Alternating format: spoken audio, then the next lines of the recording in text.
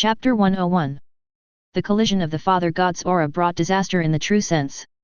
In this level of war, no life, no matter can survive. Fortunately, the hell ruled by Mephisto is very vast, and as a special dimension, it also has its own special structure and energy. The hell is shaky in the collision, but if it is not specifically targeted, it cannot be destroyed by just the aftermath.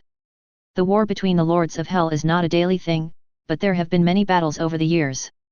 Bang, the golden light exploded, and Mephisto's pupils suddenly widened.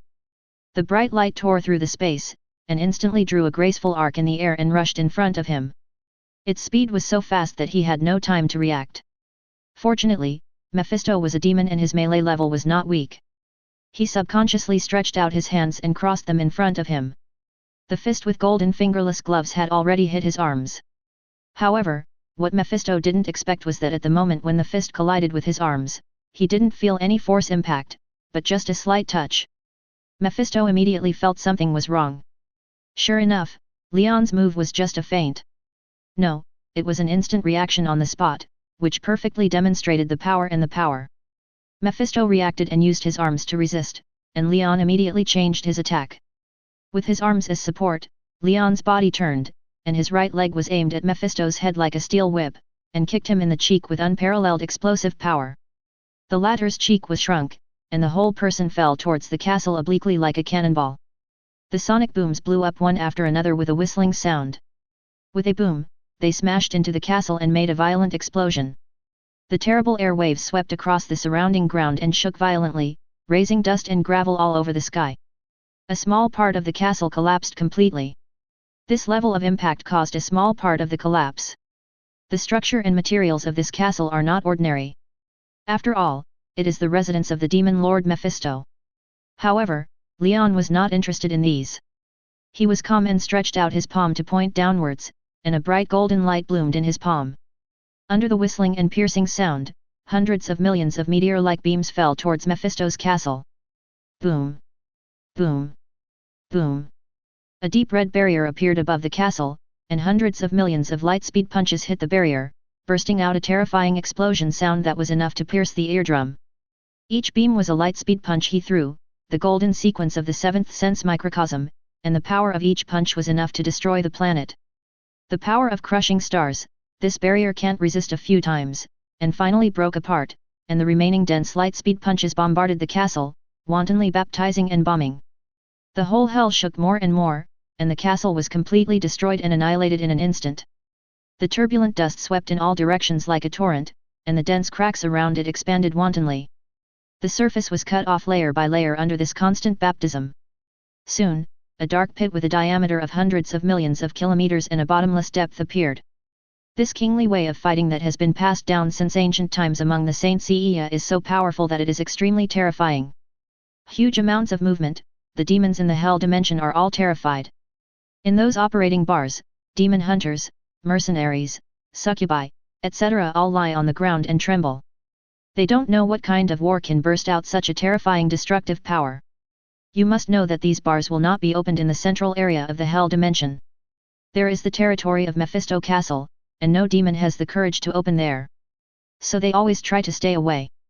Even though the distance was so far, the noise from the battle could spread directly to this place. It was hard to imagine how terrible the war of that level was. In one of the bars, a fat man wearing cowboy clothes and a round hat was holding a succubus, but now he was sweating and trembling on the ground. As a famous hell hunter in hell, he was rampant and cruel. Now, he was scared. What the hell is going on? Who broke into this person's territory to fight? He trembled and took out a piece of cloth to wipe his sweaty forehead, his mind turning rapidly. This level of movement, he dared to swear with his atrophied cerebellum, must be only the Lord level can burst out. His strength in hell is not to say how top-notch, but he is definitely not the bottom Trask, otherwise he would not have created the famous title of Hell Hunter. However, the distance was so far, and the breath spreading over him made him lie down directly, and he couldn't even raise the courage to fight. These are not the main points. The main point is that this is the territory of Mephisto, the Lord of Hell and the Demon King who carries Satan. Who else in hell dares to directly break into Mephisto's territory and start a war? He felt that there must be something big here. Information is the most important foundation no matter where you are, especially in a place like hell where there are conspiracies and killings everywhere. If you can't get the first-hand information in time, you may die without knowing how you died. Have you heard any news recently? The fat man turned his head and asked the charming succubus lady who was also lying on the side without saying a word. The latter's delicate face was bitter, and then shook her head like a rattle. It's still the same things recently. I haven't heard any news. That's strange. The fat man touched his fat chin and pondered. How about taking the risk to see? Boom. Another wave of terrifying breath burst out, and screams came into his ears. Obviously, it affected a group of unlucky guys, which completely dispelled his thoughts. He lowered his head and crawled honestly. Forget it, this risk is not worth taking. Be honest. Damn you little brat. The furious voice resounded through the sky, and in the endless abyss, the raging hellfire gushed out, and Mephisto's devil body was in it, with an extremely angry expression, and the bloody scars on his body were recovering visibly. Mephisto glared at the man in the sky who looked down at him indifferently, gritting his teeth and wishing to tear Leon alive. But in his heart, he was extremely shocked by the intensive bombing attack just now. Each punch contained the power to destroy the stars, the covering bombing, and even formed a regional suppression, so that he couldn't escape from this area through black magic, and could only resist these attacks. Although he resisted, he was also covered with scars. This kind of terrifying and powerfulness made Mephisto feel a little bit of fear in his heart. He felt that the opponent seemed to be a little scary. Even when his combat power was suppressed in different dimensions, he could still launch attacks that frightened him. This damn kid, his strength, speed, and combat awareness are all terrifying. And the one who can freeze air, what ABD, how the hell did this freak appear? Mephisto analyzed it a little and came to an embarrassing conclusion. He, Mephisto, might not be able to beat Leon, and this possibility is very high. Whoosh! Golden light exploded, Mephisto's heart trembled, a finger pressed against the back of his head, and Leon's cold voice rang in his ears, "Don't tell me that kid has nothing to do with you. What do you want to think? Don't tell me that you really want to fight to the death with me." Mephisto said angrily without turning his head. Even if he was pressed against the back of his head, he was still not afraid. He didn't believe that Leon really wanted to fight to the death with him. After all, he, Mephisto, was the demon lord who ruled hell. In order to achieve his goals, he could do whatever it took and even abandon his dignity and be humble. But if Leon pushed too hard, Mephisto would have to fight to the death. If Mephisto really completely abandoned all concerns and fought to the death, he would be afraid, and that was really afraid, because he didn't know whether his opponent would live or die, and he would definitely pay a painful price, a price that he felt unacceptable. So there are rarely life and death battles between the Heavenly Fathers. Ancient One broke into hell and beat him violently, forcing him to sign a contract, but he didn't dare to kill him. Did he not want to kill him? No, it was Ancient One who didn't dare to force him too much, and let Mephisto fight to the death. The golden beam pierced through Mephisto's head and shot away. After a long time, the golden light column exploded at the end of the skyline, and the terrifying vibration and explosion light raged and turbulent. Unfortunately, Mephisto didn't think that Leon didn't care about these things at all. Fight to the death? That's better. Boom. Anyway, he is not interested in this place at all. What does it have to do with him whether it is destroyed or not? Boom. And at such a short distance, Mephisto couldn't dodge at all. Mephisto really smelled the breath of death. Without hesitation, he immediately played his trump card, and the terrifying energy far exceeded the previous one suddenly burst out from his body. Mephisto was pierced through the head, but Leon did not show any joy. Instead, he instantly changed from fingers to palms and blocked the left side. The air wave exploded, and the palm of the hand blocked the terrifying power of the red fist. The figure floating in the sky did not even shake. Rushed to the front of Mephisto, in the latter's painful and horrified eyes, Leon's fist burst into brilliant golden light, and the infinite energy of the small universe exploded, and the surging and gorgeous boundless cold air turned into ice and snowflakes like a storm and swept towards Mephisto. Bang! He once lets Elena, Lisa, and other saints face Hela in the dreamland. This is the reason why they didn't take action in the face of desperate situations. This is also the reason now. Compared to him, Mephisto's normal strength is not outstanding.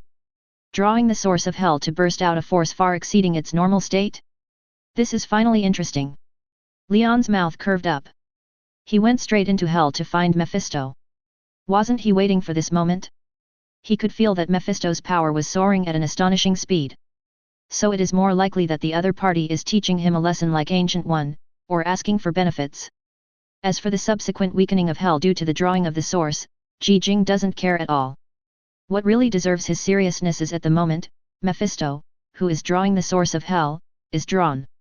In the air where the other half of the world was frozen into frost, Ji Ang's calm expression finally changed.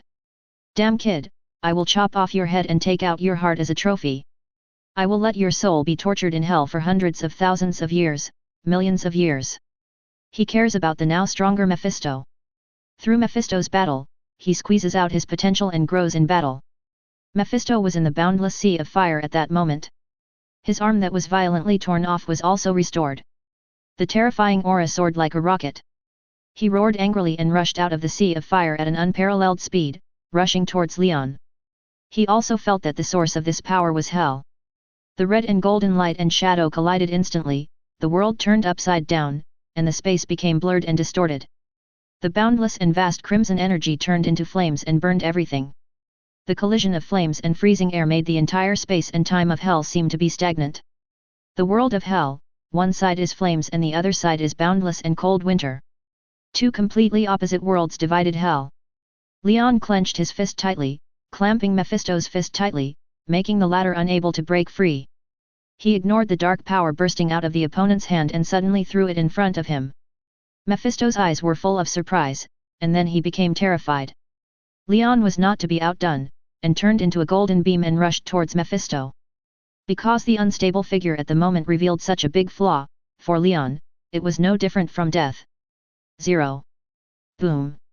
Even with the natural strength of the dimension, Leon's actual combat power has not been weakened too much. His microcosm has been suppressed to a certain extent, but in the battle, his microcosm will continue to improve, and his physical strength has not decreased at all. He raised his knee and exploded from bottom to top with a powerful force to bombard Mephisto's abdomen, kicking him up, but his arm was clamped, causing the whole arm to be torn off, blood splashed all over the sky, and Leon's figure once again drew a graceful arc in the air like a golden silk thread. The blue light flashed in his eyes, the terrifying small universe gushed out, and the fingertips bloomed with brilliant golden light. The secret of Aquarius's tactics, Diamond Star Fist. Fighting is always the standard way to improve strength. Freeze everything with the freezing air at absolute zero. Chapter 102. The war in hell not only affected Mephisto's hell dimension, but also the fluctuations caused by the battle were perceived by the lords of other hell dimensions. These demon lords were also very surprised. Who could make the demon king Mephisto draw the source of hell to fight? Every time the source of hell is consumed, it takes a lot of time to repair, and during this time, hell will be hit by various natural disasters. So drawing the source is the last resort. Unless in a desperate situation, no demon lord will use it easily. Hell is a general concept. There are many hells. Each hell is like a pocket universe, some big and some small. These hells are connected and collectively called the hell dimension. Each hell has a master, that is, the demon lord. Mephisto bears the title of Satan Demon King because he is strong enough to defeat the demon lords in the entire hell. His powerful strength makes the other demon lords have to recognize his name. But it was just an acknowledgement that every demon lord had a very high degree of independence. Even Mephisto could not command other demon lords. At most, he had greater authority. But even so, Sto's status in hell was very high. Even if the other demon lords were unwilling to accept this fact, they all admitted that such a demon lord carrying Satan was not only beaten up, but also beaten to the point where he needed to draw his own hell source to fight. This immediately aroused the interest of these demon lords. 010 all turned their eyes to Mephisto's kingdom of hell. A pair of eyes watched the battle with interest. When they saw the two figures intertwined thousands of times in an instant, the power generated by the thousands of intertwined collisions destroyed the world, and hell was in turmoil. Countless demons in the kingdom of hell were affected and died. The demons either fled or crawled on the ground and trembled because of excessive fear. What a strange power, ancient, sacred, I have never seen it before, is it a god? What a strong power, I hate this power. Who is this person who can compete with Mephisto who draws the source of hell? A newly rising god. These demon lords watched and tried to find out Leon's information, but obviously, they could not do it alone. The battle between Leon and Mephisto at the moment was so fierce that mortals could not imagine it at all. The infinite power burst out by Mephisto, who drew the source of hell, was still increasing. Leon felt the pressure from the ease at the beginning. Mephisto held a demon blade with various black magic and curses. As long as he was hit, it would directly affect the flesh and soul, and the double erosion would kill him in a short time. With Leon's body at this level, he was immune to these black magic and curses, but he was not afraid. What he valued was Mephisto's endless black magic. As an old monster who has lived for who knows how many billions of years, the knowledge stored in his mind is so vast that it is unimaginable. A slight touch of all kinds of sinister black magic may cause one to be affected. Leon was under increasing pressure from Mephisto's crazy attack, but such pressure did not make him retreat. On the contrary, his fighting will was already burning, and his high fighting spirit turned into strength. Under the constant pressure, he was growing rapidly. Boom! Boom! Boom! The two figures in the sky collided in various arcs as if they were in sight, pushing each other away and colliding again. Every collision would explode a devastating air wave, and the world was shaking, twisting, and blurring. The surface of the earth was hit by air waves again and again, and the sun was cut off layer by layer. The dense pits were as hideous and ugly as the surface of the moon. With a clear and angry shout, in a rapid collision, Leon's small universe was burning, and his high fighting spirit rushed into the sky. He waved his fist, and a terrifying and cold frost storm raged out, mixed with golden lightning. Facing the oncoming freezing air, Mephisto was not afraid. On the contrary, the constant power in his body and the strong feeling made him subconsciously not dodge. Holding the demon blade, the blood-like cloak behind him rustled. In the high-speed impact, he suddenly swept across, and in an instant, a purple crack suddenly appeared in front of him, just like the vertical eye of a terrible demon, swallowing the eastern air shot by Leon. Mephisto's figure did not stop and crashed into the crack. Leon lost Mephisto's figure and stared at the crack. Suddenly, another purple crack quietly emerged behind him. Mephisto's figure rushed out of it quickly, and the dark black with terrible dark magic and cursed demons pointed directly at Leon's head. Mephisto actually wanted to see Leon's head carry out his previous declaration. However, Leon's senses, perception ability, and combat awareness were so strong that the fluctuations behind him were very small, so small that he could hardly catch it, but he could not escape his senses. Leon did not even turn his head back, the blue and white cape fluttered behind him, and the surrounding space was frozen and condensed out of thin air. Stepping into this space, Mephisto's body, soul, and demon blade were all covered with frost, and were actually frozen. Then the impact force, Mephisto's body surface was frozen, and under the condensed frost, he could not complete this attack after all, and the demon blade stopped less than a few meters away from Leon. Without waiting for Mephisto to break free, Leon turned his back to him and raised his finger. From the endless sky, a thick golden lightning fell down and hit Mephisto's body heavily. The powerful impact blasted Mephisto's flesh and blood behind him, and blood splattered. But this is not over yet. Boom! Boom! Boom! Hundreds of millions of dense golden lightnings continued to explode and cut, and all angles up and down, left and right continued to hit Mephisto's body. He was like a doll that could not struggle, and his body was swaying in the air again and again after being bombarded again and again. Under such constant impact, Mephisto felt that his body and strength were being shattered. Constantly shattered, unable to recover. Mephisto felt that death was approaching. As the Lord of Hell, in charge of the power of death, now he saw death. How ironic! Mephisto could not accept this fact. He had obviously drawn the power of the source of hell, and this was obviously his kingdom, but he was hit by an earthling in his home field. He had suppressed the other party before, but the other party continued to grow under this pressure. This is totally against the rules of this universe. Even if you have abilities, who can continue to grow in battle? And he is still an earthling? Mephisto was unwilling to give up, and in this dilemma, he finally exploded. A terrifying phantom appeared on his body.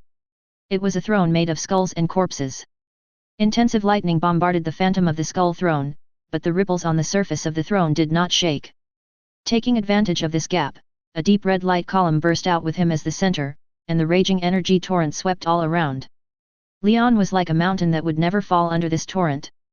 He allowed the energy to hit him but did not step back. He looked at Mephisto and was not surprised that the other party could break free from his kingly fighting method. No matter how weak Mephisto was, he could not be so weak that he had no room to fight back. No one knew how many good things these old monsters had in their hands.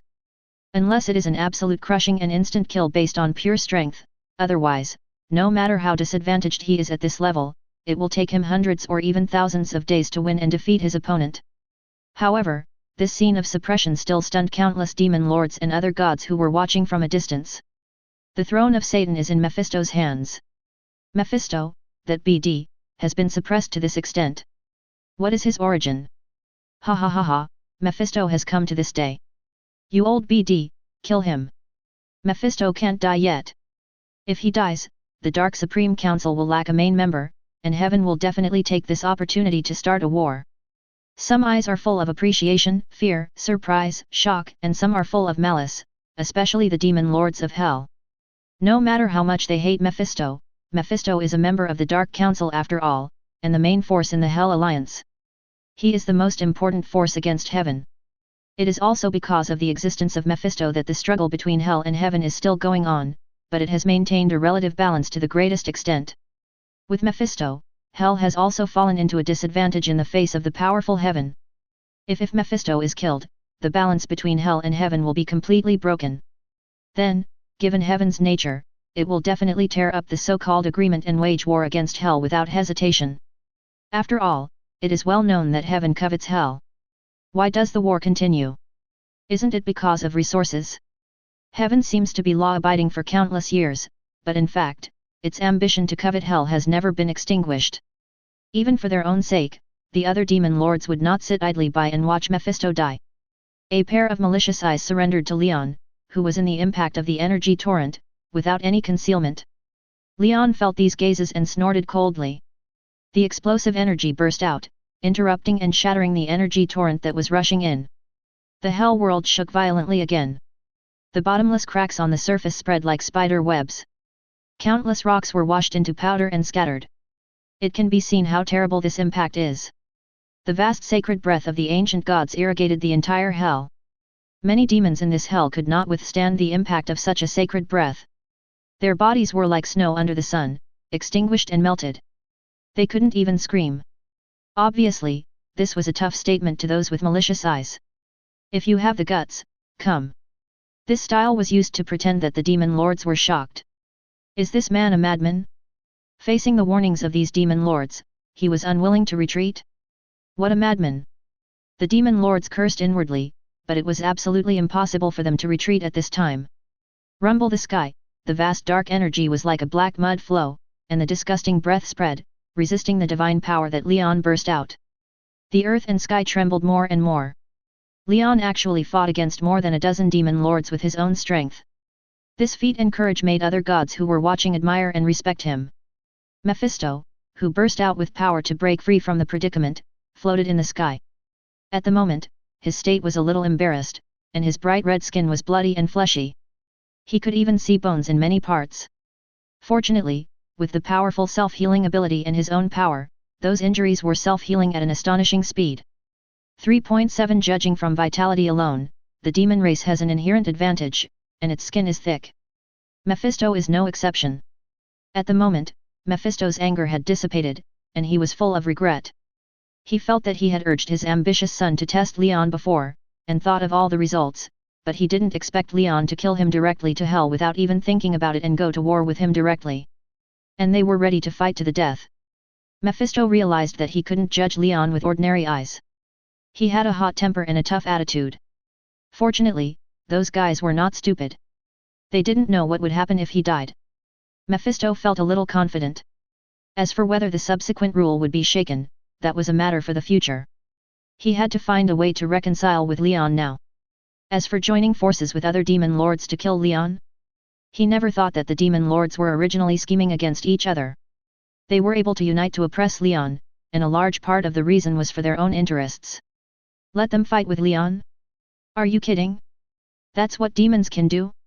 Plus Leon's hot temper, if he randomly picked a lucky person and fought with him, he didn't know how miserable Leon would die, but that lucky person would probably be useless if he didn't die. Who would want to be this lucky person? Anyway, Mephisto definitely didn't want to. He was only thinking about sending Leon away, even if he paid some price. Please give me monthly votes with flowers to thank the big guys in the post for their support. Chapter 103. In the confrontation, a circular portal with sparks appeared behind Leon. The Sorcerer Supreme Ancient One, wearing a magician robe, a hood, and the Eye of Agamotto and Time Gem on his neck, appeared. Not only that, Thor exploded in the sky, and the terrifying aura of the King of God emerged. The Ancient One and the Asgard god King Odin, who showed his aura but had not yet arrived, suddenly intervened, causing the original situation to become unpredictable. Mephisto's heart was really mixed with mixed feelings, and he wanted to cry but had no tears. His expression was very ugly. Seeing the Sorcerer Supreme Ancient One who had beaten him up before and Leon, who was now beating him up, standing together, this picture didn't seem right no matter how you looked at it. Over there, Li Xiang, who had fried steak in front of the stove, put the steak on the plate, turned off the fire and put it on the table not far away, then walked over and hugged his wife, kissed her lightly, took the 2 glasses of juice from Amy's hand and said with a smile, "You should get used to it, dear." Well, I really should spend some time to get used to it, breaking into hell, fighting with the legendary devil, and almost starting a war with those powerful demons with names and surnames. In the end, the devil couldn't bear the pressure and gave in and paid a lot of compensation to be forgiven. Amy muttered, spreading her hands, "Believe me, if I tell Becca and the others, they will definitely think I'm crazy. This is really hard to believe, but it's a pity that I didn't witness that kind of battle scene with my own eyes." Li Xiang said regretfully. "This is really crazy. But who let this be their dear little master? They can only spoil him. Let's not talk about whether they will win or not. If Heaven, the troublemaker, can be quiet, then Mephisto will chop off his head and kick it like a ball." Time was on his side. Heaven was watching covetously. Once the situation was unbalanced and hell was swallowed up, it would set its sights on the earth. His purpose was very pure, just to force this old thing to put enough pressure on him and make him improve. After the victory, asking for compensation was a follow-up matter. On the beach beside an elegant lake, a luxury off-road RV had some tables, chairs, and other tableware set up in front of it. Amy, wearing a blue turtleneck sweater, picked up 2 glasses of juice and looked at her son who was grilling meat on the grill slowly with a look of "You're kidding me." Ancient One's own strength is not to be mentioned. He has the Magician Alliance behind him. Odin represents the entire Asgard. Together with the Saint Sea Corps that Leon has cultivated now, the 3 parties will join forces to fight against Hell. Just thinking about that scene makes Mephisto uncomfortable. Yes, I think so too. Leon had no intention of killing Mephisto from the beginning. Odin probably doesn't care at all, but is looking forward to the start of this war. Well, it must be Pudding and Black Panther. You 2 are too heavy. I think you need to lose weight. In the lake, Lily and Dean, 2 little guys, were sitting on a small wooden boat, paddling very hard with small wooden paddles. There was definitely a big Alaskan dog lying on the boat, with 2 furry heads sticking out to look at the water, and seemed to be very interested. Unless it was necessary, it was better to maintain the current balance. While letting him have a good fight before his death, he can also repay the favor. The relationship between Asgard and Leon will be closer. Mephisto did not expect that Ancient One and Odin would support Leon so much. Did I hear it right? Leon hated demons and angels.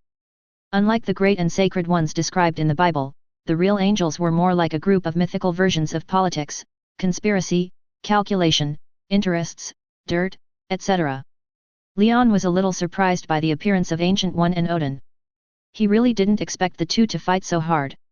Ancient One is still okay, but as for Odin, once this war starts and these demon lords are defeated, Odin will probably have to explain on the spot. "No, I'm not, I'm rowing very hard." Ignoring the little guys who were having fun playing in the water, Amy watched her son nod, and she was immediately stunned. She was so shocked that she almost couldn't hold the 2 glasses of juice in her hands. Why is our boat spinning in place? Dean? Are you being lazy?" Mephisto's heart bulged, and a bad feeling arose spontaneously. Mephisto and the other demon lords were a little scared. These 3 crazy people who didn't care about their lives were like bombs that could explode at any time. Once they got a little excited, they might not be able to stop. It was hard to say how many people would die. At least no one knew how many people Odin, the monster, could take away before he died, and they didn't want to gamble. So, these demon lords immediately cast a warning look at Mephisto. "It was good enough that they could support you. What?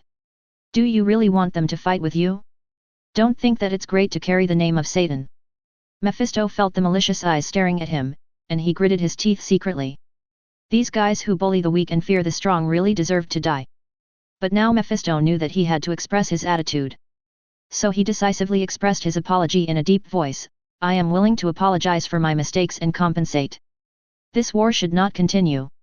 There will be no winners in this war." Mephisto hinted wildly. The thunder in the sky was still loud.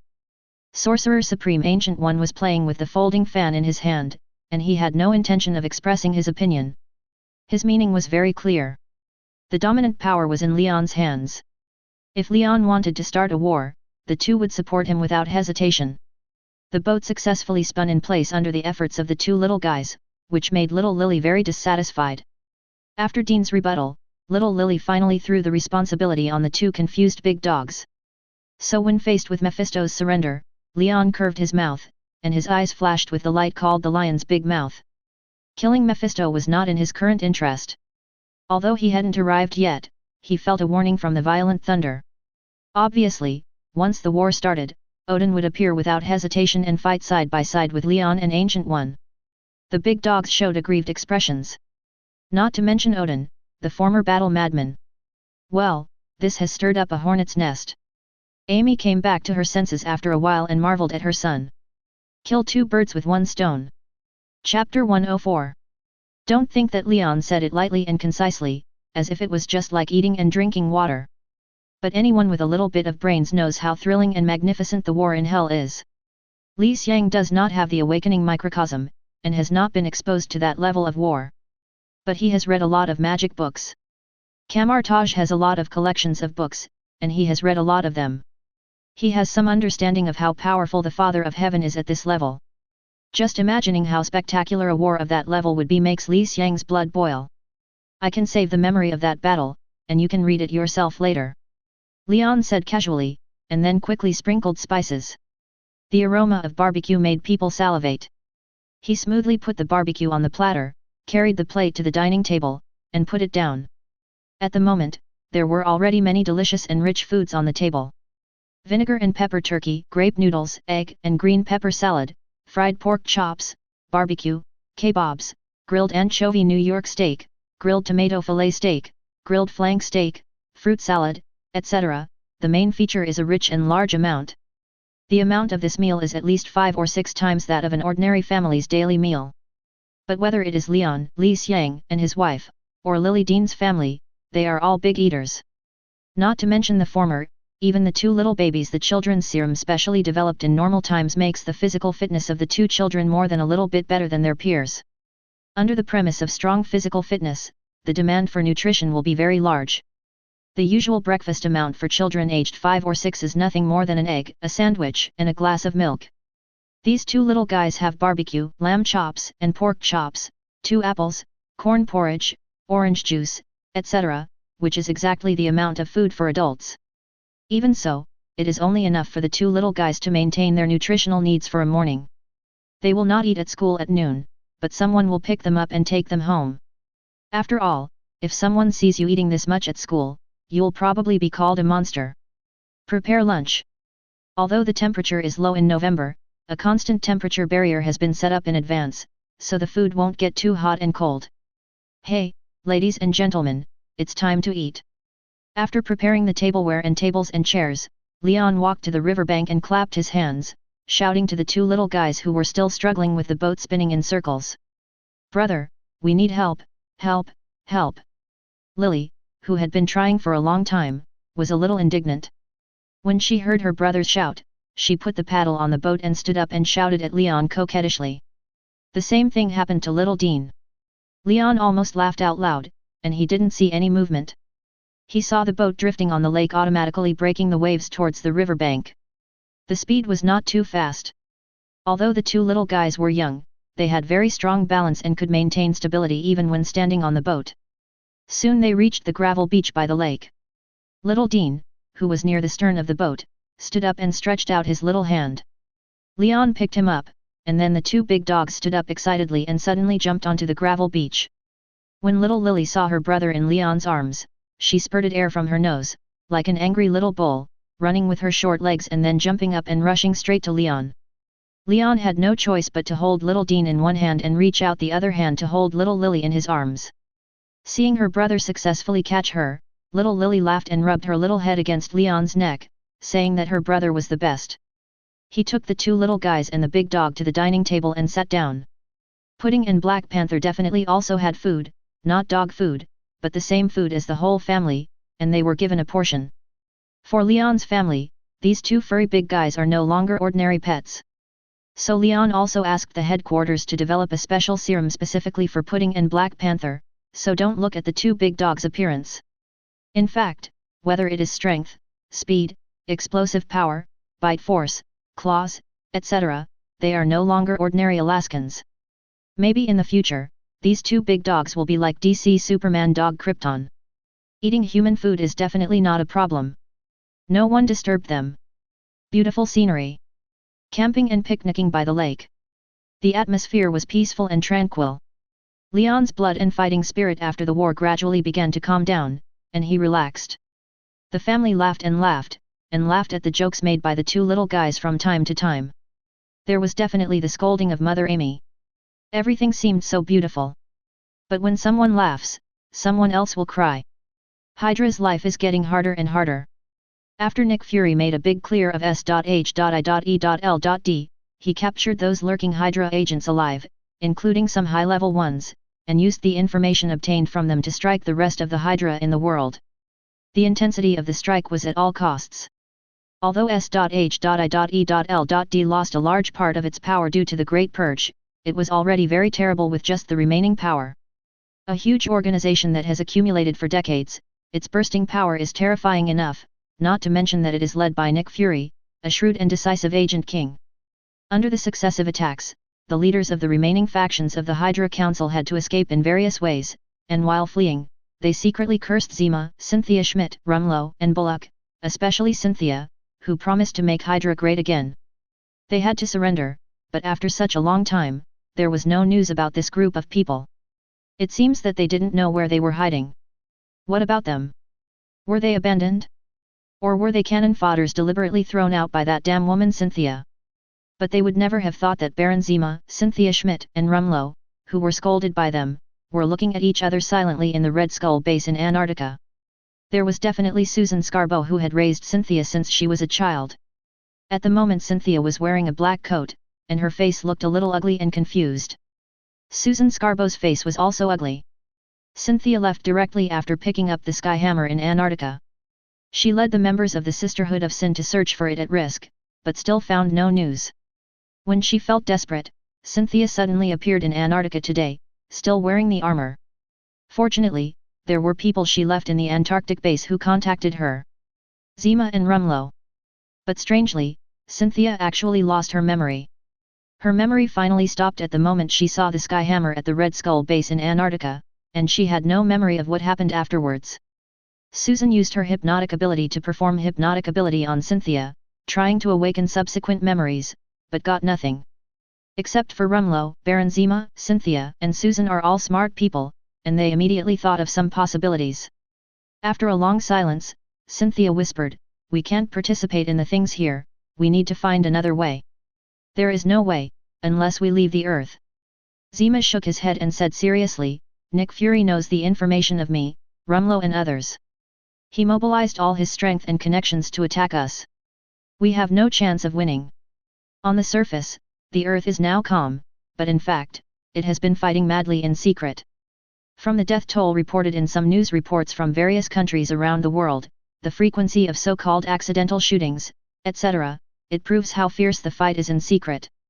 During the time when Cynthia disappeared, there were already heavy losses. This is just a tacit agreement between the two sides to fight in secret. If it is brought to the surface, the death of Hydra will be even more miserable.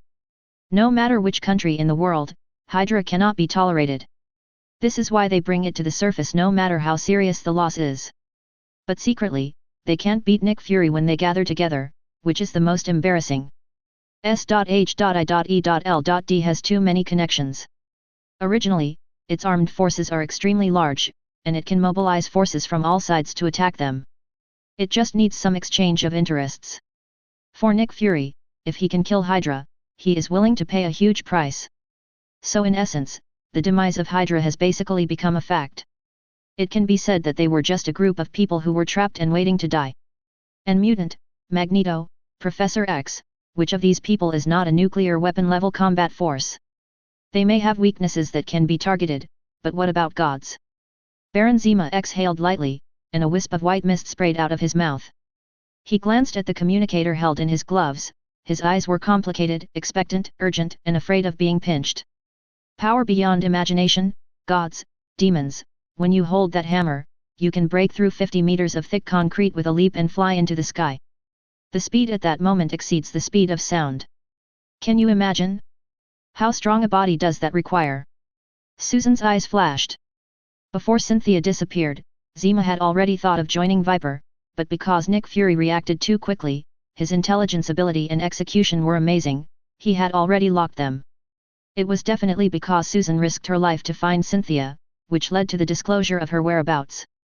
Perhaps it is because of the different perspectives on things. After a long time, Cynthia looked up at Baron Zemo bitterly. She knew that the other party could tell her so much, and he must have his own purpose, and asked in a low voice. You and I both know that we have no other choice, Cynthia, give up, we have already failed. There is no hope, no future. Pray for us, and hope that our only value can be valued by her. Baron Zemo took a sip of red wine. Baron Zemo has always been a smart man. He originally thought that Cynthia could give him some hope, but now it seems that this hope has disappeared. Baron Zemo finally gave a bitter conclusion. Is this the power that humans can have? Viper, what is everything she has done for so many years? Such a wrist, decisive. Facing rage's Cynthia, Baron Zemo did not let the waves, but looked at her calmly. At this moment, Cynthia, who was in her teens, was like a child, and he was more like a mature and rational old man. Her original high-spirited appearance turned into dejection. Susan looked at Cynthia worriedly, but did not stop Zemo, because she knew that letting Cynthia give up might be the most correct choice. It was also a conclusion that made Cynthia completely despair. Baron Zemo said seriously, if there is anyone in this world who can let us survive, there is only one person. Humans are no longer the protagonists. Airplanes, cannons, and warships can no longer make it possible for us to rule the world. On the Antarctic ice field, snow tanks, armed helicopters, transport vehicles, submarines under the sea more than 10 kilometers away, and warships were waiting in place. The densely packed agents' armed soldiers were wearing snow combat uniforms and fully armed and slowly formed a siege towards the Red Skull base. One day later, on the command tower of a warship behind the front large force, Phil Coulson held a high-precision telescope and saw Zemo, Rumlow, Cynthia, and Susan in front of the base. The world is changing too fast, and we are too small in front of these gods, Cynthia. What do you want to do? Outside the base, Zemo, Susan, Cynthia, and Rumlow, wearing down jackets, looked at the long black line gradually condensing on the ice field, and couldn't help but take a breath of cold air in their hearts. Show, good kings, value, or the only value. Don't tell me that in the past few decades of development, you didn't know that there are creatures other than humans in this world, vampires, werewolves, undead, and all kinds of weird and incomprehensible events. You are worthy of being praised by Alexander as the king of agents. Cynthia, in the world decades ago, from the perspective of humans, airplanes, cannons, and warships were the basis of power. That was within the scope of human understanding, and Hydra could also conquer the world through these. Zemo opened his mouth slowly and said calmly, but what about now? No, I haven't failed yet, and I won't accept failure. I am Red Skull. Cynthia said rage. She has been hiding her identity for decades, and has been developing day after day just to make Hydra stand on top of the world again, but now, Zemo wants her to give up and admit failure. Chapter 105. A cool and capable female agent with short black hair put down her telescope and looked at Phil Coulson. According to our intelligence, they should have nearly 1,000 armed soldiers under their command. But what are they doing now? Are they going to surrender? Who knows? Phil Coulson also put down his telescope. Compared to those soldiers, these high-ranking officials. The female agent recalled the recent encirclement and suppression of Hydra. Those soldiers were so crazy that they almost never surrendered. On the contrary, some Hydra high-ranking officials surrendered without hesitation, which impressed her and she couldn't help but smile contemptuously. You know those soldiers have been brainwashed. Those so-called Hydra leaders are just a group of ambitious people. They have no faith, only desire for power, status, and wealth. When facing desperate situations, they will also be afraid of death. Phil Coulson shook his head and turned to look at the female agent. Hill, order the frontline troops to stay where they are. Let's go and see what those guys want to do. Yes, sir. The frontline troops who received the order stayed where they were 1 kilometer away, but did not relax their vigilance. Phil Coulson and Hill, the two highest executive officers of this mission, drove the snowmobile under the protection of the agent team and stopped in front of the frontline troops. They did not blindly approach the Red Skull base. Seeing this scene, Zima, Cynthia, Susan, and others knew very well that the other party would not approach or attack, but they had to go in person to negotiate and surrender. Zima was a little surprised by this cautious attitude. Under the absolute advantage, he still remained so stable, and the other party's highest commander had a very balanced mentality. We don't have much time. Cynthia glanced at the communicator in Zima's hand expressionlessly.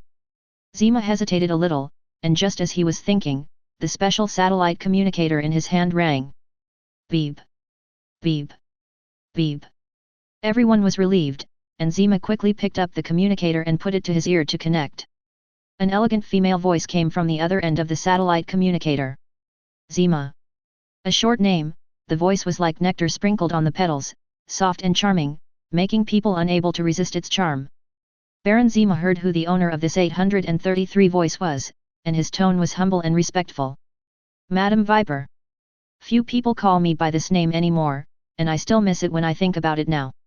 The Viper Ophelia on the other end chuckled as if sighing, and then paused and continued, Your situation seems to be very bad now, Zima. We are willing to submit to you and offer everything we have. Zima said hurriedly.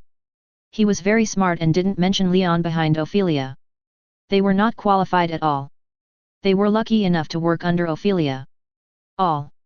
Ophelia asked lazily, all of you has no attractive value to me. Assets worth hundreds of billions of dollars, industrial pillars, the sovereignty of 3 countries, a huge team of talents, and potential connections. Zima calmly brought out the tray and showed all their due value. Ophelia pondered for a moment, then whispered, What do you want? I am willing to serve your will.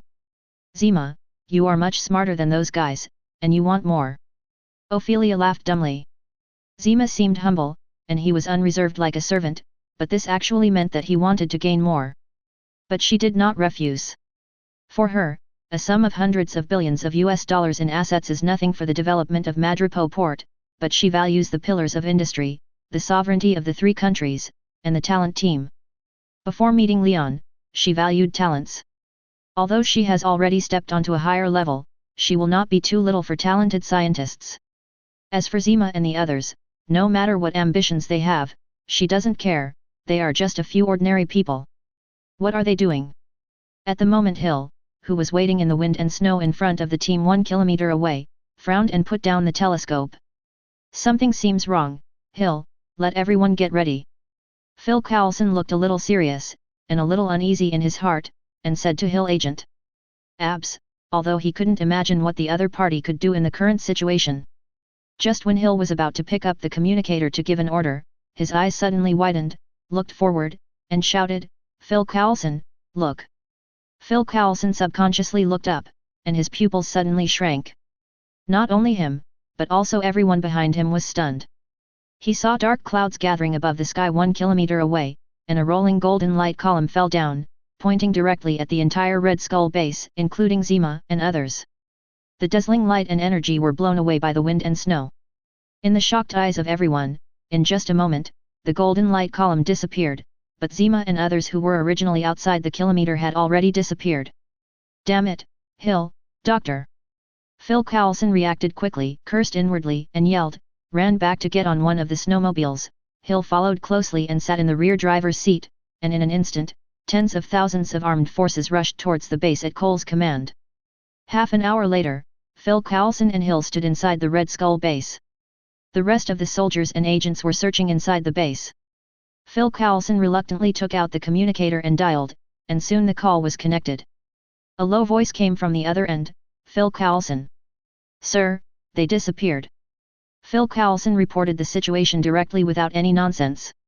The other end was silent for a moment, seemed to be stunned for a moment, and then said, disappeared. Yes, it's what you understand as disappearing. Phil Coulson reported the action report again, especially the sudden appearance of the golden light column and the disappearance of the base, including Zima and everyone else, and described it in detail. With Hill's evidence on the side, Nick Fury on the other end couldn't help but pinch his eyebrows. Someone took them away. Yes, I saw that before these people disappeared, Baron Zima seemed to be talking to someone with a communicator. After Phil Coulson finished speaking, he hesitated for a moment and guessed, Sir, do you think it is possible that? Before he finished speaking, Nick Fury on the other end of the communicator and Hill beside him immediately flashed a name in their minds, Madripoor. Viper Ophelia's former Hydra identity was not difficult to collect. After all, at the Trident base, the Snake took Alexander Pierce away in front of Nick Fury. Later, SHIELD purged and arrested the Hydra leaders of the Alexander faction, and from them, we also learned the information of the leaders of various factions of Hydra. Among them, Viper is naturally included. In addition to Zima, more than 1,000 Hydra soldiers disappeared out of thin air, and the golden light column that fell from the sky was not a means that humans could have, not even mutants. The only person who has this ability is naturally Viper Ophelia. After all, she is the only person Zima can contact and has this ability now.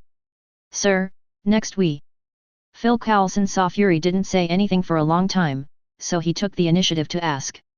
But he already knew what Fury's answer was. Sure enough, Fury said briefly on the communicator, give up this mission. Then the communication was hung up. It's not a good feeling to run for nothing. Phil Coulson twisted his neck and complained. Or you can go to Madripoor to ask for someone. Hill agent said coldly. Phil Coulson spread his hands, with an expression of you are teasing me, hey, do you want me to go to death? Hill, I am your boss. Sir, you are just one level higher than me. Okay, I like your confidence, retreat. Phil Coulson was not angry, he said jokingly and turned away. Madripoor Harbor Seaview Villa. Zima, Cynthia, Rumlow, and Susan, led by a beautiful housekeeper, walked along the cobblestone road towards the garden. The four of them changed out of their down jackets and only wore coats and sweaters.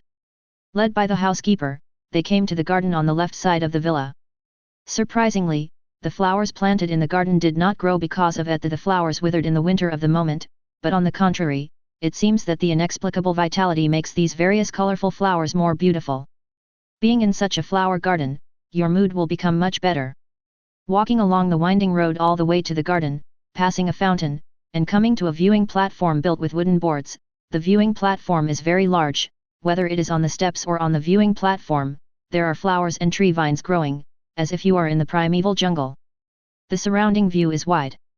From the perspective of the viewing platform, in addition to being able to see the flowers growing around, you can also see the sea looming in the gaps between the trees at the end. When I came to the viewing platform, I saw a woman wearing a light blue coat and a light yellow long skirt, full of intellectual elegance, sitting on the chair.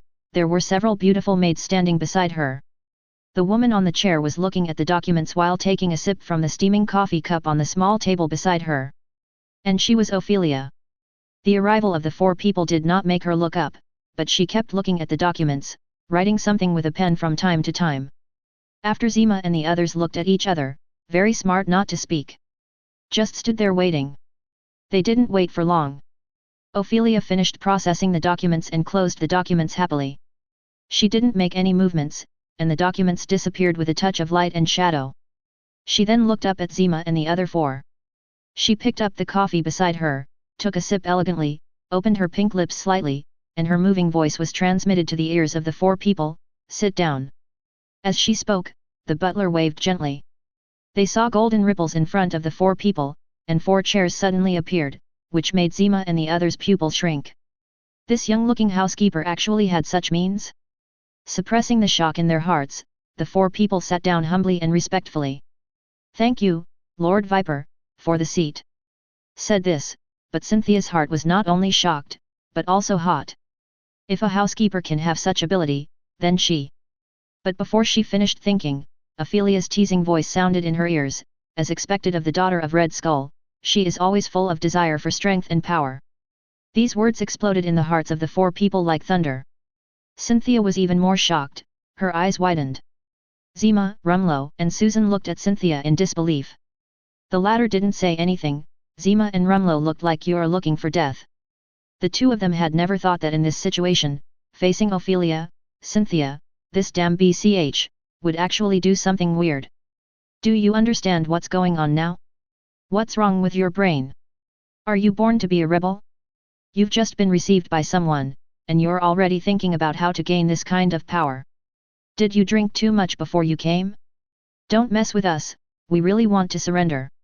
Cynthia didn't expect that her thoughts would be captured by Ophelia in an instant. She suddenly felt an inexplicable fear in her heart, especially when she looked directly at those beautiful eyes, which were very charming. But when she looked at each other, she felt as small as an ant. She couldn't even muster the courage to resist. Ambition? Desire? What is that? At the moment her brain was like paste because of excessive fear, and her thoughts were in a mess. Lord Viper! Zima was also terrified, but he still gritted his teeth and wanted to speak, not to excuse Cynthia, but just because he didn't want Viper to be angry with him. Before he finished speaking, he was interrupted by Filiation. She held the coffee cup in her left hand and the porcelain spoon in her right hand, knocking on the cup to make a crisp sound. After interrupting Zima's next words, she looked at Cynthia, who was pale with fear, with a curve on her pink lips, and whispered, I don't blame you for your desire for power. I don't care about your ambition. Ambitious people can often burst out greater motivation. That's what I am like. Ophelia. As for Leon, Ophelia was originally ambitious. Leon didn't know? No, Leon knew, but he didn't care, because he believed that no matter how ambitious Ophelia was, she would never be out of Leon's control. Chapter 106. Boldly giving up power, even giving power that only God can control, makes Ophelia be extremely loyal to Leon no matter how ambitious she is. Leon is like this, and so is Ophelia. She doesn't care about Cynthia's ambition because she is absolutely confident. As the daughter of Red Skull, Cynthia has been brought up in an absolute authoritarian model since childhood, and her thinking concept is absolute power first. But this has nothing to do with Ophelia. Desire is desire, but whether you can do it is another matter. Because of your efforts, I give you two choices, surrender or leave. Ophelia said in a slightly lazy tone, after leaving, I can guarantee that the world will not hunt you down because of your identity as Hydra. This is a guarantee of your safety. But that's all. I don't care what you do to get killed later. After that, she stopped talking, but Zima and Rumlow didn't speak, but their eyes were bright and they were obviously determined to stay. As for Susan, she was a little hesitant to speak, she was really scared. In front of the woman in front of her, she felt that the whole world seemed to collapse when the other party glanced at her. Her back was soaked with sweat because of fear. In addition, Cynthia's thoughts were revealed just now. Susan felt that it was the best choice for her and Cynthia to leave. After all, Ophelia guaranteed that the two would not be hunted down because of Hydra's identity. That was enough. Susan wanted to leave, but Cynthia didn't want to leave. She had read in her bones. Skull is adventurous, arrogant, and has a fundamental desire for power. She witnessed a power beyond mortals. A golden beam of light fell from the sky from a long distance, and sent more than 1,000 people including them to Madripoor port. What kind of means is this? This must be something that only God can do. She needs such power and is obsessed with it, because she hates the feeling of not being able to control her life. So she didn't speak either. Susan raised Cynthia since she was a child and had already regarded her as her closest family member. Seeing that Cynthia had made a decision, no matter how reluctant she was, she could only support it.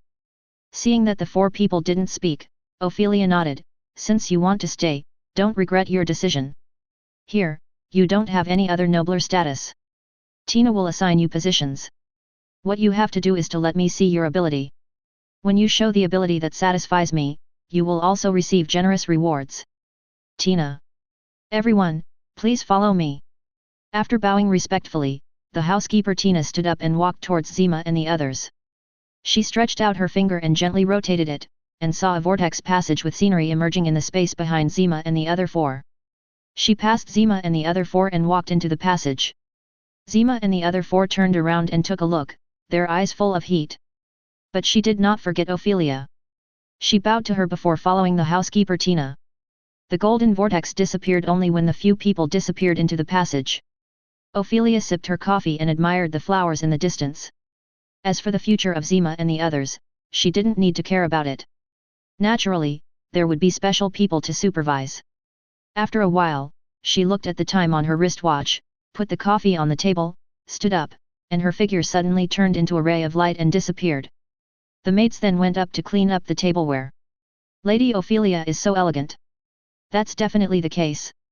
Lady Ophelia is a saint recognized by the gold cloth and the most trusted assistant of the god king of the island. She controls everything.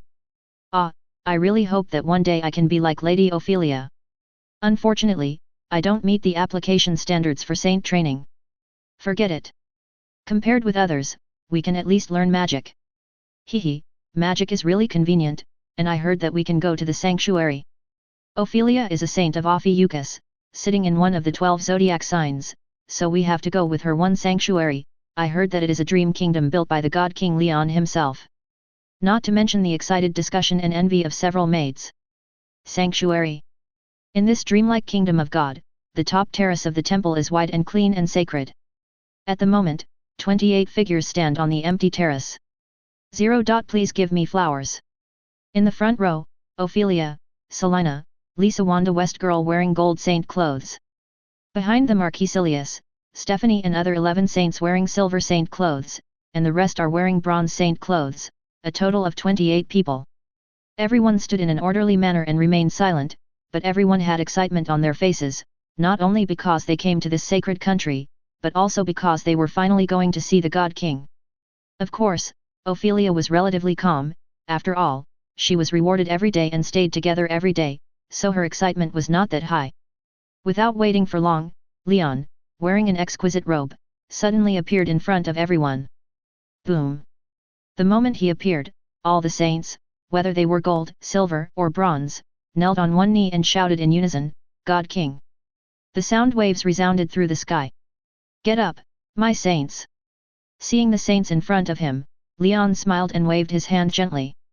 A breeze blew by, and all the saints stood up uncontrollably. That vast microcosm, majestic, powerful, and sacred. It made everyone admire and fanatic except Ophelia.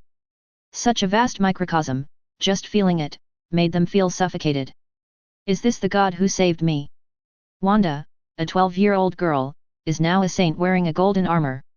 Her beautiful eyes reflect the tall and majestic figure. It is this great God who saved her and Pietro and freed them from suffering and torture. It also made her and Pietro feel the warmth of home and possessed a powerful power beyond humans. This is the God she will follow throughout her life. Not only her, but the rest of the saints are like this.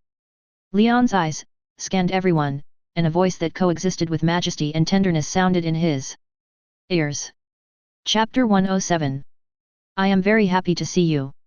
Leon did not like to make passionate speeches like Thor, but expressed some of his true thoughts, although only part of them. Facing those pairs of excited and enthusiastic eyes, the corners of his lips curved up. Your fate has been rewritten. Don't forget that memory and pain. These will become the source of your growth. We yearn for peace, but unfortunately there has never been real peace in this universe. But we will not fear war. I can see your growth, but it is not enough. Under the witness of the stars, break through the limit to protect the peace that belongs to us. Gemini. Wanda's mind echoed Leon's calm words, and her heart was not at peace for a long time. She met Leon, the man who changed her fate and the fate of all the others in Pietro, and the God she wanted to follow. She was only 12 years old, and she could not forget those deep eyes. There was no word, but she could feel gentleness and encouragement from them.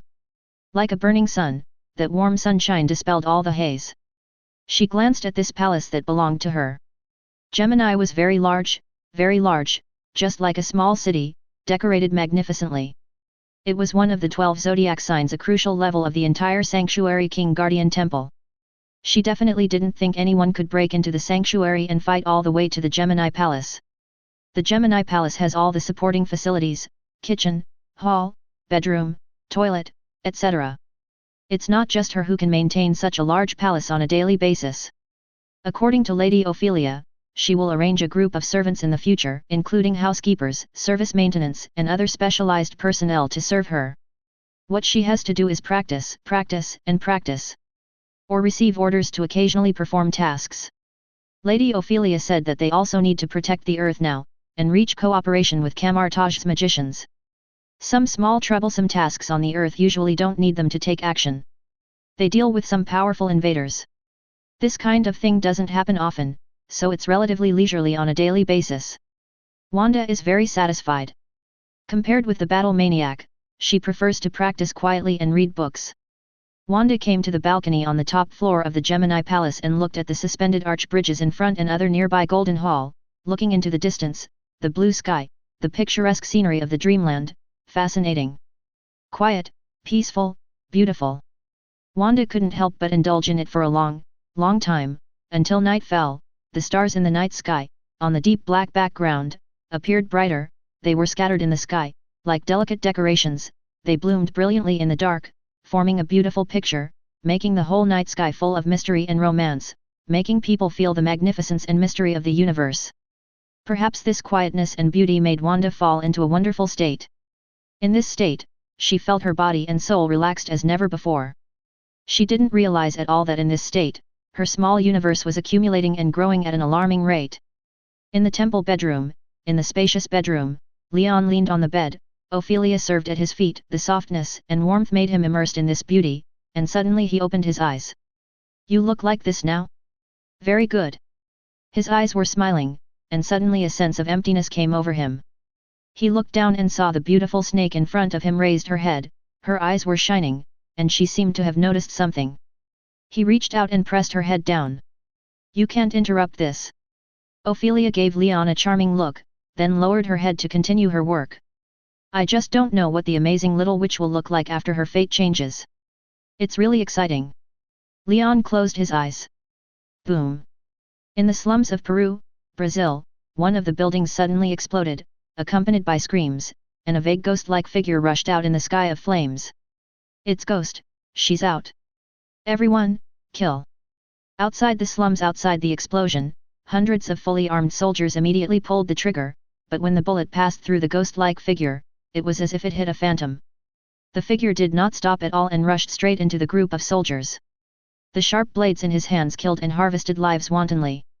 But her target was not these people, but rushed through the encirclement, snatched a car and drove along the slums, and all obstacles along the way were knocked away. Finally, she broke through the encirclement, rushed out of the slums and drove along the road to a farther place.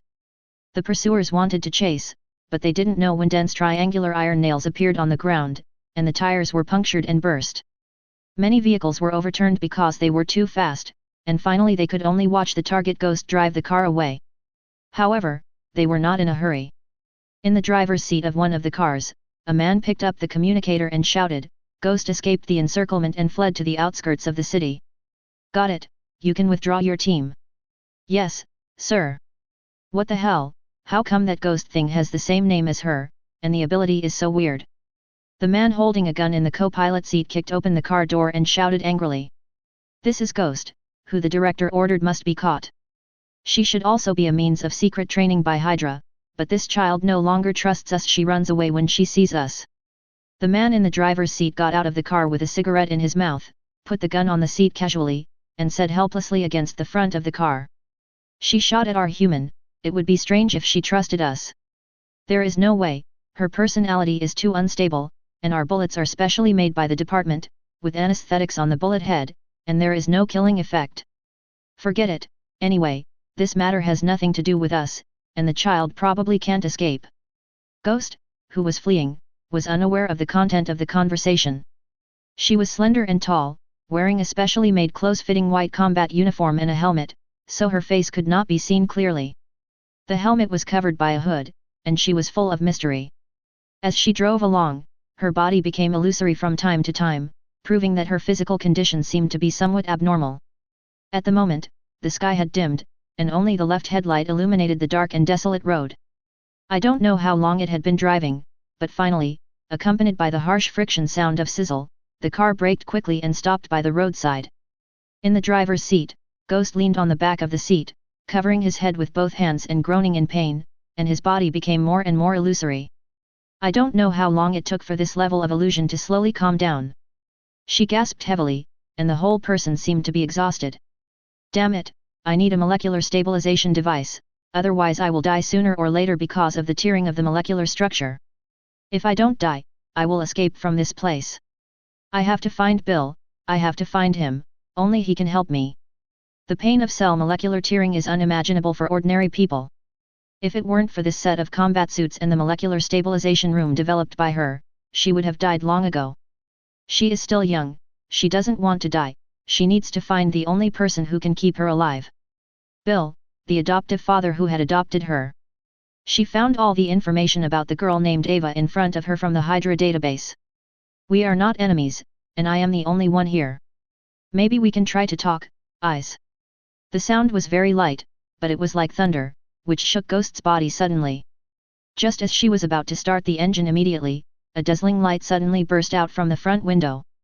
The multifunction combat helmet had an anti-exposure function, so the brightness could not affect her, but a charming and gentle voice came to her ears.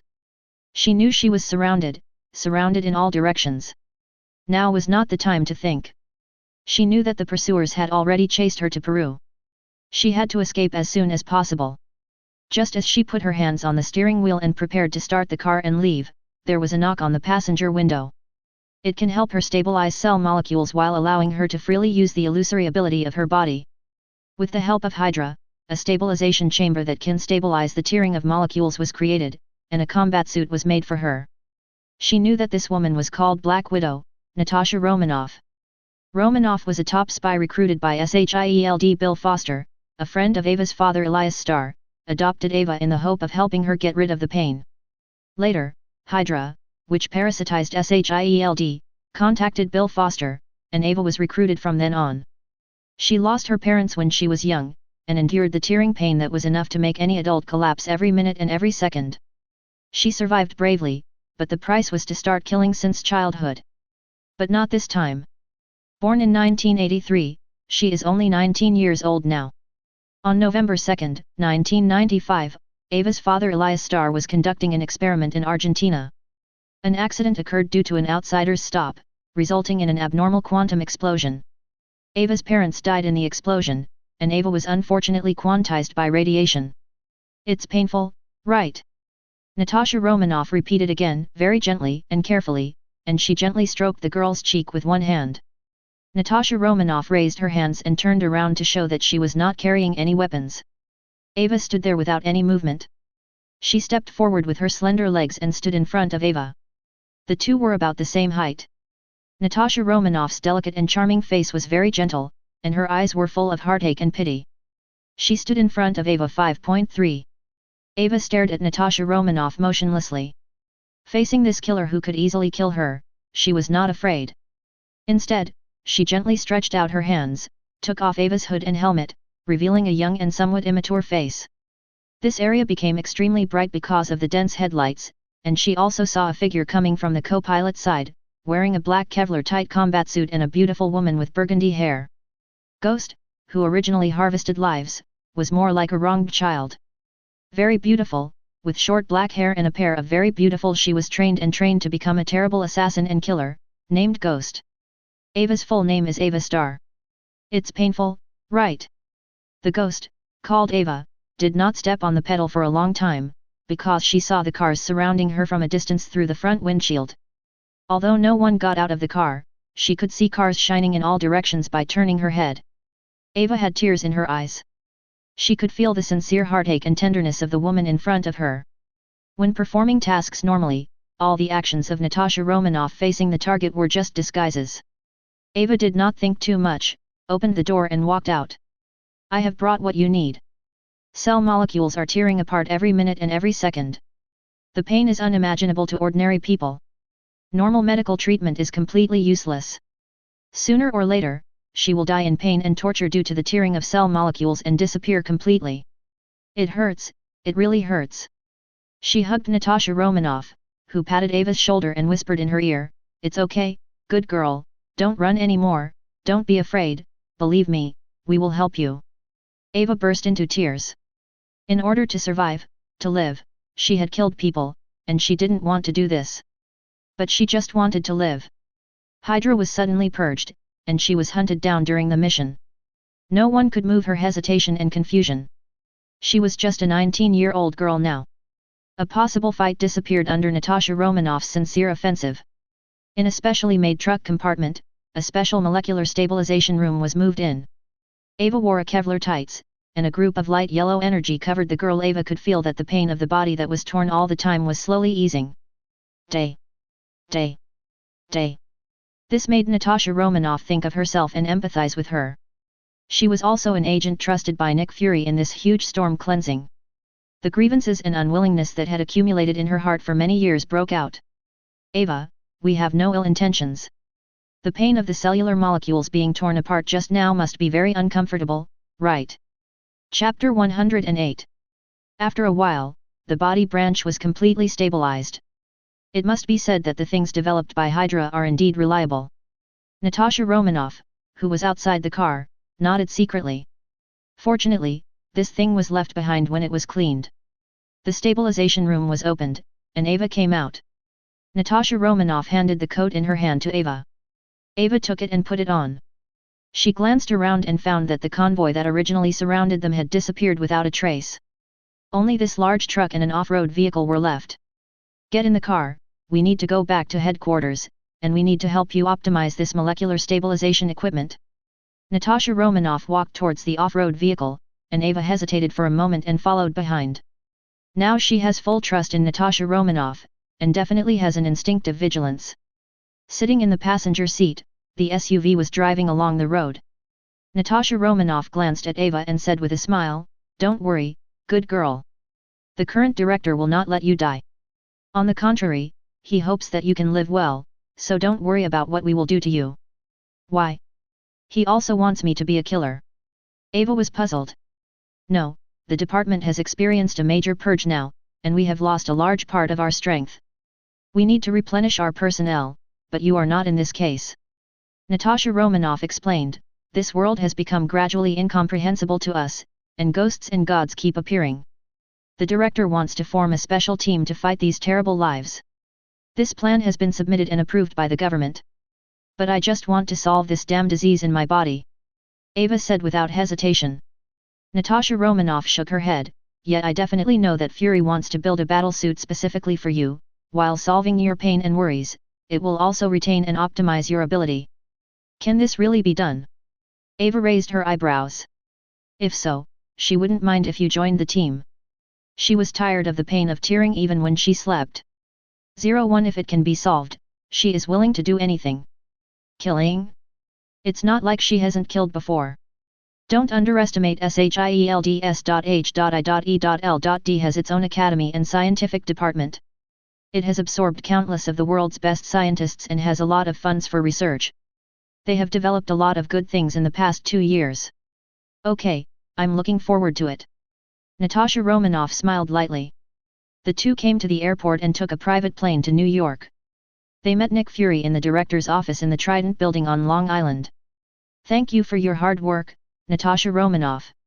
Seeing Natasha Romanoff, Fury nodded and handed her a document. "This is your next mission." "Wow, life is really selling," Natasha Romanoff complained, but didn't open it. Instead, she nodded to Ava and turned to leave the office. Ava and Nick Fury were the only ones left in the office. Ava stood up straight, and Nick Fury didn't waste time, but said directly, "I believe Natasha Romanoff talked to you on the way. Believe me, I don't have to lie to you. We won't throw you on the test bench.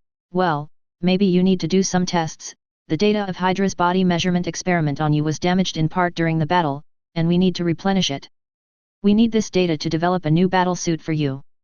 But you need to join the team I have built. You may face more terrible enemies in the future.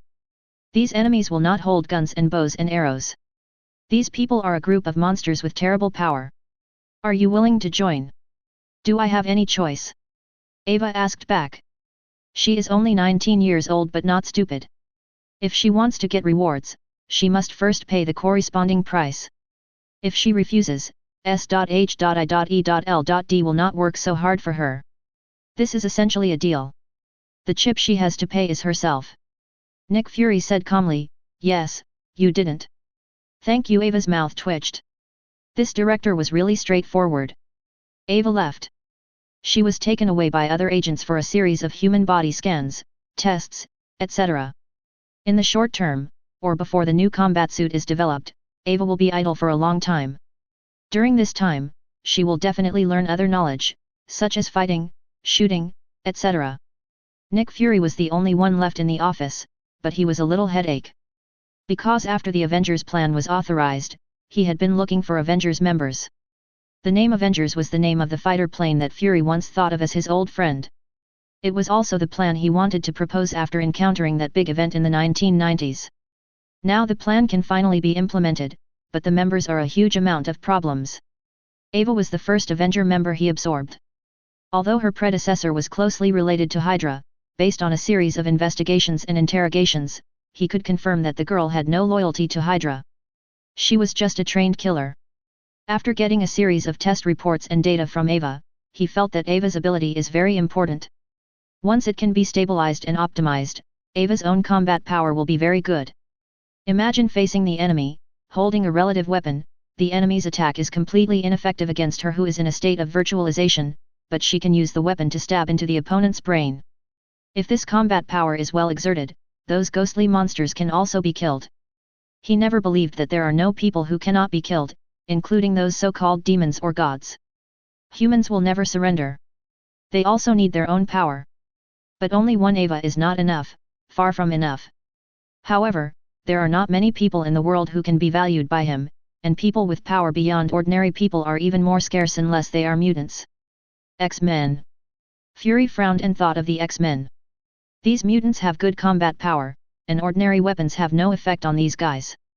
However, mutant is in an awkward position now. Being excluded by mainstream society is also controlled by the US government. They do not want this group of people with special powers to have the same equal status as humans, because if humans accept the mutant group, then the human position will be very awkward. It will also shake their rule. Nick Fury does not care whether the ruling power of these people in power will be shaken, but the instability of mutant is a very big disadvantage. Magneto and Professor X, two people who are both enemies and friends, are playing a tacit understanding. Doesn't he know? Fury knows very well, and it is precisely because of this that he has a natural vigilance against the mutant group.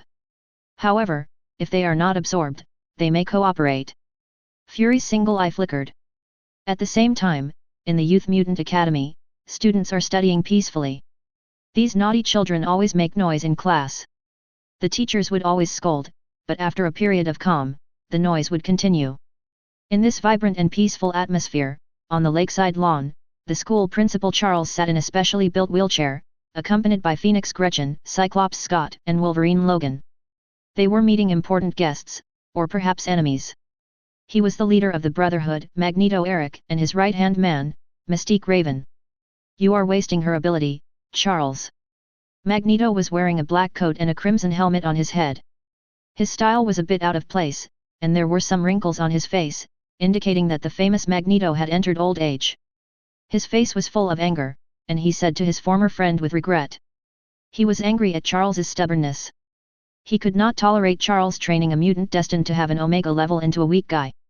Omega is the highest level of mutant, level 5, with mass destruction ability, and nearly unlimited ability. It can usually control some kind of matter or energy, and can destroy the world and be omnipotent. He and Charles, the two recognized strongest mutants, are only level 4 alpha. For Magneto, the emergence of Omega Mutant is enough to change the fate of the mutant race. It will make mutant replace humans, and it is this new human, and it is hope. Especially in recent years, a series of events have happened, letting the world know that the Earth is not only human, only mutant, but also God. There are demons and those terrible monsters. Magneto hates this threat. He wants to lead mutant to greatness. Omega Mutant is a necessary condition for him to realize this wish. But Charles stubbornly does not allow it. This makes him difficult to understand. Looking at Magneto's angry expression, Charles, sitting in a wheelchair, looked at his old friend and said softly, I knew Jean had the potential of Omega a long time ago, but I sealed her power. Eric, you don't know how terrible that power is. Once this power is channeled out, it will bring disaster instead of hope. Charles? Hearing this, Eric's angry body began to tremble, and his unconscious ability was activated, causing the surrounding magnetic field to become disordered.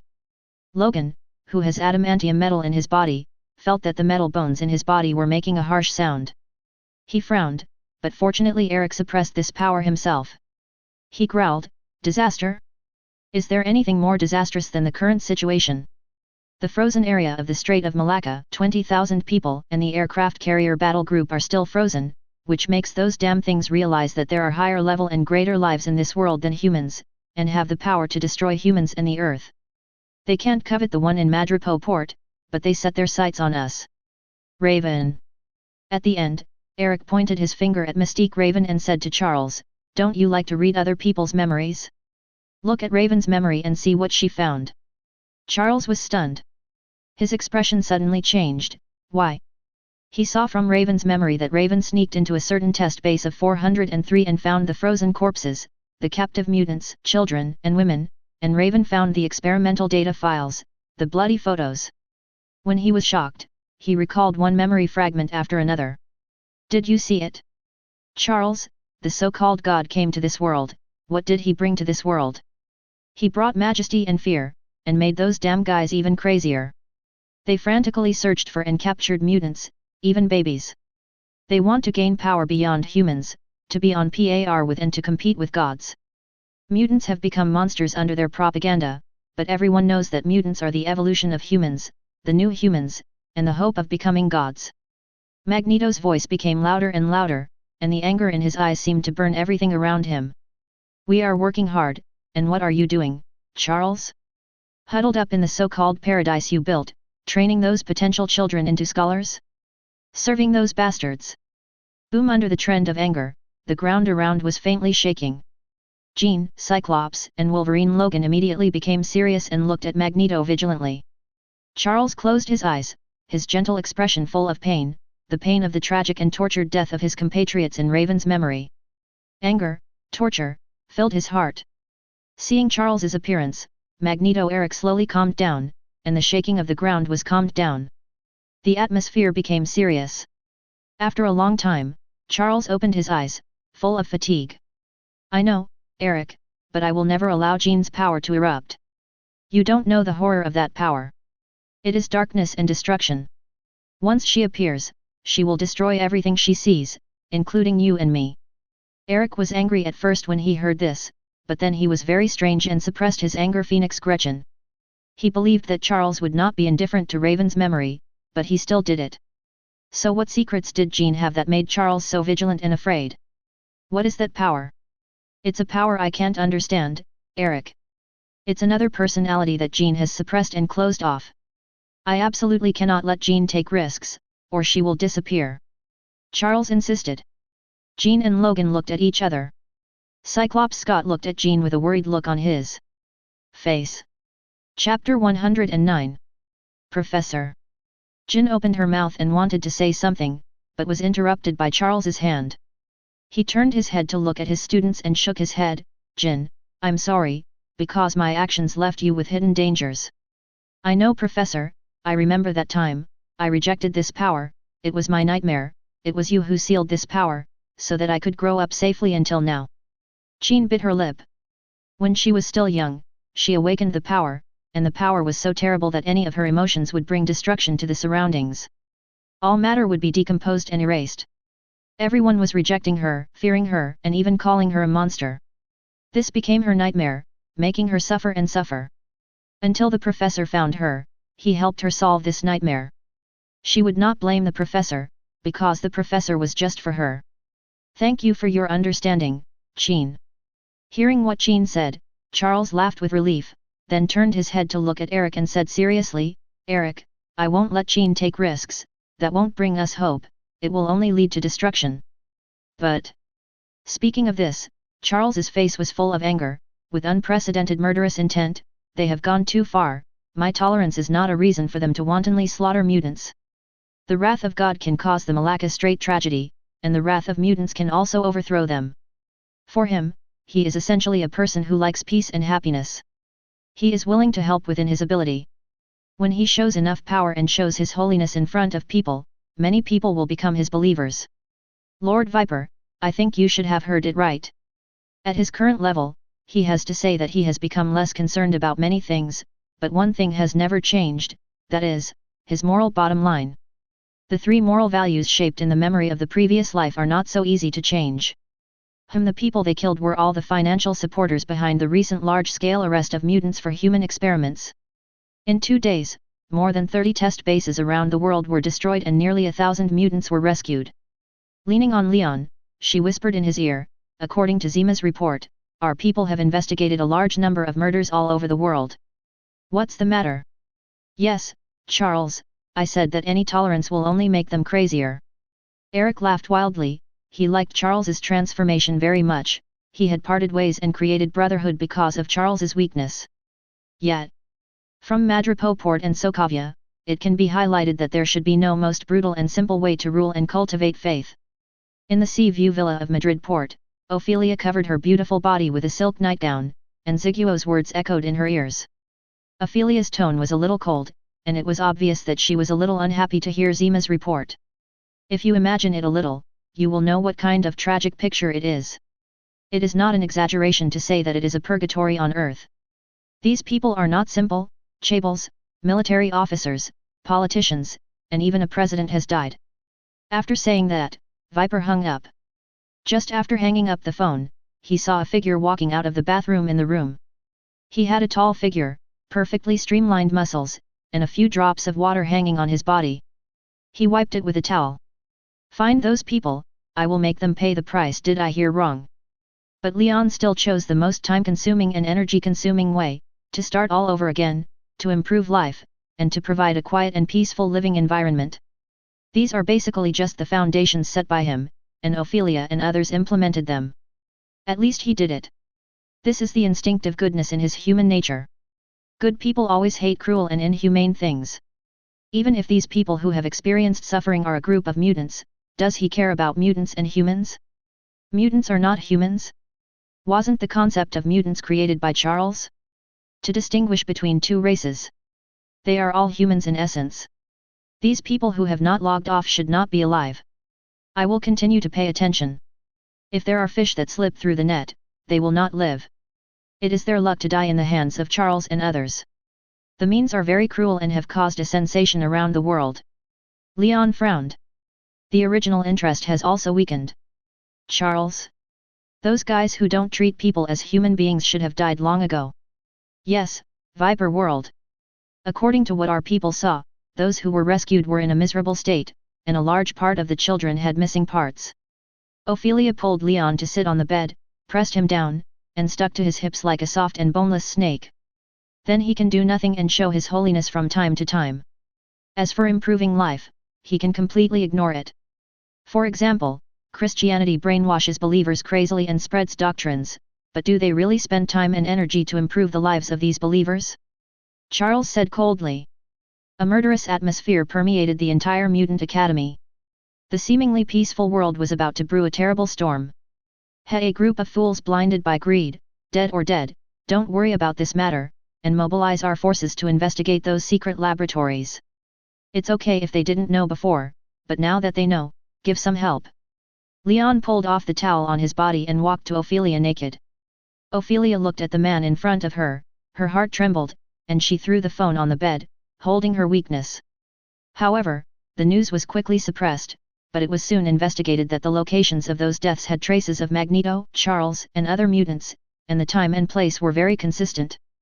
It is said that God is ruthless, but he has never been. Now, those idiots have angered Charles, and he believes that the wrath of the 2 strongest mutants in the world will not be inferior to that of God. Feeling the squeeze and rubbing of his second brother, Leon, who was originally immersed in the moment, immediately came back to his senses and said in surprise. It can still cultivate a large number of, Dinyo. Believers. Chapter 110. Damn it, what on earth do those guys want to do? In the presidential villa in New York, the current president was furious in the conference room wearing a sweater, and slapped the table with an angry palm. Surrounded by think tanks that depend on him, as well as the middle forces in the interest groups and parties. Are they going to go to war with us completely? The current president is a middle-aged white man. After the previous president was held responsible for the Malacca Strait incident and was eventually forced to step down, he took office and worked diligently and behaved. Boosting the domestic economy, exporting wars abroad, and shifting his focus, he originally thought that the influence left by the previous unlucky president would be eliminated. I didn't expect that Tang Ran would pop up such a big event now. In just 2 or 3 days, hundreds of influential people, whether they were rich, chaebols, or military and political people, died in an extremely miserable way. The tragic death scene and the fragmented bodies showed what kind of torture they had suffered before death. A large part of these dead people came from the United States. Definitely, there are squids.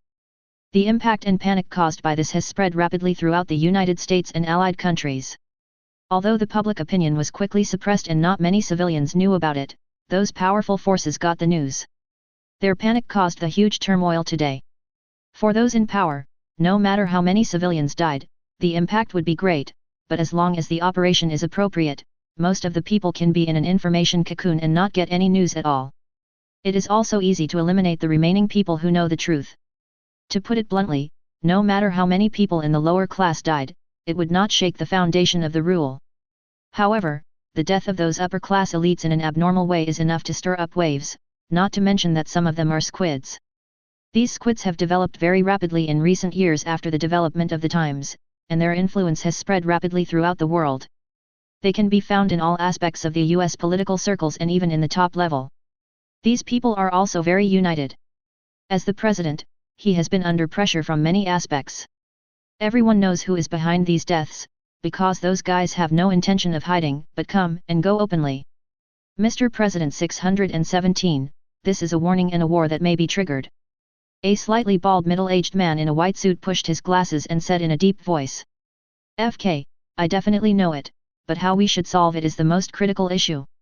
I don't want to be the last unlucky guy and become a victim of this turmoil.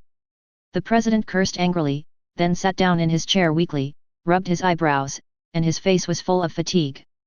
The think tank members sat at the conference table, flipping through the documents in their hands. Another female member of the think tank had a flicker in her eyes. Mr. President, I need to remind you that if this war breaks out, our chances of winning are probably not very high.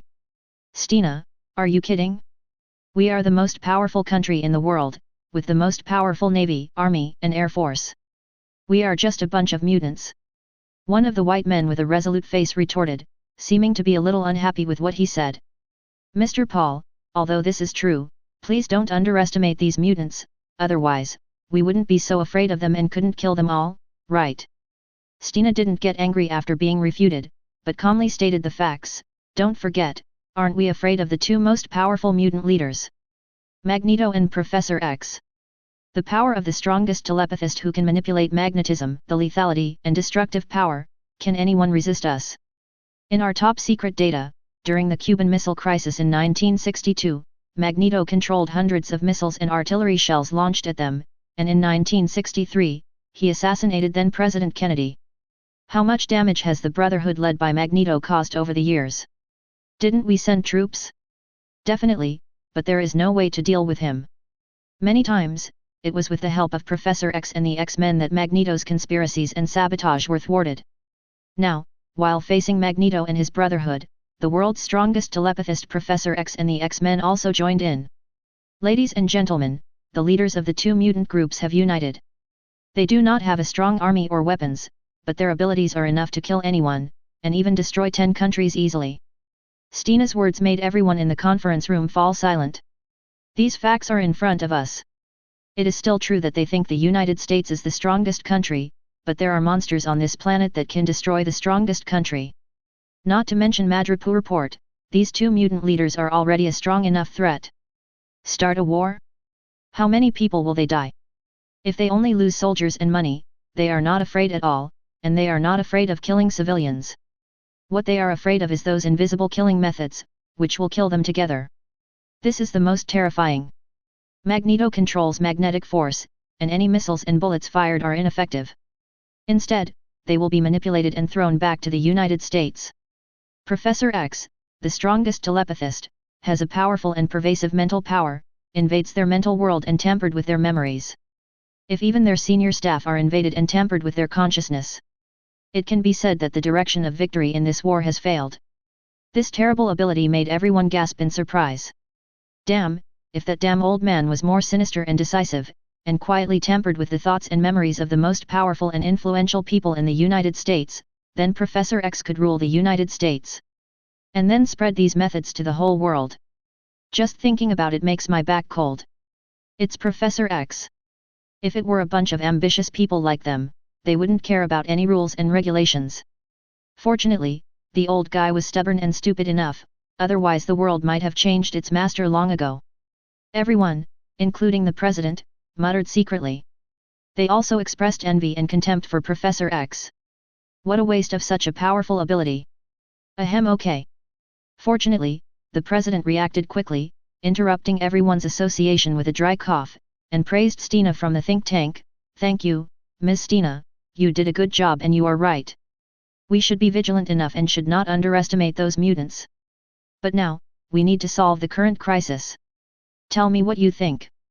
Mr. President, according to our investigation, the mutants killing Deadman were all related to some human experiments. They were either the host or the financial sponsor. They were caught in the massive mutant experiment, so they ushered in the revenge of the mutants. From the scene of death, their death should be exactly the same as those of the mutants in the experiment. This is revenge. A think tank said in a deep voice. What a bunch of stupid idiots. The president covered his forehead with a helpless look. Although he had known that these people had no bottom line, knowing the source of the matter still made him feel a little incredible. Can a bunch of idiots be more cruel, Abk? But thinking about the history of the squids, he could only laugh. It is better to expect pigs to talk than to expect these people to have some humanity. So now we are all paying for the bloodshed committed by those guys. An old white man, a congressman in the interest group, said dissatisfiedly. He didn't know about this matter yet.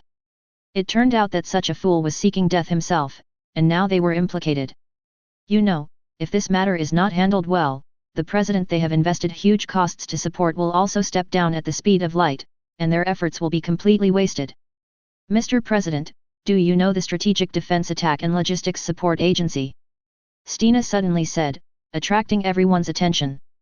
The president was a little surprised, and nodded after thinking for a while. I remember it seems to be a top-secret department. Before, it submitted a plan bill to the World Security Council and it was passed.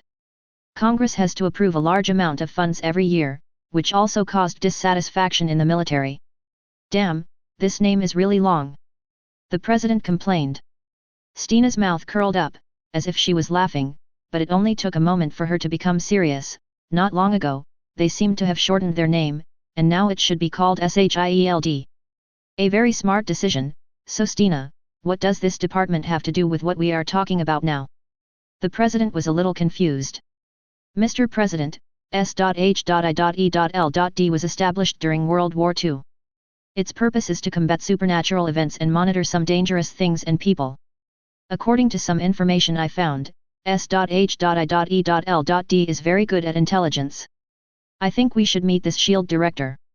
In this crisis, I think he should be able to give us some help. Stina said seriously. The president pondered. The interest groups didn't care about that, as long as they could quickly resolve this crisis. So they all expressed their agreement. Okay, I need to meet this director, Mr. Immediately. The president said to his assistant for national security affairs, also known as the president's national security advisor, who is a high-level assistant in the president's executive office and his most trusted confidant. This person was dressed in a crystal-clear outfit and wore glasses. Okay, Mr. President, I will contact the director now. After that, he left the meeting room.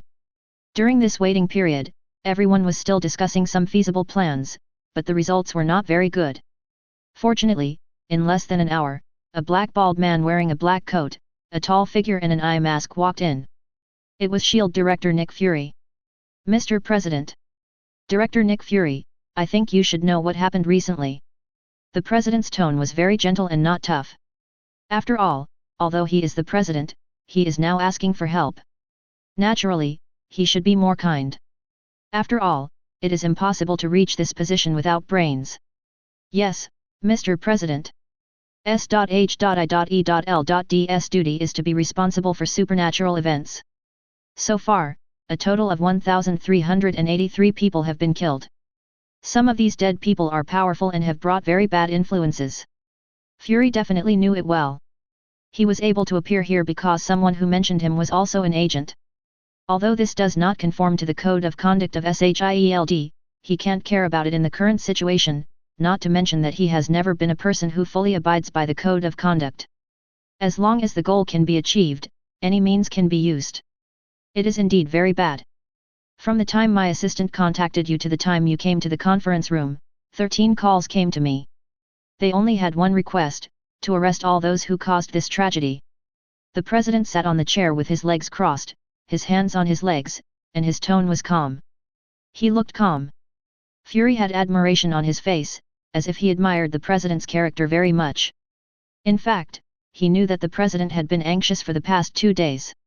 He would not expose the president now, but followed his words solemnly and seriously. The large-scale killing of the top class will cause the situation of the whole world to be unbalanced. We need to stop the mutants from continuing. Well said, Director Nick Fury. Do you have any way to help me solve this problem? After the president finished speaking very straightforwardly, he added, if you can solve it, then I think S.H.I.E.L.D's ability should not stop here. In fact, the words have been said clearly, it is a deal. Fury said without nonsense, I can be a spokesperson to negotiate with the mutants. He knew that the so-called big shot in the negotiation would not end at all. As for Professor X's heaven-defying ability, they had no doubt that they would be manipulated as long as they appeared. This killing had already scared them. I believe their demands are simple, but some people need to sacrifice. They will not agree.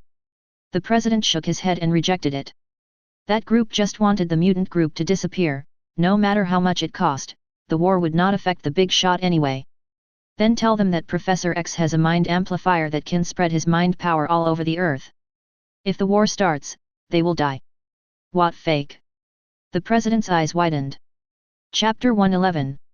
When in the Holy Land Temple, Leon was wearing an exquisite robe, floating in the sky with his legs crossed, with golden ripples appearing and disappearing from time to time, sacred and majestic. The majestic microcosm was slowly accumulating. An inexplicable sacredness appeared, but it was not leaked out. After an unknown amount of time, he slowly opened his eyes, and a golden sacredness flashed by. The microcosm that is close to the limit of the seventh sense will soon be able to comprehend the microcosm universe that is one level higher in awakening. The increase in strength made Leon very happy. It must be said that it is too easy for him, who has the knowledge of a main god, to take shortcuts.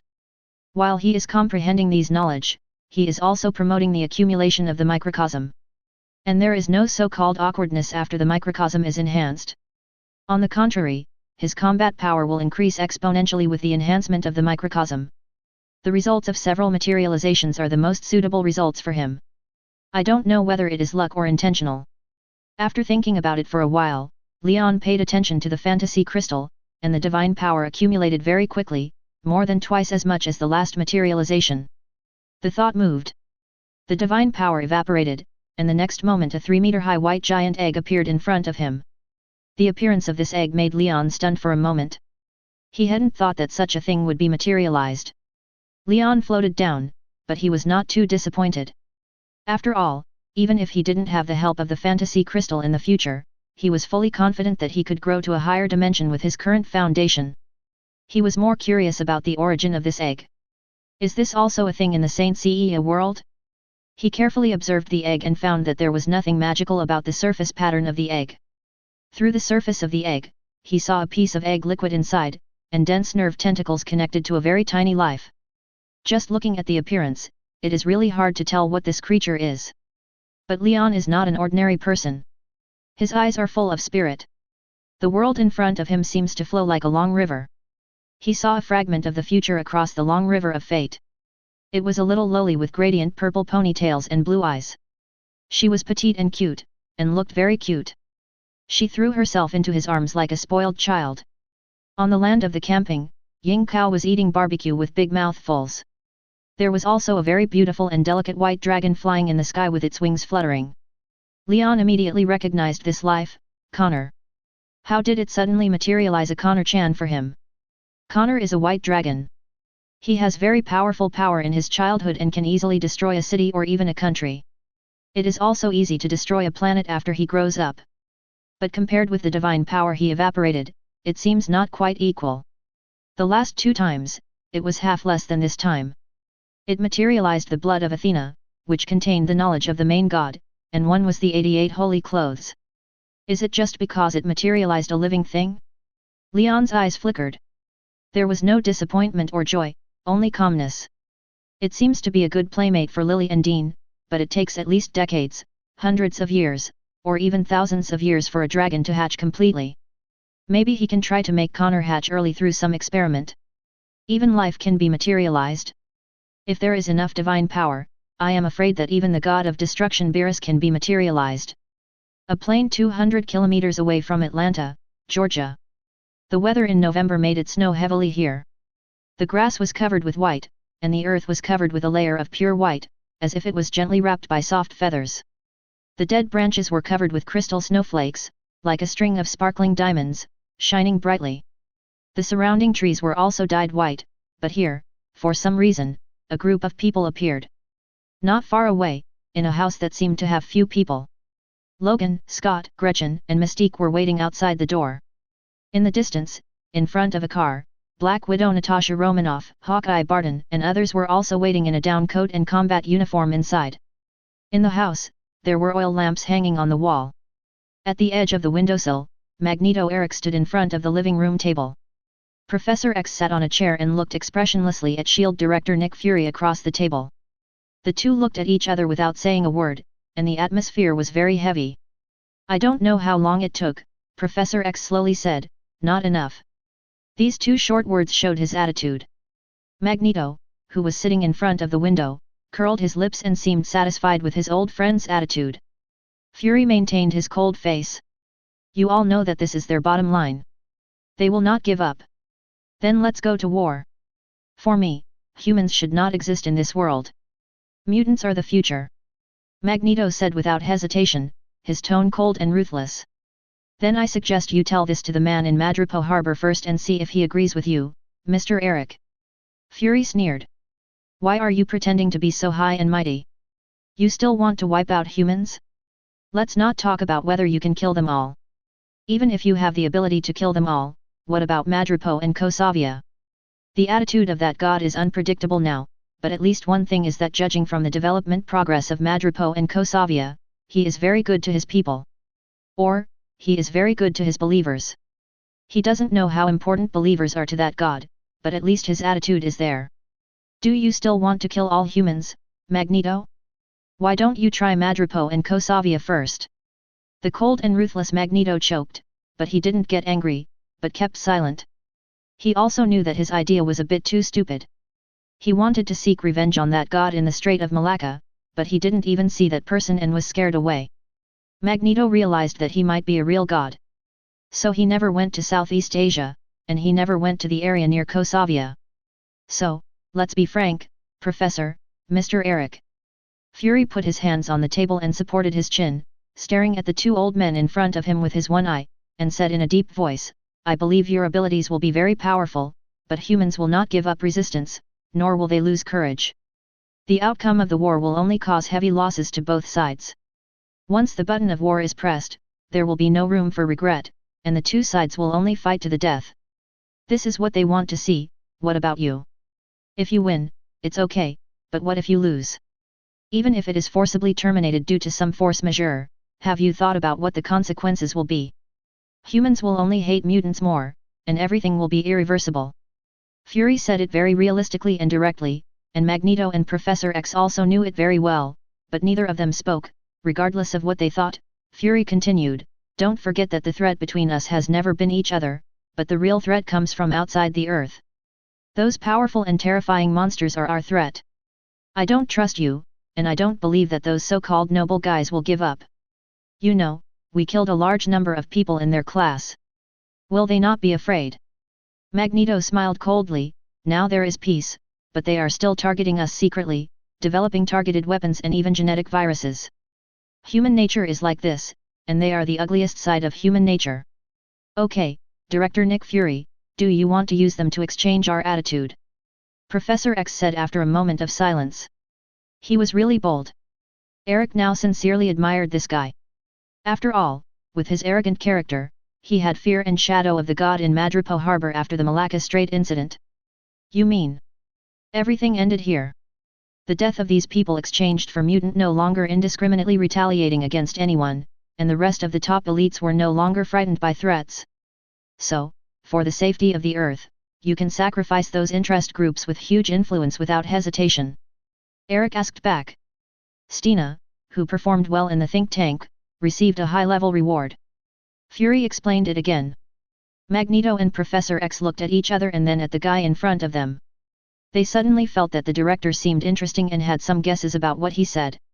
It seems that director Nick Fury has a strong sense of insecurity and is very suspicious. Nick Fury really did not believe him. In front of the safety of all mankind and the entire Earth, they are nothing. Okay. Don't even dare to think about it. Yes, that group of people deserve to die. Fury said frankly. As soon as he said this, Magneto couldn't help but turn around and look at the dark bald one-eyed dragon in front of him. Professor X's eyes flickered and took over. Director Nick Fury, please continue. I, SHIELD, am responsible for supernatural events on Earth, even external threats, and ensuring the stability of the world.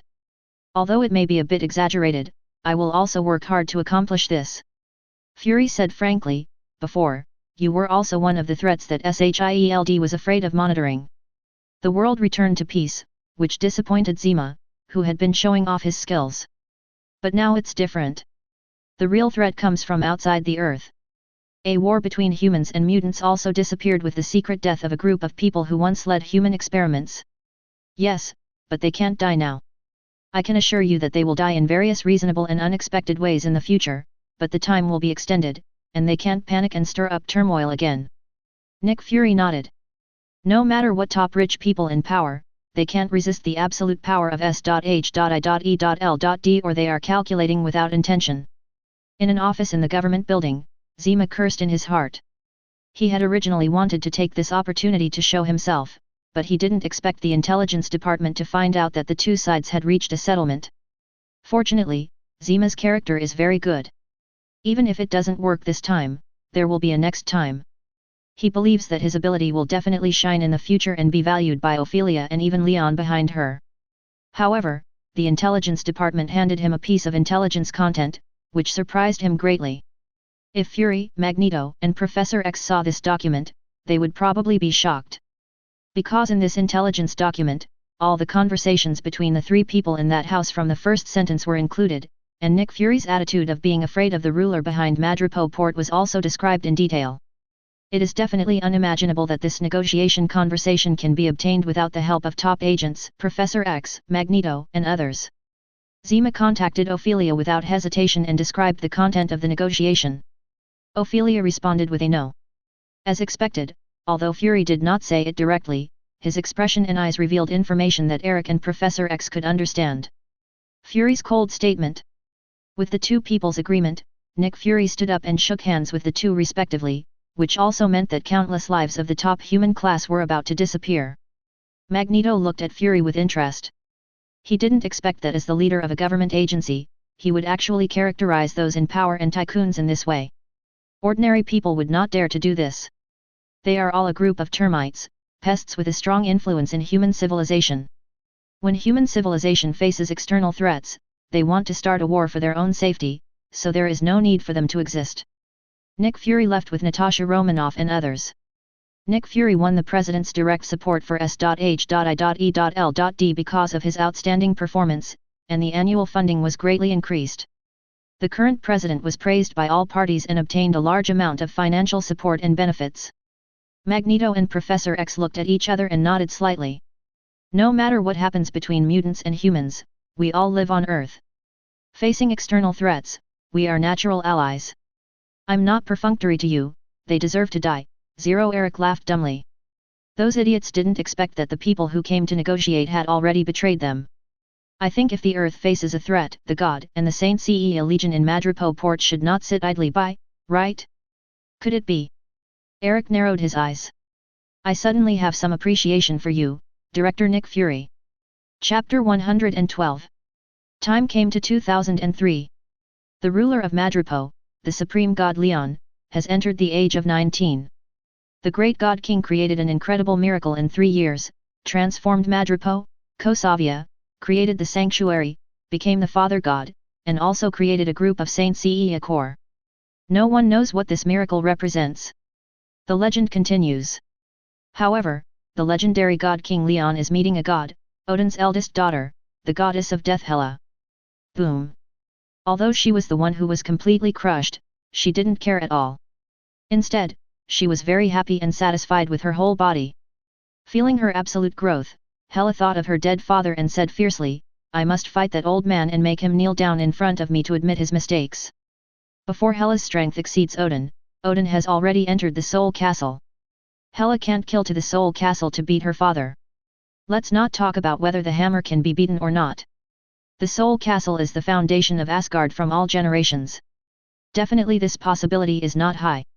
You can't do it. But her close combat physical skills are also mediocre. She knows everything, but she is loose in everything. It's hard to say whether those old guys will help Odin beat her at that time. Compared with Hela's divine power, the power of the sixth sense microcosm is not strong enough, but the combat power is a real stand-in. Hela's combat power in the Father God is not too strong. Although she knows a lot of Asgard magic manipulation, she prefers close combat. Leon smiled coldly, and then said, how does it feel to have awakened the small universe? It is worth mentioning that Leon gave Hela the constellation of Cancer. Hela is called the goddess of death because she has the power of death, and she rules Helheim. Helheim is also called Hell, a cold and foggy place, a place of eternal night, and only the dead can reach zero. This happens to fit Cancer very well. Many of Cancer's ultimate combat methods, such as the corpse gas underworld wave, the corpse gas extermination underworld wave, the underworld door opening, etc., need to connect to the underworld as a basis. This can help Hela, who has the power of death, grow rapidly. According to Leon's estimation, Hela's growth rate is estimated to be even faster than Ophelia's, and it is the first among all the awakening microcosms. Hela naturally knows this. When the knowledge of the ultimate combat methods of the Cancer Gold Saint emerged in her mind, she was deeply moved by her personality. After all, from her perspective, this is obviously prepared by Leon specifically for her. After the awakening microcosm, she came to find Leon for a big fight. It's an incredible power, sacred and ancient, even the power passed down by Odin Forest cannot be compared. Leon once again ruthlessly gave the biggest blow, he didn't believe Hela could do it at all. The surging breath spread, and Hela attacked Leon as fast as a cheetah. Each punch and kick contained tremendous power, and each punch and kick could destroy a city and a country. Hela's excited expression paused immediately, and then she rolled her eyes at Leon and said unconvincedly, when I break through to the seventh sense and get the recognition of the Gold Saint, I will definitely be able to defeat that old man. Believe me, you are not less than 0.7. This directly ignited Hela's anger and she wanted to rush to Asgard to fight with the dead father. It was definitely just acting. She didn't want to get beaten. You underestimated Odin. He is now, even I dare not say that I can beat him. Moreover, his current state is difficult to control once the fight starts. If he dies, your body will also be blown to pieces. If you cut off the connection with Asgard, you will really die. Leon's mouth corners were curved. To be honest, the power of the Odin family is unreasonable and infinitely powerful, especially Odin. The accumulation of Odin's power for countless years makes the body of a top father god unable to withstand it. How terrifying is that? To put it bluntly, the basic conditions were sufficient, and the only thing missing was knowledge and perception. It's just a pity that she is facing Leon. You are still too weak, and the awakening of the small universe just now was the same. Leon held the other's waist with one hand, walked to the roof of the temple and placed him on one of the seats. One of the biggest reasons why Hela was able to awaken her microcosm in a few months was that Leon transmitted his perception to her, and her own physical strength was already at the level of the Father God, and her ability and perception were very strong, so she was able to awaken. Originally, Hela, as the Father God, with her extremely terrifying power control, has an unimaginable fighting power. There are also several powerful kings among them. Yes, Hela awakened the small universe, otherwise she would not rush to him to get beaten. After all, Hela's desire for power is very strong.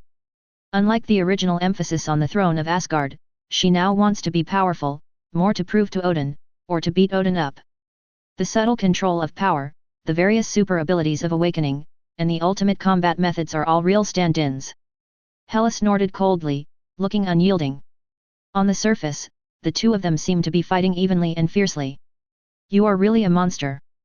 Believe me, you feel like a mountain that no one can cross. Hela put her arm around Leon's neck, leaned on his chest, and sighed softly. This original 770 would never be something that the previous Hela could do.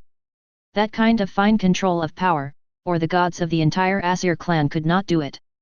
Their fighting style is more rough and more heroic. Her awakening microcosm makes up for this aspect. The fighting style of the Saint Seiya is very mature. Leon is powerful in all aspects. From the earliest basic panel attributes, he is not inferior to anyone. Until now, his hexagonal attributes are about to break through the sky. Naturally, Hela's little tricks can't have any effect on him. Hela said excitedly. Even Hela's grandfather is among them. Humph, I am the goddess of death, I will never surrender, sooner or later I will defeat you. Compared with Odin's all-round powerful ceiling, she is not a little bit worse. Garbage. But this destructive power was concentrated by her and did not leak out. In the end, it ended with Hela's surrender. In essence, the two could have fought longer, but Hela knew it well, and it was just because of the excitement after awakening the small universe. Chapter 113. The power of Odin was not called this name at first, but Odin named it after his ancestors. Before the power of Odin was the power of his father, Bor, and before Bor was the power of his father, Buri. For the entire Odin family, this divine power is a bit like the inherited divine power that is passed down in the direct bloodline. Only people with the bloodline of the Odin family can possess this divine power. After Odin's death, the power of Odin will be released and disbanded throughout the universe. If Thor, as a direct descendant, can find the power of Odin and understand the knowledge of the power of Odin, and integrate his own divine power, the power of Thor will be born. The superimposed power can be said to make the entire family stronger from generation to generation. Each generation of kings who ascend the throne and have the power of their own name will inevitably surpass the previous generation. Odin's power is too strong. Even if Hela awakens the seventh sense and is recognized by the Cancer Gold Cloth, her combat power should not be inferior to Odin. However, if they really fight, both of them will die. Ever since Hela knew about her connection with Asgard, it has given her a powerful source and also limited her upper limit. In fact, the reason why Hela is obsessed with the throne is because she hopes to absorb Odin's power and become her own Hela's power, but unfortunately, she knows that Odin has determined that the next king is Thor, not her. Then this connection is a bit useless, and she must cut off from Asgard. If Hela loses this connection, she will die for real. Perhaps because of the power of controlling death, she can go to Heim as a soul, but he can't tell the probability. Hela knows that Leon is right, but she just can't accept it. She can only vent her anger on the man under her.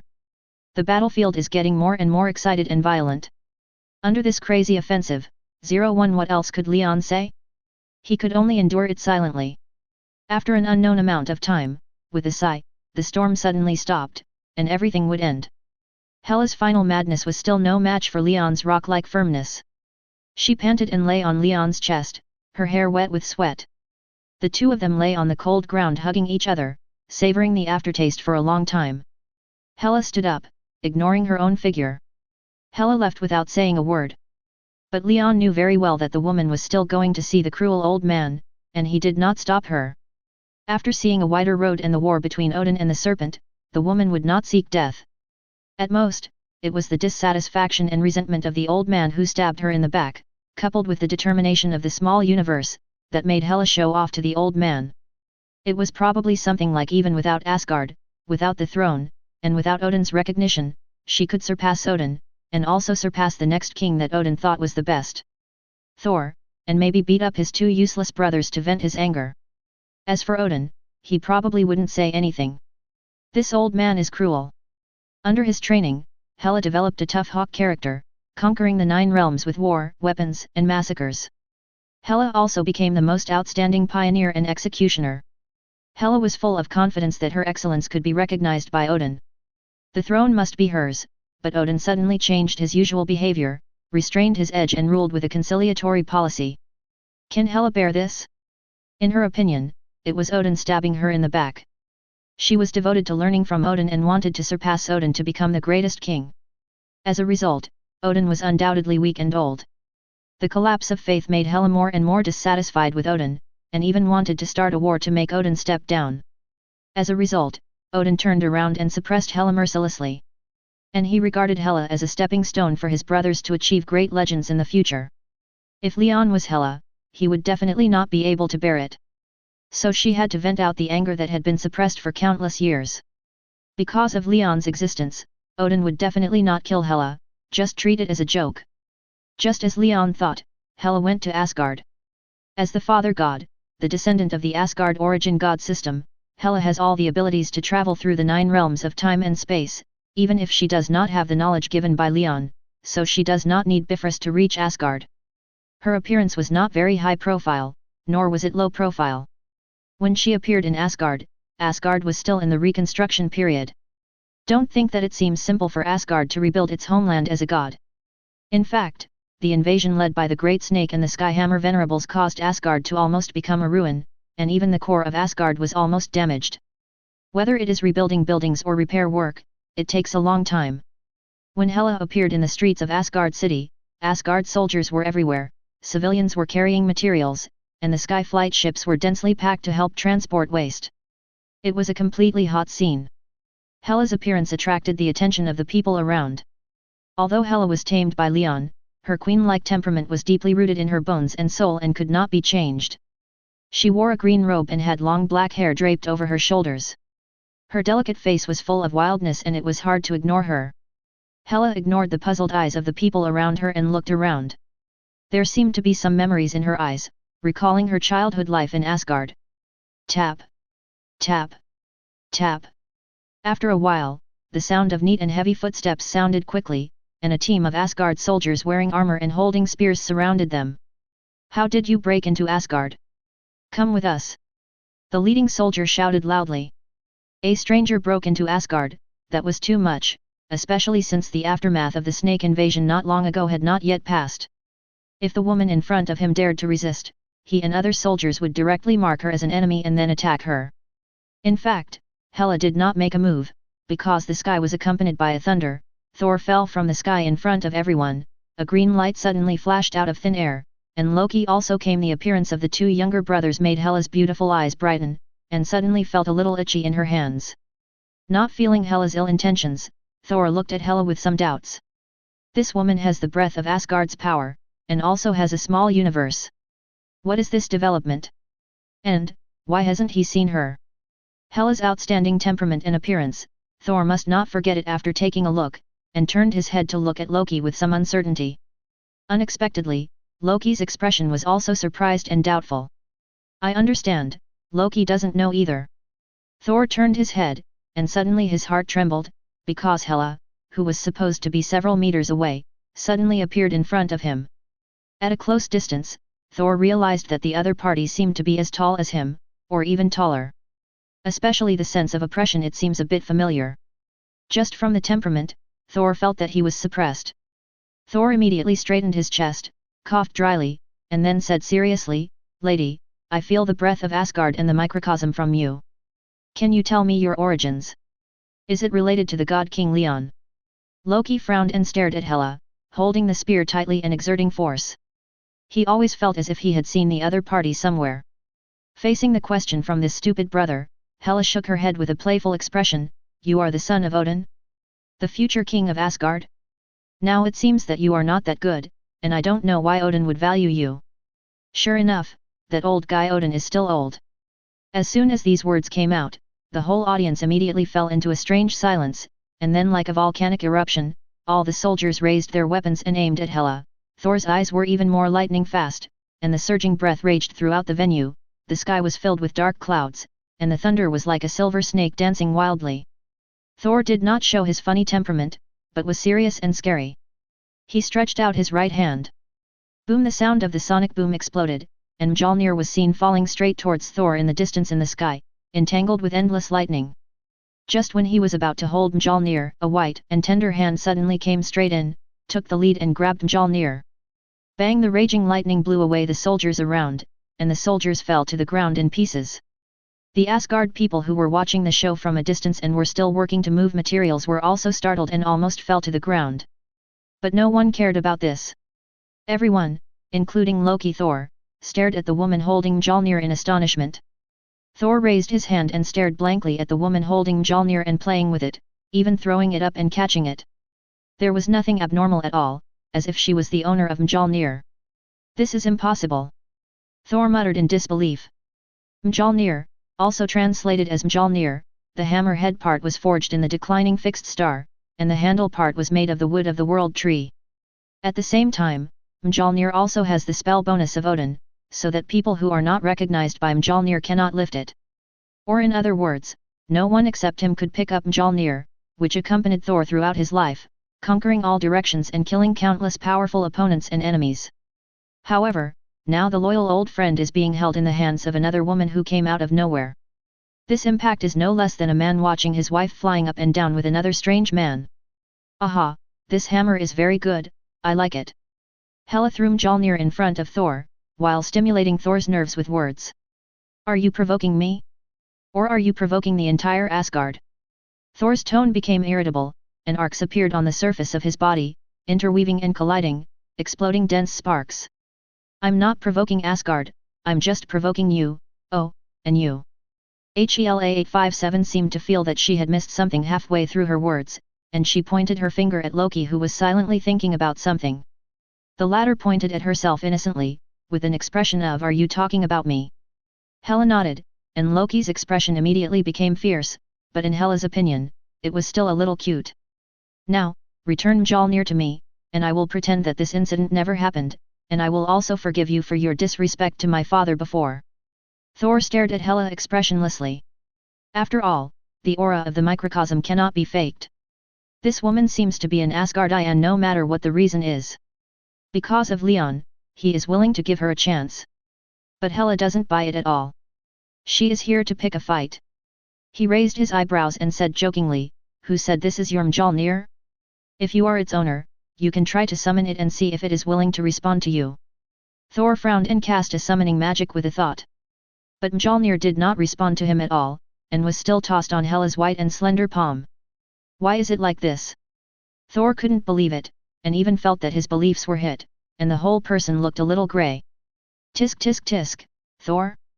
I think you are more like a hammer god.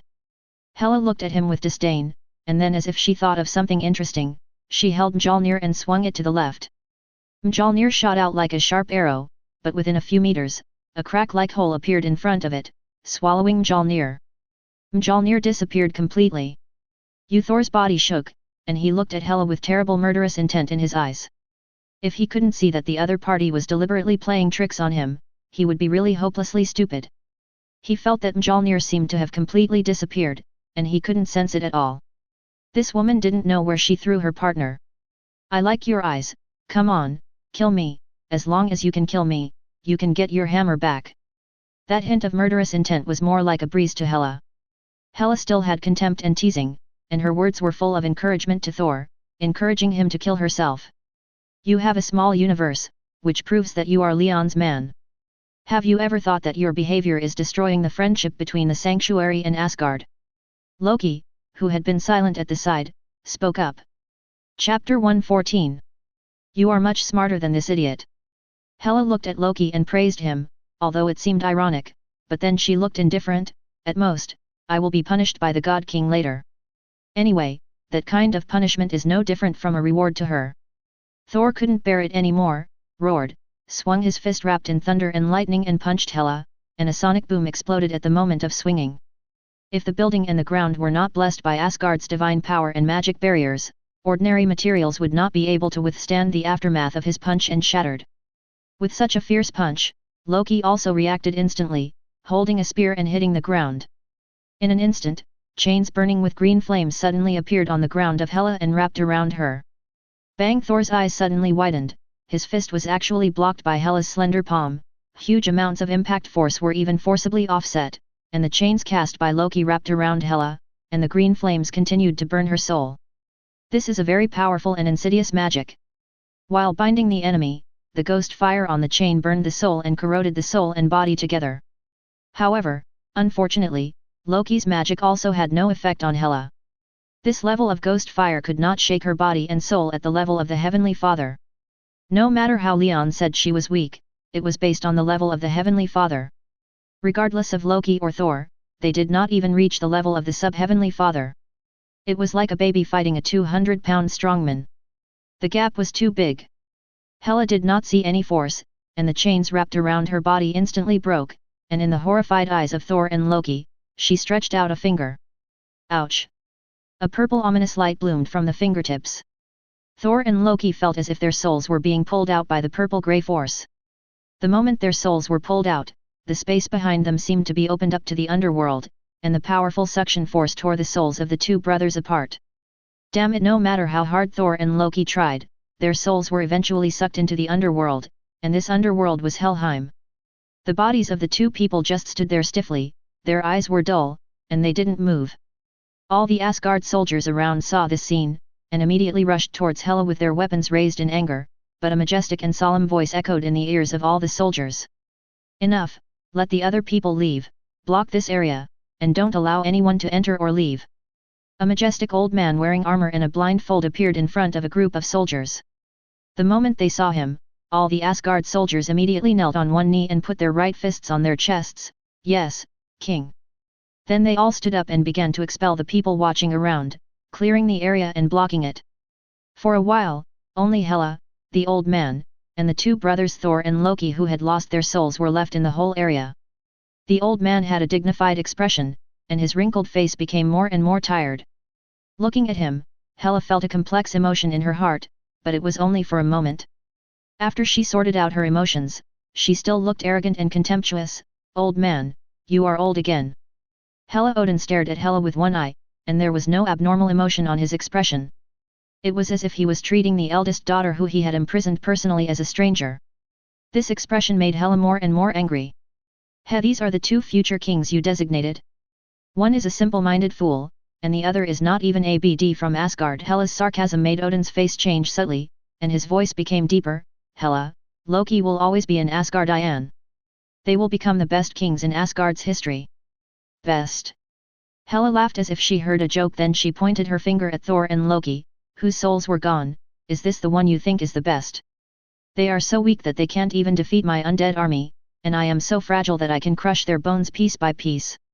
I was your most trusted vanguard. For Asgard, I slaughtered countless lives, so that they only had awe and fear for Asgard, but who will be in awe of the people in Asgard now? Just because of your ridiculous hypocrisy. Hela angrily refuted, becoming more and more excited. Killing will not be the foundation of a ruler. As a king, you can't expect to solve everything with killing. Odin said calmly. But it was this kind of blandness that made Hela even more angry. What was the idea you had instilled in me? You had instilled in your daughter that killing and blood would make Asgard great, and when your eldest daughter was implementing this idea you were talking about ridiculous kindness and mercy. Overthrowing all the ideas you had instilled in me, aren't you ridiculous, Odin? A horrible aura spread, but it quickly vanished. Hela stared at Odin, and now that she was standing in front of him, she could feel how terrifying he was, and the aura she had burst out was wiped out by him without even any extra moves. Tisk, Hela sneered, but did not vent. Then let me see how good the so-called excellent king you believe is. After saying that, Hela's figure dimmed and finally disappeared. Odin sighed silently. Hela, his eldest daughter, was originally an excellent king, but the ideas he instilled in Hela made Hela paranoid. How could he not have regrets in his heart? This was also because Hela was trying to overthrow his rule, seize the throne, and even fight. He never thought of killing Hela. In fact, could he really not kill Hela? No, it is true that Hela is connected to the entire Asgard, but if he really wants to kill Hela, it is not impossible. At most, he needs to pay a price. That price includes regret and guilt. He looked at Thor and Loki. The souls of the two brothers were thrown into Helheim by Hela. In the endless kingdom of death, the two brothers will face endless crises.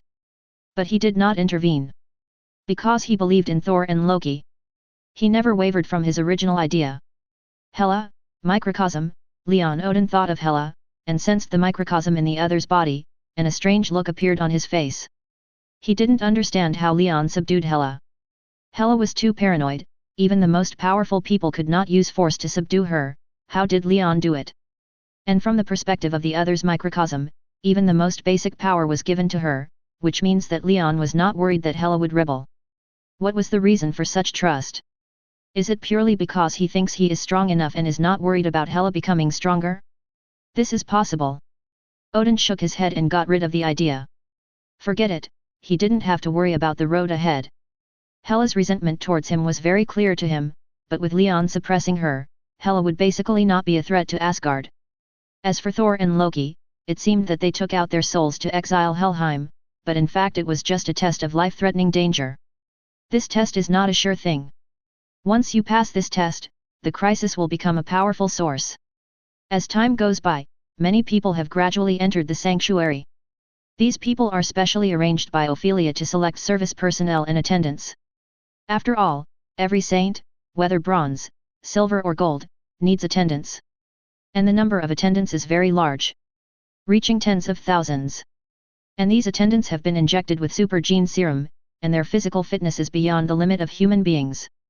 They have high enough loyalty to Leon. In addition to maintaining the saints' palaces, the attendants have free time to practice. They also yearn to become saints. Ophelia did not wipe out the hope of these people.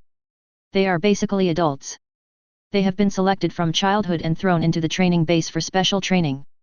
The path to becoming a saint should have been locked. But Leon and Ophelia gave these people a new opportunity. In the sanctuary, there are also special instructors to train them. Once they awaken their microcosm, even if they cannot be recognized by the holy clothes and cannot become saints, as long as their microcosm is strong enough, they can be on par with or even surpass other saints. This is equivalent to having a path to God. They are naturally fanatical. In addition, Madripoor and Kosavia have gradually established armies. These armies are definitely not many in number, and there will also be special instructors to train them, and resources will be used for training. The saints are the guards corps trained by Leon, and these people are also backup forces. Compared with those children who have been trained since childhood, these people may grow slower and break through their microcosms. However, even without awakening their microcosms, their physical combat power will only be more exaggerated than that of Asgard soldiers. Definitely, in addition to Madripoor and Kosavia, several sovereign states owned by Zema and Hydra are also being accepted and absorbed for unified transformation and development. Without special reasons, they will basically not expand in the country. Leon and Ophelia's eyes will soon shift from the Earth to the deeper level of the universe, and will impact other major forces. These will take time. What makes Leon a little headache is the holy clothes. The materialized holy clothes are very special. 2 worldviews, 2 different materials, so Leon is practicing while also conducting experiments to see if there are any metals that can replace them. Leon found the metal that can replace the mountain copper, that is, the aharial steel, the Uru metal. Aharial steel is extremely hard and can be infused with divine power, which is highly consistent with Uru metal. Uru metal is a very rare metal in this universe, mainly derived from the rare metal mines in the Nidvyar mountain in the dwarf country of Asgard. Uru metal has extremely high hardness and magic storage ability, and is an important material for making powerful weapons. The hardness is very high, even exceeding the hardest adamantium on Earth, and can store a lot of magic energy, especially weapons such as Mjolnir and Storm Axe, which all use this feature of Uru metal. These weapons can not only summon lightning, but also transfer the power of the user to the weapon to enhance its power. However, no replacement materials have been found for the other 2 materials, Gamanion and Silver Star Sand, especially the latter, which contains the will and life source of the gods. Because Silver Star Sand gives the holy clothes the ability to repair themselves when slightly damaged, and has the ability to evolve by themselves, and sometimes even shape-shifting by themselves. Even if Leon has all the detailed process knowledge of making holy clothes, he can't make them out of thin air because he doesn't have the materials. It's okay to make inferior combat clothes, for money, for soldiers who can't awakening the microcosm, but if the warriors who awakening the microcosm don't have holy clothes, their combat power will be much weaker, and their upper limit potential will be greatly limited. Perhaps there are very few warriors with strong wills who have created miracles and constantly broken through the limits. But how many such people can there be? Since they have enough loyalty to him, Leon definitely doesn't want to let these warriors down.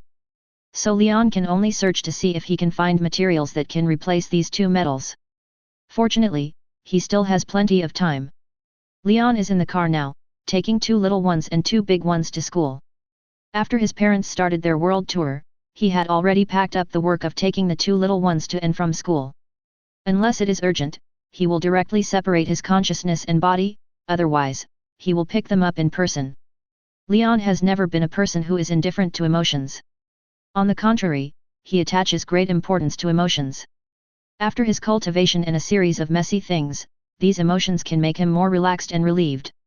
In such a rhythm, the mind will also be relaxed. If he had an urgent emotion at the beginning, he was a little depressed in his heart. But at this level now, he has understood a lot, and he has let go of those urgency. To put it bluntly, strength determines everything. In such a slow pace, he has made faster progress. The two little guys were restless in the car. Lily liked to bully her younger brother Dean recently, mainly because Dean was not a quiet guy. The two little guys often quarreled over something, and then found Leon and waited for an opportunity to act like a spoiled child. I hope my brother will do justice for her, him. In fact, they were just looking for an excuse to be annoying with Leon. Chapter 115. For some reason, little Lily and Dean are getting more and more attached to Leon. Their intimacy has surpassed that of the parents, and the mother is jealous of this, but it is useless to be jealous. After all, the couple threw away the two children for a honeymoon trip around the world, which made the two little guys heartbroken.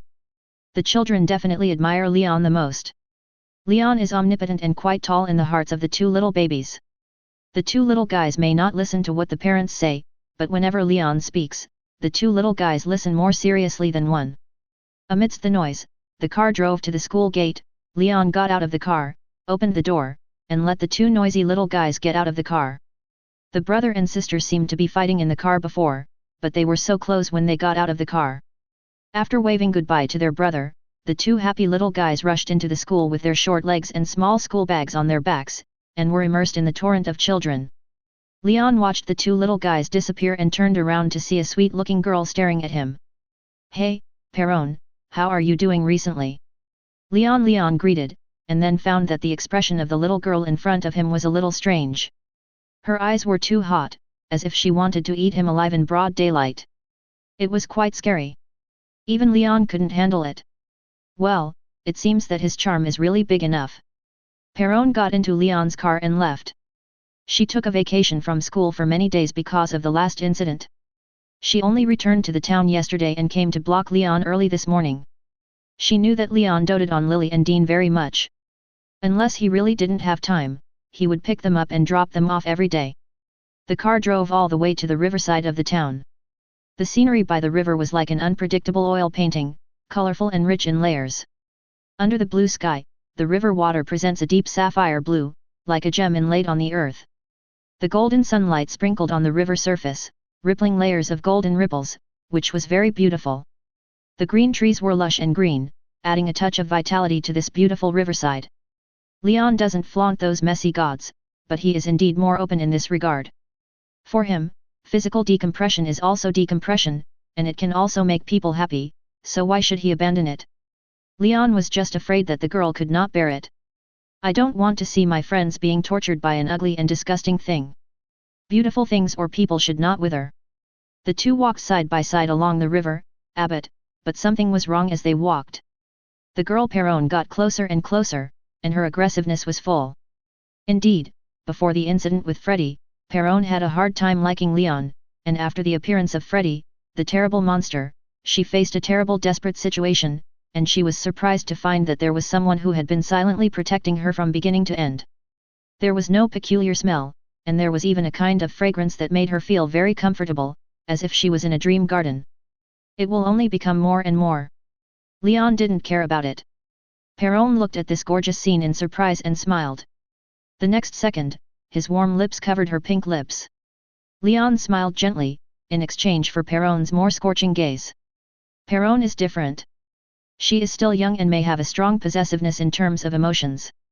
There is a lot of restraint, but not too much. Leon turned around and hugged the girl, whispering in her ear. At the same time, the world seemed to be changing, suddenly chaotic and upside down. Sometimes she was in the vast starry sky, with countless stars passing by, and sometimes she was in the sea, with countless sea creatures passing by. She buried her head in Leon's back and said in a muffled voice, "Welcome to my world, Perron." Perron smiled happily. "Perron, you have to know that I am not an ordinary person, and you are not the only one in my world. Compared to Ophelia and Hela, Perón needs to give an extra explanation. He liked the girl and would not reject her. Who could compare to him in terms of aggression? His attack speed and strength were already maxed out. After all, no matter who it is, they hope that they are the only one in the other's world. The passionate emotions include liking, love, worship, and blind obedience to the strong. To put it bluntly, she has completely become the shape that Leon wants. Perón bravely stood behind Leon, leaned against him and stretched out her hands around his waist, greedily sniffing the smell that belonged to Leon. Definitely, there are also people who don't care. The gods in Norse mythology are more chaotic than one another. In that situation, the emotional transformation can easily go to an extreme. But Perón doesn't care so much. Her feelings are so hot, the kind of volcanic eruption makes her desperate, like a moth to a flame.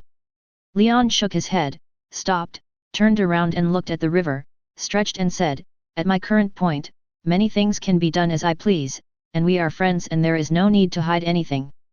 The breeze blew over her long hair. She was not wearing a ponytail. She was more beautiful when her hair was loose. Under the sunlight from a distance, her fair skin was dyed, and it seemed to be reflecting light. "Thank you, Leon, thank you for helping me and my friends." Perón was lively and straightforward.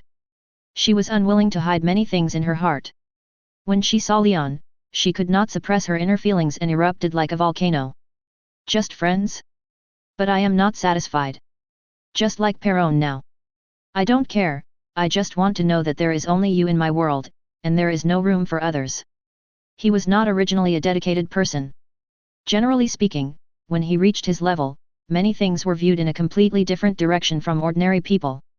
Ordinary people's emotional senses would be very sensitive, but at his level, many people would block their desires.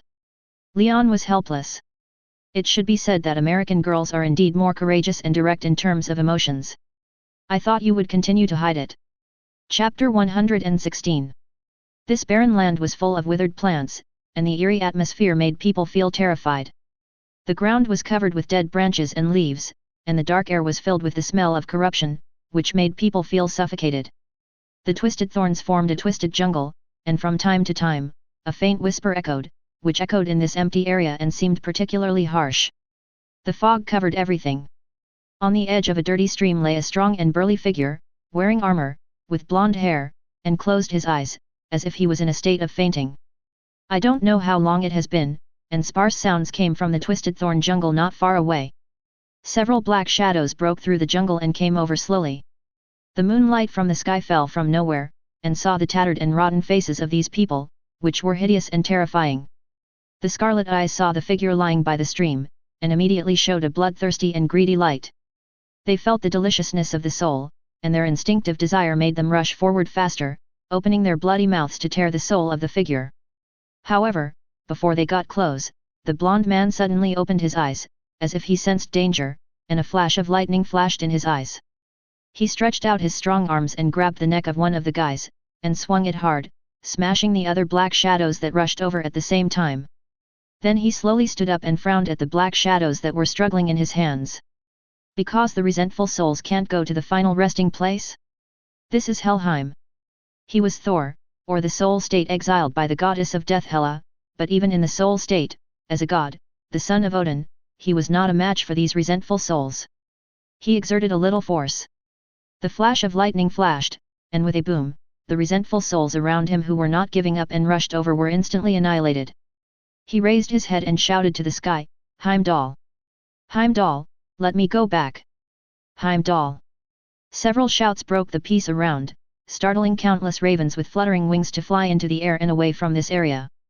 After several shouts, there was no response. Thor frowned and stopped shouting. "Heimdall can't hear my voice or see me.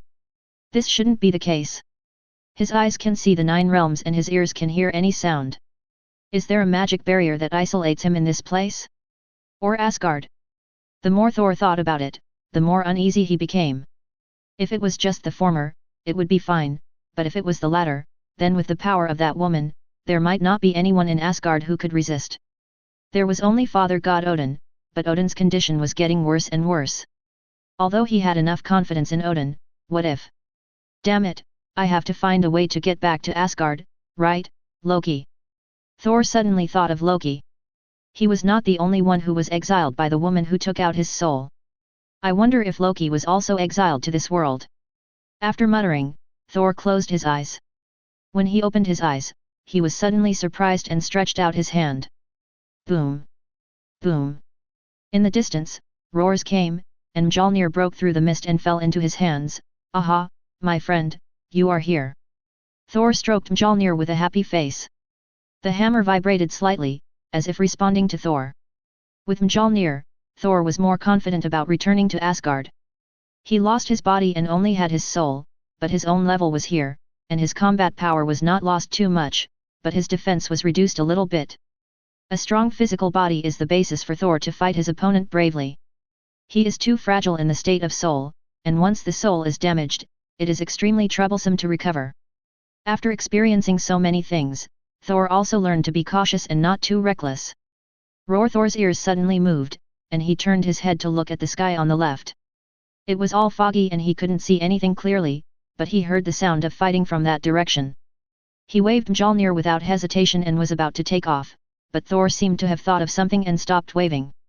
Don't be reckless, don't be reckless. Thor muttered, and ran with his legs. In the death country of Helheim, he was in a state of soul and was most cautious. Yohu! In the blue sea sky, a figure flew happily in the sky, not very fast, sometimes rushing to the sky, sometimes falling into the sea, swimming in the sea, watching the marine creatures wandering happily. She smiled and broke through the sea again, standing above the sky, overlooking this beautiful and calm sea. Wearing a holy garment with red and white colors intertwined. She had long milk tea brown hair and a long tail of 4 phoenix feathers fluttering in the wind. Compared to the gorgeous, elegant, and noble gold armor, the bronze armor she wore was a little simple. But Yelena didn't care. Because she knew that her phoenix bronze armor had a unique special ability and infinite potential, and she believed that she would be able to make the phoenix bronze armor a gold armor in the future. She was happy that she finally broke through the microcosm. She was 15 years old in 1988. Now she has awakened the microcosm and has been recognized by the phoenix bronze armor. She has become a Saint Seiya, and she is very happy. Because there were 2 companions in the base who awakened the microcosm at about the same time, but they did not achieve the recognition of the armor. But she did not sympathize. Yelena knew that their lack of recognition now did not mean that they would not be recognized in the future. The number of armors is limited now, and it is only now. The future God King will definitely create more armors. Is this the 6th sense? It's so powerful that you can't imagine it.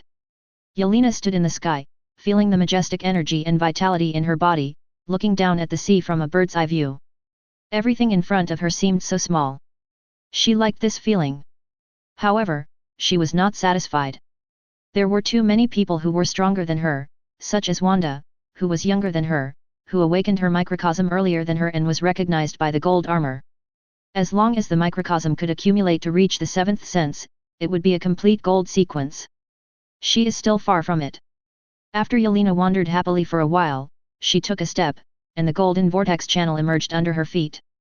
Her figure had disappeared, and the perspective changed. In an instant, she was countless kilometers away, and she came to a new place and a new environment in one step. This is a very warm house, very white and bright, with a white hall furniture and interior furnishings like home. She knew where this place was and was familiar with it. Because this was the home of her former adoptive mother Melina, definitely this so-called adoptive mother was just a disguised adoptive mother who had performed a mission, but during that time, she and Melina had feelings, but because of the power of Drakev, the former ruler of the Red House, they had to separate. She was thrown into the Red House for training, Natasha Romanoff escaped, the Red Guardian Alexei was imprisoned, and Melina was forced to develop nerve control pheromones. Fortunately, because of the Supreme God in her heart, everything changed. She escaped from the world of hell and ushered in a turning point in her fate. Hey, good girl, you're here just in time, come and help. From the kitchen, Melina's voice came, very gentle, shattering Yelena's memories. She grinned, put aside her memories, and walked into the kitchen. She saw the slim Melina holding a plate and smiling at her. Melina became younger and more beautiful. With fair skin, delicate facial features, and slightly curly black short hair, her temperament was mature and elegant. Before Yelena could rush over to give her adoptive mother a big hug, Melina suddenly frowned. Hey, are you showing off to me that you are already a Saint Seiya? Should I kneel down for you? Melina said with a smile, but under the beautiful smile that was enough for any man to refuse, the little girl saw danger, very dangerous. The alarm sounded. The little girl did not. After a moment of hesitation, the phoenix bronze armor on her body suddenly dissipated in the flames, and a phoenix armor necklace appeared on her neck. 0.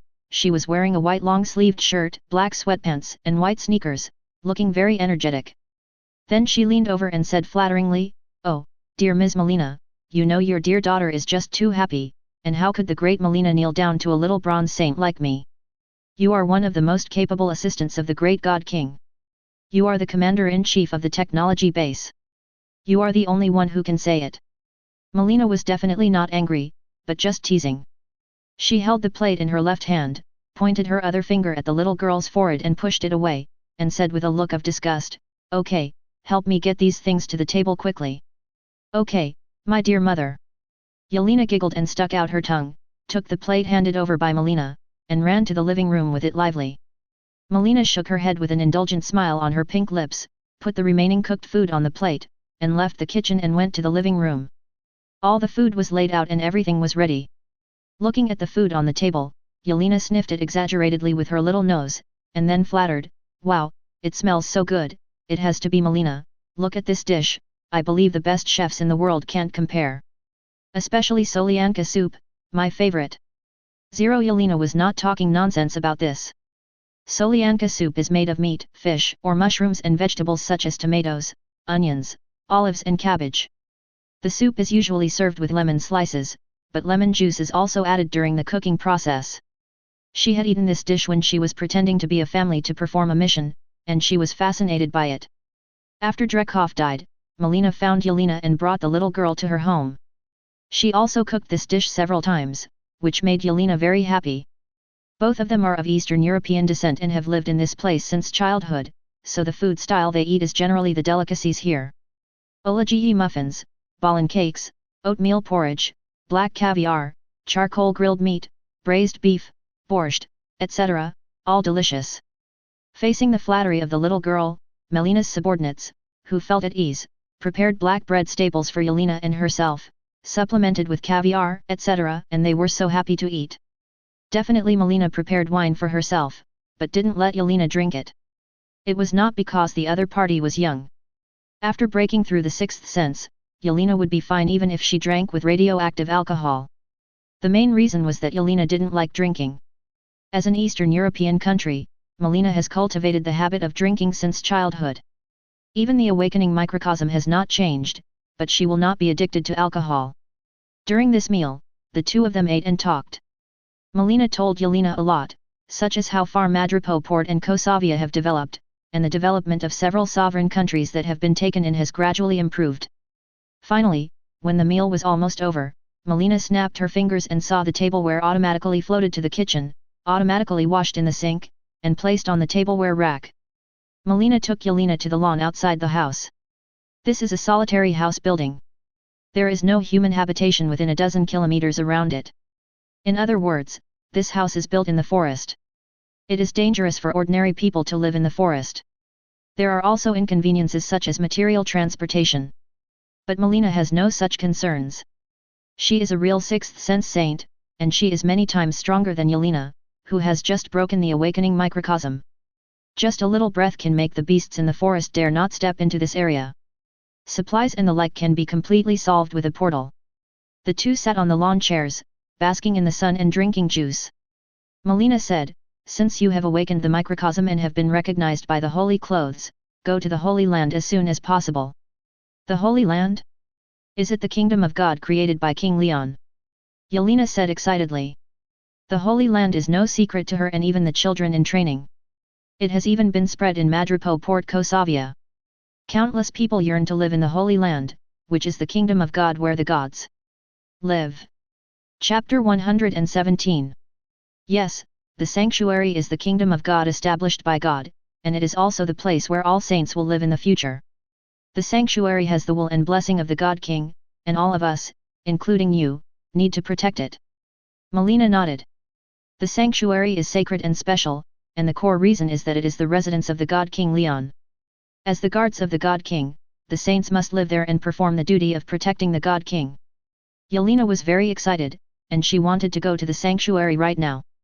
But it seemed that she thought of something, and the original excitement calmed down, and she hesitated a little.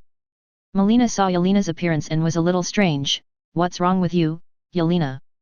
"Melina, I want to find Natasha Romanoff." Yelena hesitated for a while and then said, and then added a name, an Alexei. "I think you should do the same." Melina laughed. She knew that Yelena could not forget the mission period. In fact, she did not forget it either. As a result, she developed feelings for Natasha Romanoff and Yelena. As for Alexei, she did not have a deep relationship with him. Alexei did have feelings, but most of them were father-daughter feelings for Natasha Romanoff and Yelena. It was a pity that Melina, Natasha Romanoff and Yelena once relied on him. Unfortunately, this super soldier and super warrior who once matched Steve Rogers abandoned them in the face of the mission. Let them return to the world of hell again. If there was anyone who could free them from the Red Room at that time, it was only him, but Alexei watched them being dragged back to hell again in order to be loyal to the country. It was also at that time that Melina had completely forgotten Alexei. Otherwise, she would not have watched Alexei do nothing in prison over the years. Only Yelena was still young at that time. She lost her parents and family when she was young, which made her obsessed with the short time and even addicted to it. Yelena now probably figured it out and had a new belief. From the supplementary words just now, Melina knew that it was just the last cut of the little girl. Do what you want to do. As long as it does not violate the will of the God King, all of us will support you. Melina reached out and touched the little girl's hair, smiling gently. This is why she is now completely submissive and loyal to Leon. Not only did the other party change the fate of all of them, but to some extent, she can also feel Leon's care and respect for all of them. As long as they are willing, everyone will help. This is not just a belief connecting everyone, but more like a huge and interconnected family. Yet. Yelena nodded. Now her feelings for Alexei are gradually fading, but Natasha Romanoff is different. She has a deep affection for Natasha Romanoff, her sister. The two spend the most time together and sleep in the same room and bed, which makes her feel the family affection all the time. Deep down, she thought of Natasha Romanoff as her sister, and she also had some resentment. Why did her sister run away without saving her? Were the words she had said before false? Definitely, she didn't have too much resentment. After all, she didn't stay in the Red House for too long. Young Black Widows were more about learning rather than physical training. Their torture was not as severe as that of Black Widows after their teens. Those people were really miserable. Yelena stayed with Melina at home for a day and talked a lot. Melina also explained some knowledge about the microcosm to Yelena. A peaceful and warm day passed just like that. The next day, Yelena left and went to a place called Columbia County in Lake City, Florida, USA. In a slightly remote neighborhood in Columbia County, Natasha Romanoff led an elite surveillance team in a house. Natasha Romanoff was wearing a white long-sleeved lining and a black jacket. Her burgundy short hair matched her good figure and appearance and was extremely attractive. At the age of 19, she had an advantage that other women could not match, that is, charm. But now, she was standing on the edge of the windowsill, holding a telescope and looking at the room on the second floor of a homestay across the street through the window of the Kang Soo-Tukang building. 10 figures could be seen packing up and preparing to leave. Number FL plus F equals. She immediately picked up the intercom and said, "Everyone pay attention, the target is ready to leave. Monitoring point number 1 is in place. Monitoring point number 2 is in place. Monitoring point number 3 is in place. Don't get close, the target is now on the run and is very alert." Understood. Seeing the ordinary man in a grey shirt and black pants carrying a backpack and leaving the B&B, and taking a taxi, Natasha Romanoff immediately went downstairs and got on a commercial vehicle and left slowly. At this moment, AS.H.I.E.L.D. phone in Natasha Romanoff's arms rang. She raised her eyebrows and picked up the phone. A deep voice came from the other end, "Natasha Romanoff. Director. A large number of armed forces from the military are rushing to you and will arrive in half an hour." "So fast?" Natasha Romanoff muttered and then said, "Sir, we need to change the direction of the mission." "Yes, I need you to take him away as soon as possible." "Sir, this mission cannot be successful in half an hour. The other party is very vigilant, and once he transforms into a monster like that, I don't think I can still survive." Natasha Romanoff's meaning was very clear, that is, she refused this mission. She could complete any impossible mission, but this time, she didn't want to die. The other party was like a powder keg on the way to escape, and could explode at any time. She was afraid that the monster that could withstand armor-piercing bullets without any damage would die in one encounter. If this is your choice. Nick Fury's attitude was not tough, and he also knew that his idea was somewhat dangerous. But because of this sentence, Natasha Romanoff hesitated. After thinking for a while, she said, I can try, but if the other party is tough, I will leave. Okay. After hanging up the phone, Natasha Romanoff took a deep breath and picked up the walkie-talkie. Where is the target? Surveillance point number 1, Flantalin Restaurant, sir. Got it, prepare the mission direction, and be ready to cover my evacuation at any time. Understood, sir. After Natasha Romanoff informed the driver of the commercial vehicle of the destination, she checked her belongings and threw all the weapons she was carrying aside. Calmed down her nervous heart. This time, she was not facing those bullets and men, but a terrible monster. Soon, the business car arrived at the destination. Natasha Romanoff opened the door. A cold wind blew past, making her feel a little cold. She stretched out her hand to smooth her collar and walked towards the Flandrin restaurant on the street.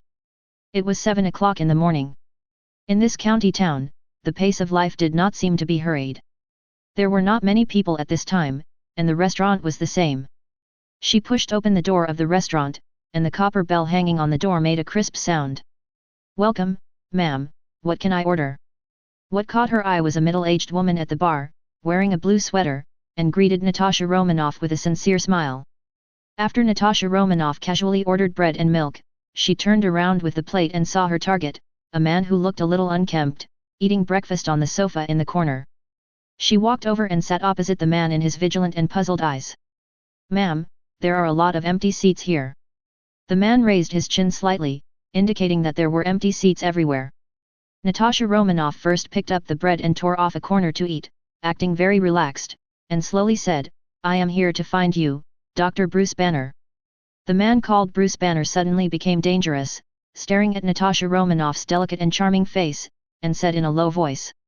I don't care who you are, but I don't want to hurt anyone, so please leave, ma'am.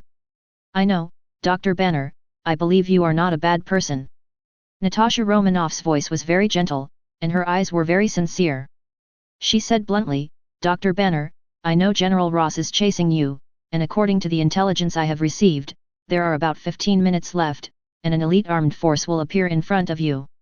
We have been paying attention to you, but we have not disturbed you. Who are you? Bruce Banner put down the fork in his hand, clenched his fists and placed them on the table. He could feel his pulse speeding up. S.H.I.E.L.D. Doctor, we have no ill intentions. I really hope to communicate with you calmly, but I can't do it. I don't have the initiative, so, ma'am, please leave now, and I should leave too. Bruce Banner knew that the mutated monster in his body was already stirring as his emotions changed. Bruce Banner didn't want to hurt anyone, he stood up and planned to leave. Suppress that damn feeling. But before they took 2 steps, Natasha Romanoff's voice came into their ears, Dr. Banner, do you want to keep running like this? Don't you want to solve your physical problems? S.H.I.E.L.D. can help you. Now you just need to be calm and leave with us. You know how terrible he is, and we can't hurt you. Bruce Banner turned and looked at Natasha Romanoff, and he smiled bitterly, do you know how dangerous this is? I once tried to control that feeling, but he was able to break through me again and again. Then let's make a bet. I know that Dr. Banner is a kind person. If you don't want us to die, stay calm enough. Okay. Dr. Banner hesitated for a moment. He really wanted to solve his physical problems. This might be an opportunity, so he suppressed his gradually irritable emotions and nodded in agreement. Under the leadership of Natasha Romanoff, Bruce Banner got on the commercial vehicle and drove quickly out of the county town. Under the cover of the elite agents of S.H.I.E.L.D., even the soldiers belonging to Ross who were chasing them didn't notice. It seemed that everything was going in a good direction. But sometimes, things don't go so smoothly. In the back seat of the business car, Natasha Romanoff has been paying attention to the man next to her since she got in the car. At first, it was fine, but after leaving the county road, she found that Bruce Banner's mood was a little wrong. His breath became rapid, and he lowered his head as if he was forcibly suppressing it. A dangerous breath continued to spread from his body. No, no, I need to calm down, this is my chance, I must not lose control, calm down. Bruce Banner panted quickly, kept muttering, and his eyes turned green from time to time with his head down. But his emotions fluctuated more and more. It made him feel very uncomfortable, very uncomfortable.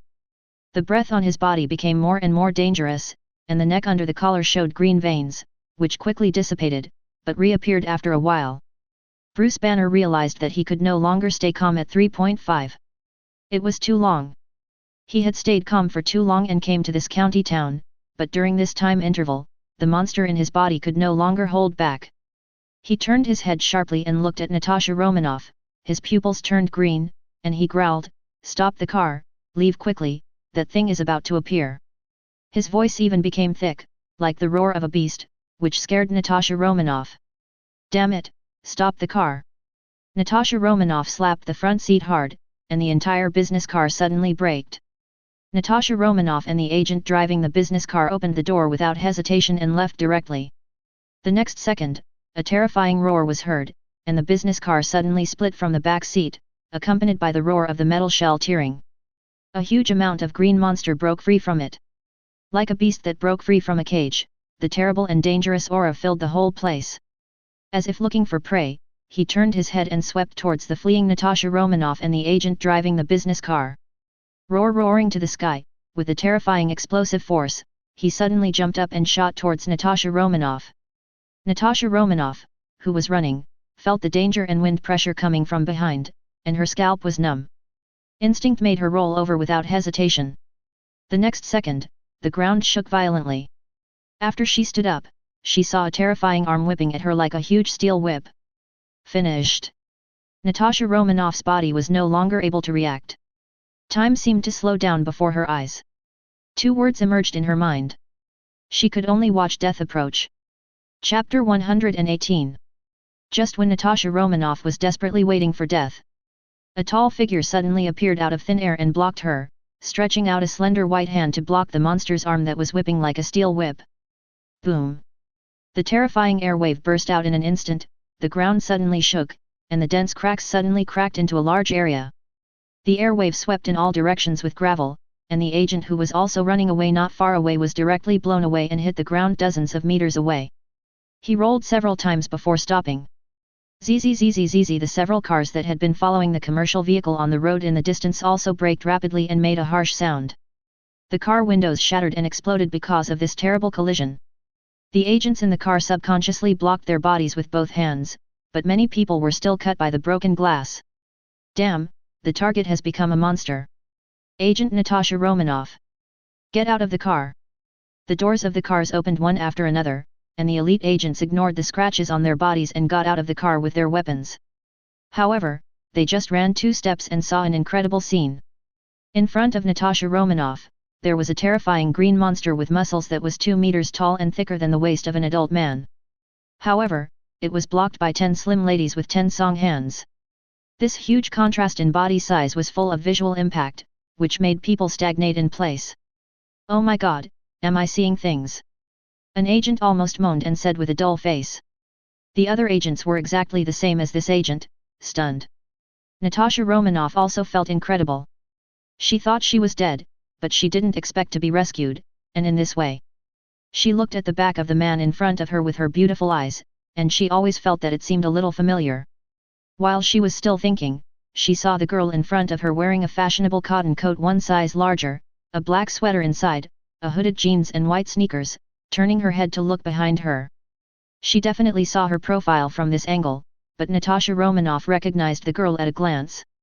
Hulk Phoenix Ultimate Combat Method, Phoenix Magic Fist. Everything seemed to make the girl shrouded in a layer of mist, so mysterious. Why did the little girl who was once regarded as a sister appear in front of him, and why did she have such terrible power? Obviously, the green monster didn't want to be treated as a child. Yelena's slightly childish voice was transmitted to everyone's ears. From the outside perspective, the monster's body suddenly stiffened in place, motionless, with a dull look in his eyes, as if he was asleep. She had never thought that Yelena would appear in front of her, and in such a way that was almost like a savior. Her heart was trembling, and she shouted in disbelief, "Yelena! Hey, Natasha Romanoff, my dear sister, it seems that your condition is not very good. Well, this big guy is a bit strong. What has Yelena experienced in all these years?" The collision of this terrible force was unbelievable. "Is this girl a telepath? Good boy." Yelena released the monster's wrist with her left hand, patted it with satisfaction, and turned to look at Natasha Romanoff with a bright smile. Roaring a name, and then waving another fist to hit Yelena, Yelena still grabbed the monster's wrist with her left hand, stretched out her right hand fingers, aimed at the monster, and the fingertips bloomed with golden light. The world in front of him was upside down, and his spiritual world and consciousness became chaotic under the invasion of this power. "Hey, big guy, can you please be a little bit better? I'm chatting with my sister." The group of agents who had just stood up secretly complained in their hearts, "Do you want to listen to what you are saying? You are just like an adult teaching a child. And you almost killed my sister, it seems I have to teach you a lesson." What made Natasha Romanoff even more unbelievable was that Yelena did not retreat a step under this terrible punch, but stood up against the punch that was enough to smash everything. "Roar, Yelena!" Natasha Romanoff pursed her lips. The monster decided to crush the two female bipeds. Natasha Romanoff felt like she was dreaming. All the weeds and branches along the way were blown away, and the trees and forests in the distance were bent by the air wave. Boom! Natasha Romanoff and the agents were horrified. What kind of method is this? Psychic power? The terrifying energy suddenly burst out, and in the perspective of the green monster, all the scenes in front of the little thing immediately changed, twisted, and became chaotic. In a trance, it seemed that a phoenix burning with flames was spreading its wings and soaring, making a sacred cry. The green monster was very angry, or rather, he had been angry since he was born. Besides being angry out of instinct, he was even more angry that someone in front of him had blocked his attack, and was so relaxed, as if he didn't take him seriously. Natasha Romanoff's eyes became a little complicated. Yelena didn't know Natasha. What did Romanoff think? She was a little unhappy now. She exerted a little force on her seemingly slender arms, and her left palm went from blocking the monster's fist to grabbing the opponent's wrist. The angle of force was tilted. The green monster kept roaring and struggling angrily, but he couldn't get away at all. But with the girl's relaxed and cheerful voice, she completely dispelled this idea. So he retracted his arms, clenched his fists and suddenly smashed towards Yelena, with terrible force. The sound of sonic booms was heard in the air, and the huge wind pressure almost blew off the hood on Yelena's head. Yelena was not happy when her sister's conversation was interrupted. She turned her head, and the fist was less than 30 centimeters away from her pretty face, but her left hand was ahead of her, and she raised her slender palm to block it. Boom! It was like thunder exploding, and more terrifying air waves burst out between fists and palms. The surging air waves raged in all directions, and the earth shook wildly like a major earthquake. In the distance, the agents almost lost their balance. But before she could finish her words, she was interrupted by an angry roar. "Yelena, why are you here? And Natasha Romanoff suddenly felt like she couldn't speak anymore. Chapter 119. Wow, seeing you look so surprised, you don't look like the Natasha Romanoff I know at all. Seeing Natasha Romanoff's complex expression of surprise, confusion, and doubt, she couldn't help but feel happy. What's wrong with him? Natasha Romanoff glanced at the big green monster, and saw that the other party's eyes were dull, and she breathed a sigh of relief and said in confusion. It's okay, he was hit by the Phoenix magic fist, let him make trouble in the spiritual world. Yelena explained casually, then walked in front of Natasha Romanoff, looked left and right, sniffed with her little nose, and then said with disgust, Hey, you haven't taken a shower for a few days, it's all true. Damn, I'm on a mission. Natasha Romanoff's top spy's psychological and expression management completely failed in front of her sister, and she whispered in shame and anger. Haha, okay. Yelena likes to see Natasha Romanoff's defenses break, it's so fun.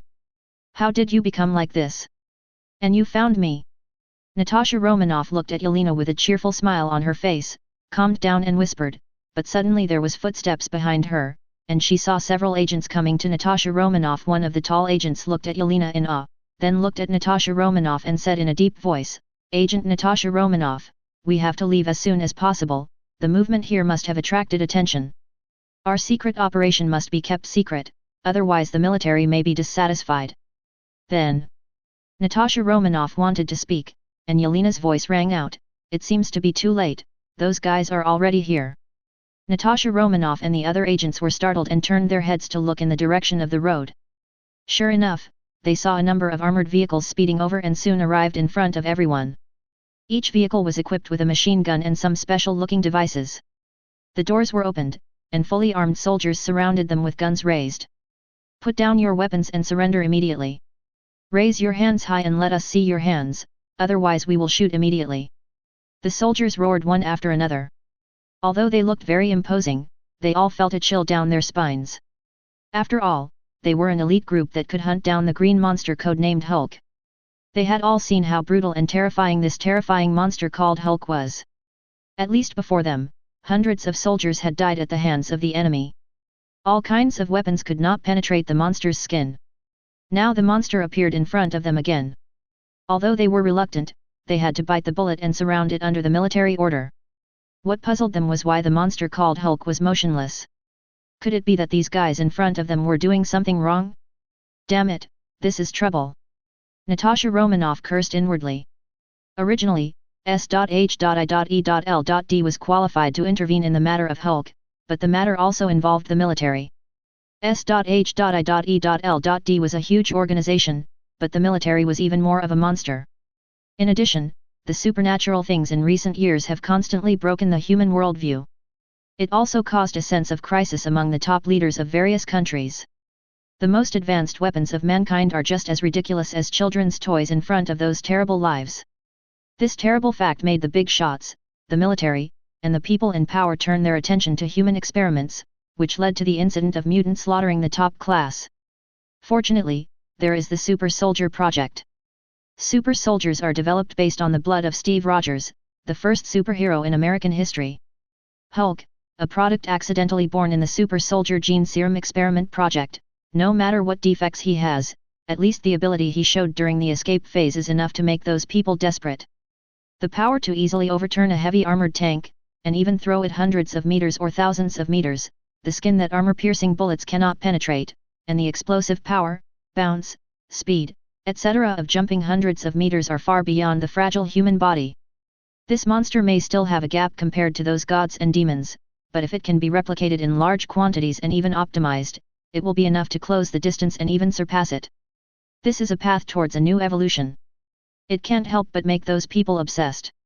It can be said that Hulk is the center of attention of various interest groups. Even SHIELD cannot eat it alone, otherwise the consequence will be the pressure from all parties. Natasha Romanoff is sensitive enough about politics and the psychology of the top leaders of all parties. This is troublesome. Natasha Romanoff feels very tricky. Yelena, who was watching the show, noticed Natasha Romanoff's troubles. She turned her beautiful eyes, ignored the dark and empty muzzles of the soldiers, walked behind Natasha Romanoff, supported Natasha Romanoff's shoulders with her elbows, and whispered in her ear jokingly, "You seem to be very troubled, my dear sister Natasha Romanoff. Do you need help? Damn it, I told you not to move, can't you hear me? Girl, I order you to kneel down immediately and hold your head with your hands." Yelena's carefree appearance surrounded by soldiers angered them. The leading soldier raised his gun and stepped forward to yell at Yelena, his voice full of murderous intent. However, his actions undoubtedly angered Yelena. This damned American soldier not only interrupted her fun of teasing her sister Natasha Romanoff, but also dared to make her kneel down? Since entering the port of Madripoor and starting training, she has known many people who can make her kneel down, but they definitely do not include people, or Americans. You know, she has the blood of the big hair in her bones. A breath of horror that is unimaginable spread from her, and Natasha Romanoff, who was closest to her, was stiff and sweating on her back. The other agents who raised their hands were looking at the soldier with a look of "You are really brave," and their hearts were full of sympathy. They saw with their own eyes how this beautiful girl subdued the monster. Compared to the huge amounts of monster, this girl is more terrifying. Okay, you, a soldier, actually want the other party to kneel down and hold her head with both hands? Sure enough. Yelena leaned on Natasha on Romanoff's shoulder, the little head tilted slightly, and the eyes seemed to be burning with flames, piercing the soldier in front of him. The latter's footsteps suddenly stopped, his body was extremely stiff, and then his face was distorted, and a shocking scream came from his mouth. He suddenly seemed to ignite on his own, and the red flames burned from the inside of his body to the outside. In the flames, he not only suffered the pain of burning on the body, but also from mental torture. Yelena, no. Natasha Romanoff spoke subconsciously. But the other bursts of laughter interrupted her words. It was those soldiers who saw that their superiors suddenly encountered such a change, which made all the soldiers immediately think that there was danger. Without hesitation, they pulled the trigger. Damn it, under attack, fire immediately, fire immediately. Everyone, open fire and destroy the enemy. Bang! Bang! Bang! The black muzzle of the gun kept bursting with fireworks, and dense bullets attacked like a rainstorm, but Yelena just blinked her eyes and saw those dense bullets frozen in front of her. Seeing this horrifying scene, everyone couldn't help but inhale 10 breaths of frozen air. Oh my god, is she a devil? Is she a mutant? The soldiers suddenly felt something was wrong. In fact, their feeling was right. If they hadn't pulled the trigger to attack, Yelena would not bother to do it, but they were just looking for death by scolding and kneeling down to threaten them when they didn't agree with each other. Yelena curved her pink lips. Whoosh! Whoosh! Whoosh! Whoosh! The bullets that were frozen in the air were driven by psychokinesis and flew away. The speed was even faster than the gun firing. The dense bullets instantly penetrated these soldiers. With their screams, all the soldiers were turned into a hornet's nest. The soldiers on the armored vehicles not far away saw the attack and immediately retreated, but they still wanted to use the machine guns and special devices on the roof to attack Yelena. The result is predictable. Before they could launch the attack, the majestic invisible psychokinesis crushed all the armored vehicles and the people inside into a ball. Blood was oozing on the side of the road, which looked terrifying. The agents were so scared that they couldn't help trembling all over. They looked at Yelena with fear. It was another monster, and a monster that was decisive and murderous. Oh my god! Natasha Romanoff covered her forehead with one hand, and her expression was a little bit tense. She felt that her sister had become a devil, with the power of a devil and the cruelty of a devil. But she couldn't blame it yet, because she knew that it was Yelena who saved her and other agents. You're welcome, Natasha Romanoff. Yelena seemed to be completely unaware of anything, lying on Natasha Romanoff's back and chuckled. Natasha Romanoff rolled her eyes, turned around and looked at Yelena from head to toe. Yelena felt uncomfortable with that look, and she folded her arms and looked like something was wrong with her. Hey, I'm only 15. She tried to remind her sister who had dangerous ideas. Natasha Romanoff stretched out her finger and tapped Yelena's forehead, just like when she was a child. She punished Yelena for making mistakes when she was disguised to perform tasks. The latter looked dazed for a moment. I think we should talk about it, Natasha Romanoff said seriously. Yelena pouted her lips and looked indifferent. Natasha Romanoff had no idea about this and the huge amounts of changes in Yelena in her memories. She took out her cell phone and called Fury. Director, I think we are in trouble. In the main hall of the Sanctuary Temple, Leon looked at the two twins kneeling on one knee in front of him. Unexpectedly, he inherited this characteristic. You get up, Pietro, the main reason. Yes, God King. Leon looked at Pietro carefully, and then looked at Wanda. Pietro was able to come to the sanctuary because he also awakened his microcosm. His speed was slower than Wanda's, which showed that he was indeed not as talented as his twin sister Wanda in this aspect. But Wanda's ability was indeed terrifying. Leon thought it was one of the best among all the training substitutes and saints. It was normal that Pietro could not compare. Originally, according to the process, after awakening the microcosm, he went to feel the stars, feel his own guardian constellation, and resonate with the saint cloth of the guardian constellation. But the response he got was the Gemini Gold Saint Cloth. At first, Leon was a little surprised, but he was relieved immediately. This was really the characteristic of the Gemini Gold Saint Cloth. This position has always been generally held by twins. It was also because of this that, as twin brothers and sisters, Leon thought this characteristic was broken. Unexpectedly, he still went back to the starting point, just a little different. Well done, Pietro, work hard. Compared to your sister, your progress is much slower. Leon encouraged Pietro with a gentle tone in his dignity. Pietro immediately became as excited as if he had been injected with chicken blood, and he said loudly in his chest, yes, Pietro will definitely work hard to surpass Wanda. Wanda was unhappy, but she did not lose her temper in front of Leon. Instead, She glanced at Pietro with a murderous intent in her eyes. She was thinking about teaching Pietro a good lesson after leaving the temple, so that he would give up the delusion of surpassing her.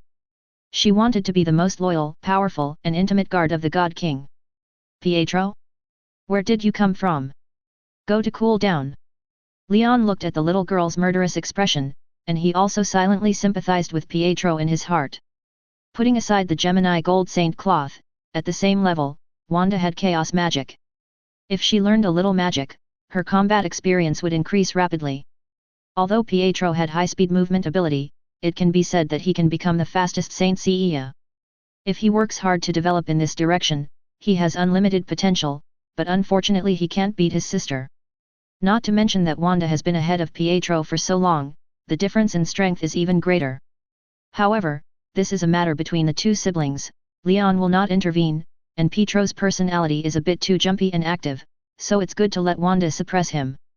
Since you have all awakened your little universe, then keep working hard. I look forward to your future. Also, it's time to resolve your inner obsession and don't let it become an obstacle to your growth. As soon as these words came out, Pietro and Wanda's eyes suddenly showed a terrible murderous intent, a real murderous intent. Chapter 120. In the U.S. military base.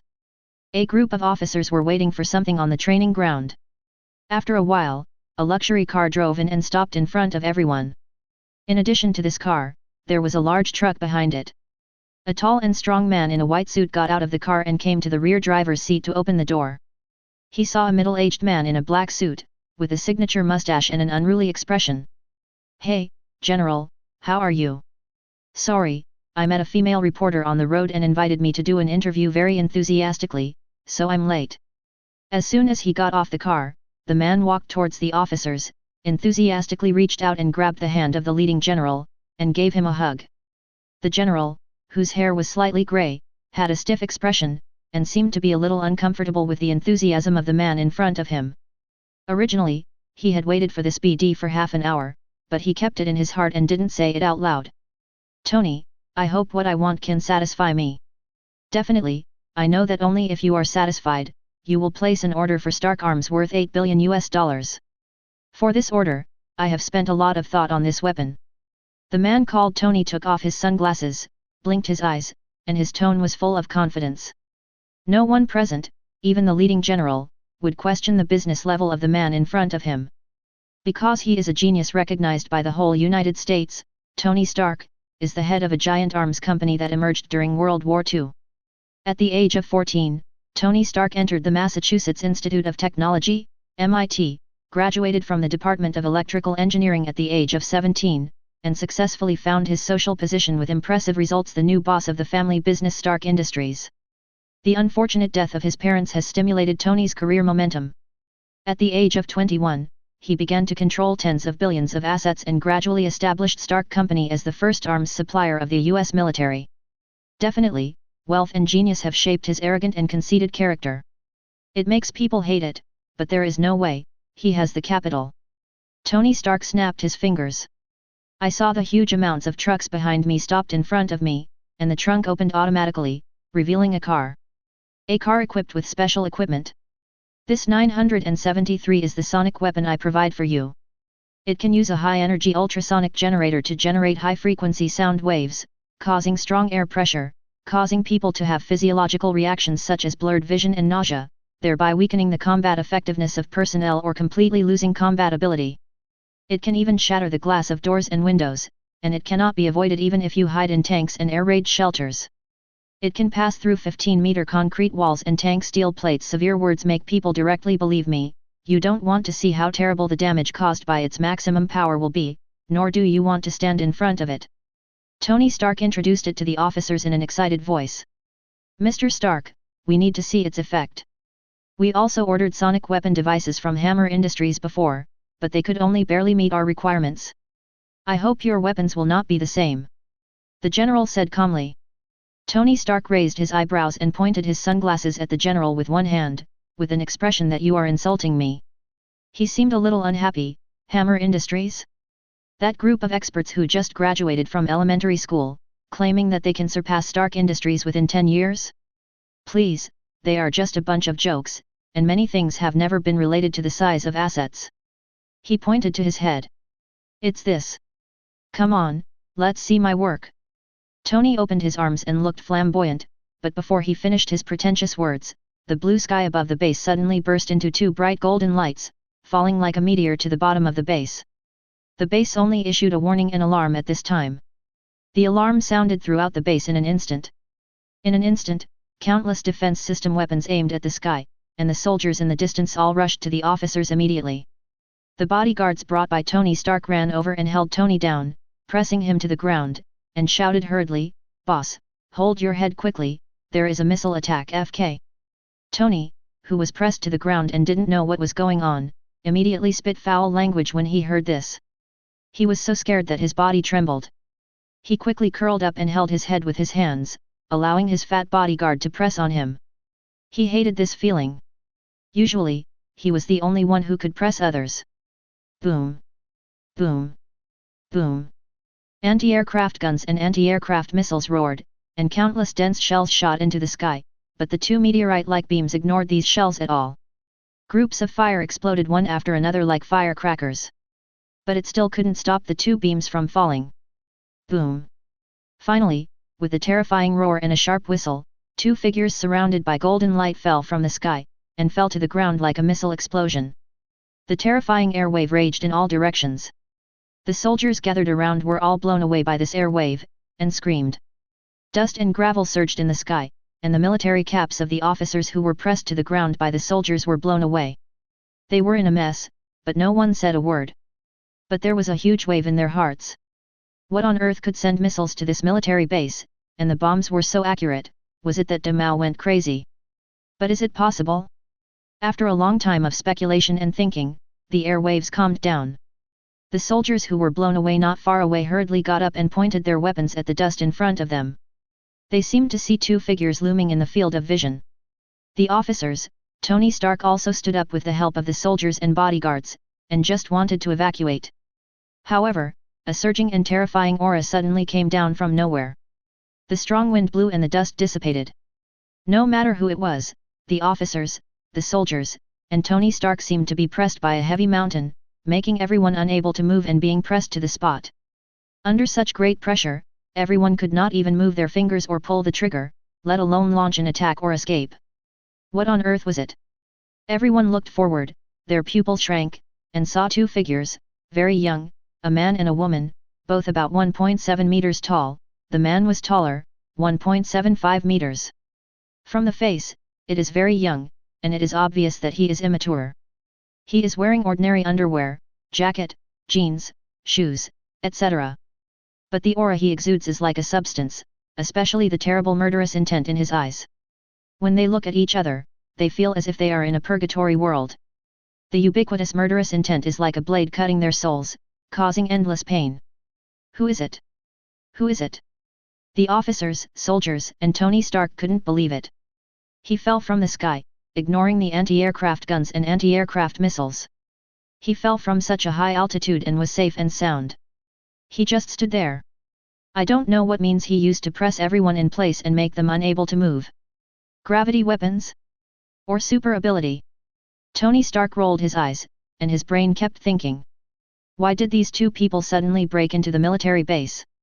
Or did he come here for him? Tony Stark is not stupid at all, on the contrary, he is very smart. The other party arrived at the right time, just when he arrived at the military base. If you say there is no connection between them, he will never believe it. Damn, this is troublesome. Tony Stark felt bitter. Judging from the ability shown by the other party, there is probably no one in this military base who can stop the two. In the bitterness, everyone's vision suddenly blurred, and then the two figures appeared in front of Tony Stark in the next second. Is it for Stark? The officers suddenly breathed a sigh of relief. Anyway, as long as they are not coming towards them, it's fine. As for whether Tony Stark lives or dies, it doesn't matter to them. Anyway, it's fine as long as they don't die. As for the subsequent impact, General Ross will support it even if the sky falls. What does it have to do with them? Tony Stark was a little numb.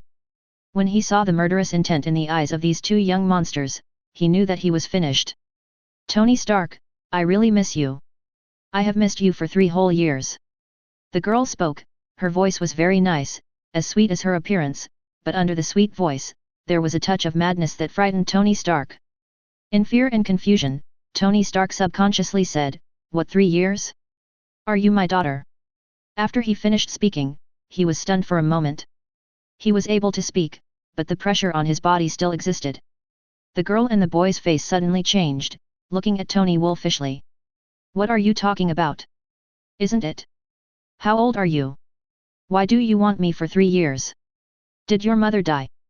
Tony's thoughts were still so jumpy even when he was facing death. In fact, what he thought was normal. After all, 2 young children suddenly came to the door, and they looked like "You failed us." In addition to his unruly private life, he couldn't think of any other reasons. UBD. The boy was angry, and the aura surging from his body became more and more terrifying. The pressure suddenly increased, and everyone's face changed. The already heavy pressure was added a little more. They could even hear the sound of their bones howling.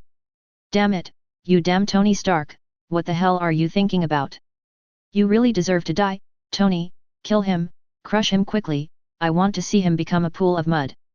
In their hearts, they were madly spraying venom at Tony Stark. They had done evil things, and now they had to bear the anger of the other party together. "Do you want us to be buried together?" Sure enough, these rich guys are not good people. They cursed silently in their hearts. The girl reached out to stop the boy who was about to get angry, and looked seriously at Tony, whose face was flushed because of the sudden increase in pressure. "Do you still remember Sokovia?" "Sokovia? Definitely remember." Tony was honest, and his brain was still thinking frantically. The boy and girl were about 15 or 16 years old, or about 17 or 18 years old, around 1990? But he was only about 20 years old at that time. It seems that he was obedient at that time. This was inherited from his father's playboy character, if he hadn't met his mother. He didn't know how many brothers and sisters he had. It was just that the time was too long ago. Who can remember what happened more than 10 years ago? Tony felt bitter. But there was also the matter of Kosovia. He didn't remember that he had ever met a girl from Kosovia. Was it a misunderstanding? 3 years ago, there was a war in Sokovia. A large number of missiles bombed Kosovia. Countless people died because of this war, and countless children were displaced. "We were one of the twins," the girl said faintly. "Until now, I can still think of the scene of the bombing at home, and I can think of my parents being dragged into the bottom of the bomb crater because of the explosion and buried by the ruins. I can also think of our luck hiding under the bed, watching the signal light of the missile flashing on the ground less than 2 meters away from us. Guess whose name is written on that bomb? Stark Industries." Stark's face turned ugly, and he made an uneasy guess. But he immediately denied it after he finished speaking. "Impossible, Stark Industries' arms have always only been connected with the US military. We only accept orders from the military. Stark's arms cannot appear in Kosovia. Did the US military launch a war against Kosovia?" The officers not far away were confused. What does it mean? They were enjoying themselves, but why did they suddenly have to shoulder a big pot? The leading general quickly refuted, "It can't be the military. The military has never exported wars to other countries." After speaking, he saw the expressions of Tony and other officers looking at him like a fool. He choked up, as if this reason was untenable. As the real power holder of the military, he knew that the United States exported a lot of wars to other countries. It was just a troublemaker. At most, it used public opinion to make its reasons for exporting wars more noble. "Well, okay, but I can guarantee that the military did not launch any open or covered war against Kosovia 3 years ago. There is no interest in that place at all. We cannot launch a war without interest." Chapter 121. He didn't lie about this. Since then, any war needs to maintain interests, and the same is true for modern wars. Why does the United States want to be a troublemaker, exporting wars openly or secretly or supporting agents to start wars? Isn't it just to maintain status and economic hegemony? Kosovia is a small country in Eastern Europe. How could the United States go there to start a war? Although Russia is not doing well now, at least its size is there. If it goes to someone else to fight, then Russia will have an expression. If it really fights, then nuclear bombs will fly all over the sky. The military cannot do such a move that will kill both sides. The girl looked at the general, her eyes gleaming. and the next moment, she said, "Hey, Super Soldier Project? Hulk? Quite interesting. But you didn't lie. Can you read my memory?" The general's face suddenly became ugly. After all, everyone has their own secrets, secrets that they don't want others to know, not to mention that he is a powerful military officer, and he has more secrets than ordinary people. "Yes, General Ross." The girl nodded honestly. General Ross looked at the girl's beautiful big eyes and lost his temper for a while. Why? He felt powerless, angry, and uncomfortable, but there was no way. He had no means of revenge. What's more, his life is in someone else's hands now. Except for the soldiers and officers in this area who have been restricted for such a long time, other armed forces in the base have not made any moves until now. It is obvious that the girl in front of him has used some means. Even if he is stupid, he knows how big the gap between the two sides is. At least it is another freak who can ignore hot weapons. Seeing General Ross speechless and silent, the girl did not make trouble too much, but looked at Tony Stark, who suddenly changed color. The latter shook his head frantically. No, believe me, don't browse my memory, there are many memories that are a little early for you." But obviously, after she finished speaking, the girl's sweet face suddenly turned red. You playboy. But now the intelligence network of Madrid Port has developed too strong in the past few years. There are a lot of top-level people who want to have a good relationship with Madrid Port, even if they want to know the color of the president's underwear. Unfortunately, that is impossible. Don't force me to beat you. Tony is different because he doesn't preside over these things at all. What did you think of? 0*. The consequences can be imagined. Preventing the younger brother from browsing the memories of this playboy, Wanda looked serious and said to Pietro, "He didn't lie, he didn't export any weapons outside the military. He doesn't participate in the management of Stark Industries. What he needs is to develop new weapons every year to win orders from Stark Industries." But if it was the latter, the problem would be serious. As for whether Tony is guilty or not, whether he should be tried, that is a matter for the future. There are only two possibilities: either the military smuggled and sold a batch of missiles, or someone inside Stark Industries smuggled missiles. Although the transaction between General Ross and Tony Stark is confidential, it has not yet reached the level of absolute confidentiality. Naturally, other countries and regions. Haven't this country caused enough deaths in other countries? The military-industrial interest groups earn war profits. If the world is peaceful, the money they earn will be greatly reduced. For this reason, the military-industrial interest complex has been making trouble openly and secretly, and even formed a large number of lobbying groups for politicians and congressmen. Once it is discovered that Stark Industries has exported weapons and equipment without an agreement, the Stark Group will not only face huge fines, but will also be investigated. But Wanda and Pietro don't care at all. At their level, they also know that the God King will not participate too much in the fight between humans. The twins are more concerned about their own revenge now. Should Tony be innocent? The two don't care. "Okay, you are the boss, you have the final say." The boy shuddered in fear, recalling the scene of being beaten by his sister before. The feeling of powerlessness and pain was still fresh in his memory. Tony's abnormality was Wanda noticed it and asked. Facing the girl's oppressive eyes, and the other party could read memories, he knew he had no right to lie. "It's not me. If it's not the military that sold the weapons, then someone in the Stark Group smuggled them. But the only one who can get direct authorization from the weapons department is me." Tony paused and said another name with a complicated expression, "Odeba. He is the executive director and has the highest authority except me." "Odeba." Wanda nodded, then looked at Pietro, and then looked at Tony. Under the latter's uneasy eyes, the two took a step back, and a golden vortex channel suddenly appeared behind them, and the two figures disappeared. "What's wrong?" Wanda and Pietro were also very strong, and they rushed directly to the base. As for the subsequent impact, what impact? If the United States has the courage to hold Madrid Port accountable, then these people are really brave. He suddenly widened his eyes. The boy was a little curious and wanted to read Tony's memory, but the girl glared at him fiercely the next second. "Pietro, you are not allowed to read his memory." He couldn't control the former. After all, the military spent money to buy his arms, and whether they would be fired or sold later, it had nothing to do with him. Although they have a sixth sense and cannot use perception to cover the whole world for the time being. Stark Arms is a national arms group that has signed an agreement directly with the United States. After all, the weapons and equipment they developed are the world's top, and the United States cannot allow them to export these advanced weapons. Yes, yes, yes, I didn't lie, believe me. Tony Stark nodded repeatedly like a chicken pecking at rice, but then frowned. No, why are the missiles of the Stark group now in Sokovia? Pietro awakened his little universe, and with Leon's permission, the twins could not suppress the flame of revenge and came to find Tony Stark. Definitely impossible. He doesn't know where the weapons he developed and the US dollars he earned from the military will eventually go? 0. Yes, the man and woman were the twins Wanda and Pietro. But as one of the vested interests, his sins are indispensable. Chapter 122. This mysterious scene of departure once again stunned everyone. Tony was even more puzzled. Is this some kind of technology? No, is it magic? Or super ability? Before he could continue thinking, he heard a soldier's excited and joyful voice, "Can I move?" At this time, Tony and other officers and soldiers reacted.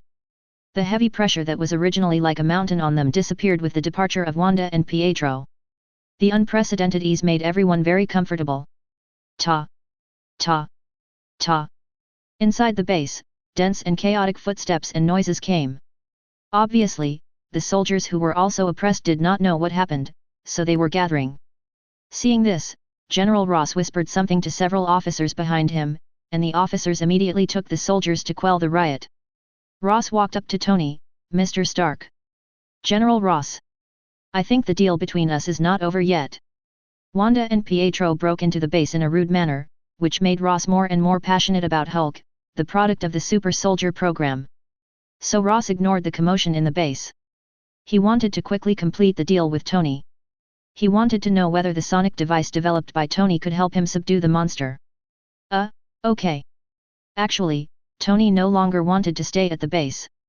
He wanted to return to the Stark group. After all, Odeba's matter gave him a sense of urgency. However, Ross knew that Odeba might have smuggled arms to foreign countries. In order to influence 927 and stop losses, he had to talk to Ross. As for Odeba, Tony had no other choice. He still didn't know the origin of the twins, but the ability and strength they showed were not ordinary people. The two had a successful conversation. Afterwards, Ross felt satisfied with the destructive power and lethality of the sonic weapon. As for Odeba's matter, Ross promised to keep it secret, but Tony would have to bleed. As a powerful general in the military, it would definitely be good to have a good relationship with a genius like Tony. Ross' nickname is General Thunderbolt. He is swift and decisive, but he can sit in his current position. He must be good at handling interpersonal relationships. After the deal was concluded, Tony didn't rush to leave. Instead, he came to the conference room inside the base. There were only him and Tony, and his partner watched the satellite bird's-eye view video and the surveillance video from the base sent from the conference room. Flying at Mach level speed, ignoring anti-aircraft missiles and artillery shells, with this body structure, are they really human? Tony couldn't help but take a breath. The satellite video can easily capture the speed through data analysis, and the explosion of the anti-aircraft missiles in the US military base, plus the impact of the fall and other factors. The twins were not injured, and even their clothes were not damaged at all. If this kind of physical strength is human, Tony can eat the table in the conference room. "Tony, do you remember what the girl said about her experience in Kosovia 3 years ago?" Ross was also shocked, but his eyes widened as if he had thought of something. With Ross's reminder, Tony immediately thought of the key point. He looked at Ross with an incredible expression. "What do you mean?" "Yes, 3 years ago, the twins' family was broken up because of the war in Kosovia. Although we don't know what happened in the following 3 years, it is obvious that they were just ordinary children 3 years ago." Ross nodded and began to analyze. It is also because of 3 years that they have grown to this point now, and therefore they want revenge. What kind of experience do you think can allow 2 children to grow up in 3 years to easily break into a military base in the heart of the United States and crush the entire base without any weapons? The more Ross analyzed, the more shocked he was. 3 years is not more or less. Even for an ordinary citizen, 3 years is only 1/20/30th of a life. But for 2 ordinary people to have such power to crush the US military base, Ross doesn't believe that there is no trick here. 3 years, such power. Tony muttered to himself, and a figure wearing gorgeous and noble armor suddenly appeared in his mind. "Are they from Madrid port?" Tony shouted. Ross could raise this question, so he had already guessed it. He was not surprised that Tony called out Madrid port, but said solemnly, "They are probably the guards trained by that person. Saint Ce Acor." Tony added, his eyes flickering. Tony is not unfamiliar with Madrid port. Although he is a playboy, he has a deep understanding of the impact of Madrid port on the world. He even bought a luxury villa in Madrid port. Tony likes the development of Madrid port. If it were not for the fact that his original base was in the United States, he might be more willing to settle in Madrid port. He likes the environment of Madrid port, which is elegant, calm, and safe. There are many high-end entertainment facilities and projects, and its services are also world-class. Tony spent a lot of money here. In addition to these, the name of the famous God's Guards Corps gradually began to spread, especially the name of Xin warrior was deeply engraved in everyone's mind. The figure wearing the noble and gorgeous golden saint clothes seemed to gather the sacred light and contain a majestic power. Although the saints rarely show their strength in the world, no one will doubt that it would be strange if they were weaker to become the Guards Corps of God. Guards Corps, saints, they are not wearing saint clothes, maybe we are not worthy, or this revenge is just a private action. Ross frowned. It's really troublesome. If it's the saints, it involves Madrid port, and I can't participate. Tony said helplessly. He is the world's top rich man and genius. His life is envied by countless people. He is a real top class. But in Madrid port, in front of that god, he is just a slightly richer ant. Killing him is no different from killing an ordinary person. Now I remember that Kosovia also belongs to Madripo, so there must be a connection. Ross crossed his arms and thought. Tony figured it out. Why bother thinking about it? It has nothing to do with him anyway. He was able to survive because the twins were kind enough. If he had the same experience, anyone involved in it would have been killed. After all, how good is his reputation as an arms dealer? Just when Tony was bored and wanted to leave, Ross's phone rang. Ross picked up the phone casually. The news from the other end of the phone made him angry. What did you say? I know. General, I'm leaving first. Seeing Ross's angry look, Tony also knew how to run away. Ross didn't stop him. After Tony left, Zero's face was gloomy and he gritted his teeth. S.H.I.E.L.D. Nick Fury, you're good. I'm not well. Yelena said unhappily on the park bench, looking at the leaves falling not far away. Still dressed as before, Natasha Romanoff changed into a coat and sweater. After all, the temperature has not risen completely. If she is not on a mission, she doesn't want to get sick by wearing too little.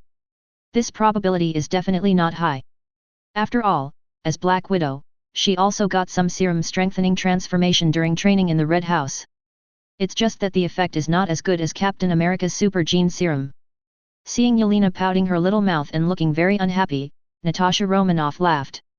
She knew that Yelena was just acting like a spoiled child. It can also be seen from the side that Yelena has not suffered too much impact in the years after her defection. This made her feel a lot better about her guilt. Alas, I thought Drakev had been killed in the Budapest mission, but I didn't expect that he was not dead and the Red House still exists. If Yelena hadn't said it, Natasha Romanoff wouldn't have known that after she defected to S.H.I.E.L.D., the first thing she and Hawkeye Barton did was to kill Drakev. The mission that was originally thought to be completed was actually a failure. He and Hawkeye Barton found Drakev in Budapest and placed a bomb. The explosion should be enough to kill Drakev. According to her idea, Drakev, the leader of the Red House, was dead, and the hellish existence of the Red House should also be disbanded. Or it might be incorporated into other organizations of the Big Russia. Natasha Romanoff escaped from hell, and she also tried to find Yelena and Melina, but there was no news about the two.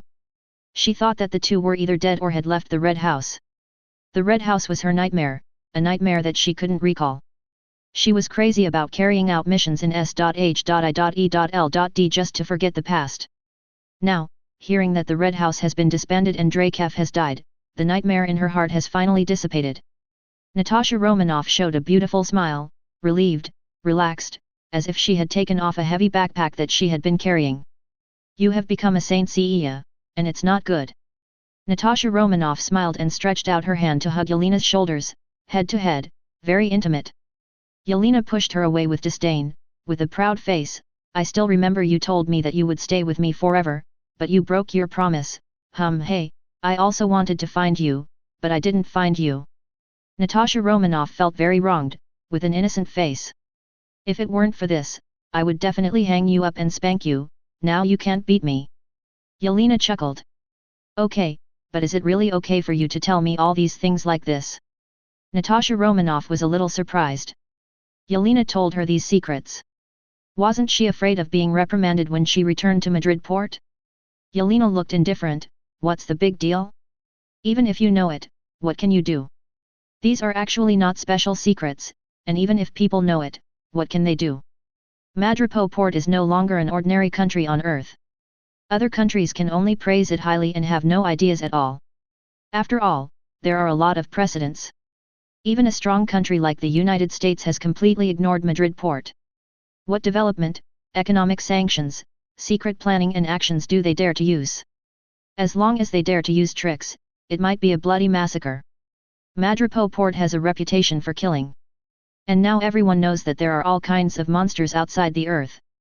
The brief appearance of the big snake has brought great panic to the whole world, which means that there are monsters that can threaten to exterminate all mankind. In this case, who can fight against these monsters? Leon, the Saints are their trump cards. They still hope that Leon and the Saints can protect humans and themselves when the Earth faces those monster invasions. How dare they have any small thoughts? Well, okay, you are right. Natasha Romanoff smiled bitterly, her concept still did not change, but she was also happy for Yelena in her heart, and definitely a little envious. Yelena's former sister, now also became a saint, with the power to easily destroy the country. Fate is so wonderful. Are you really not interested in that Hulk? That big green guy? He seems to be a little interesting, but I have reported to Lady Ophelia that we are not interested in this big guy. Yelena to Queque. The big guy is quite strong, but what is Madripoor Harbor going to do? Even if it is research, she has already drawn a few tubes of blood and thrown them to the Ministry of Science and Technology. Let the Ministry of Science and Technology study it when the time comes. She has no interest in this aspect. Natasha Romanoff nodded and glanced at the agent waiting on the side of the road in the distance. She knew she had to leave, so she stood up. Yelena, I have to leave. I am very happy to see you again. I will look for you and Melina when I have a holiday in the future. She hugged Yelena and whispered in her ear, thank you for bringing an important memory to my world. Yelena hugged Natasha Romanoff and was silent. Chapter 123. Leon was not in the sanctuary. Instead, he came to the Southeast Asian training base, which, like the Icelandic base, was used to train saints. However, there were many Asian faces. Leon did not care about race, black, white, Asian, etc. As long as they were loyal enough to him, he would not discriminate against them. There were many races in Madrid, but there was never discrimination. Unlike the ruling class of ordinary countries, they may distinguish between their own races and foreign races in order to maintain some interests or political purposes, and they will also intensify the contradictions between local and foreign races and immigrants through certain political purposes. That's why racial discrimination occurred, especially in the United States. But this problem does not exist in Madrid. Because there is actually only one real ruling class in Madrid, that is Leon, and Leon's ruling philosophy is theocracy. The people under his command are all believers who believe in the power of the only true God. Since they are all believers, there will be no racial differences, distinctions, discriminations, etc. between believers, and they will be very harmonious. However, there will inevitably be some minor frictions between group life, and these minor frictions will not intensify racial conflicts at all. This is also a great benefit of theocracy. Anyway, in the future, races are not just skin color, but different races between different races, which are different in the literal sense, will be transformed and ruled by him. These are all later stories.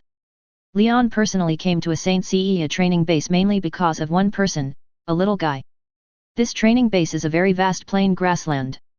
Although it is a plain grassland, it seems very natural and the training environment is very good. There are also many very harsh environments here, such as extreme weather differences. To deal with these, the training base has specially created places suitable for training.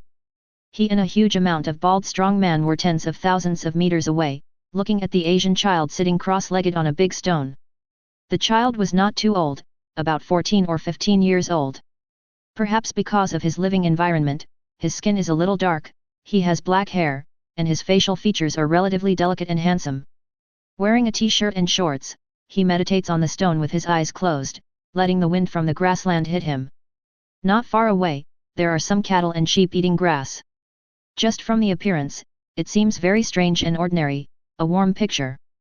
But from the perspective of Leon and the bald strong instructor beside him, you can see that the child exudes a kind of charm, that is the ultimate peace, with a curve at the corner of his mouth, as if he goes with the flow, puts down his worries, and can face everything calmly, dignified and generous. Full of zen. God King, his name is Basang, he lost his father and mother when he was very young, and lived with his grandfather. His grandfather didn't last long and died. When I first saw him, I felt that he was very strange. The bald instructor's expression was a little moved, as if he was recalling the first time he saw the boy, with a sense of wonder.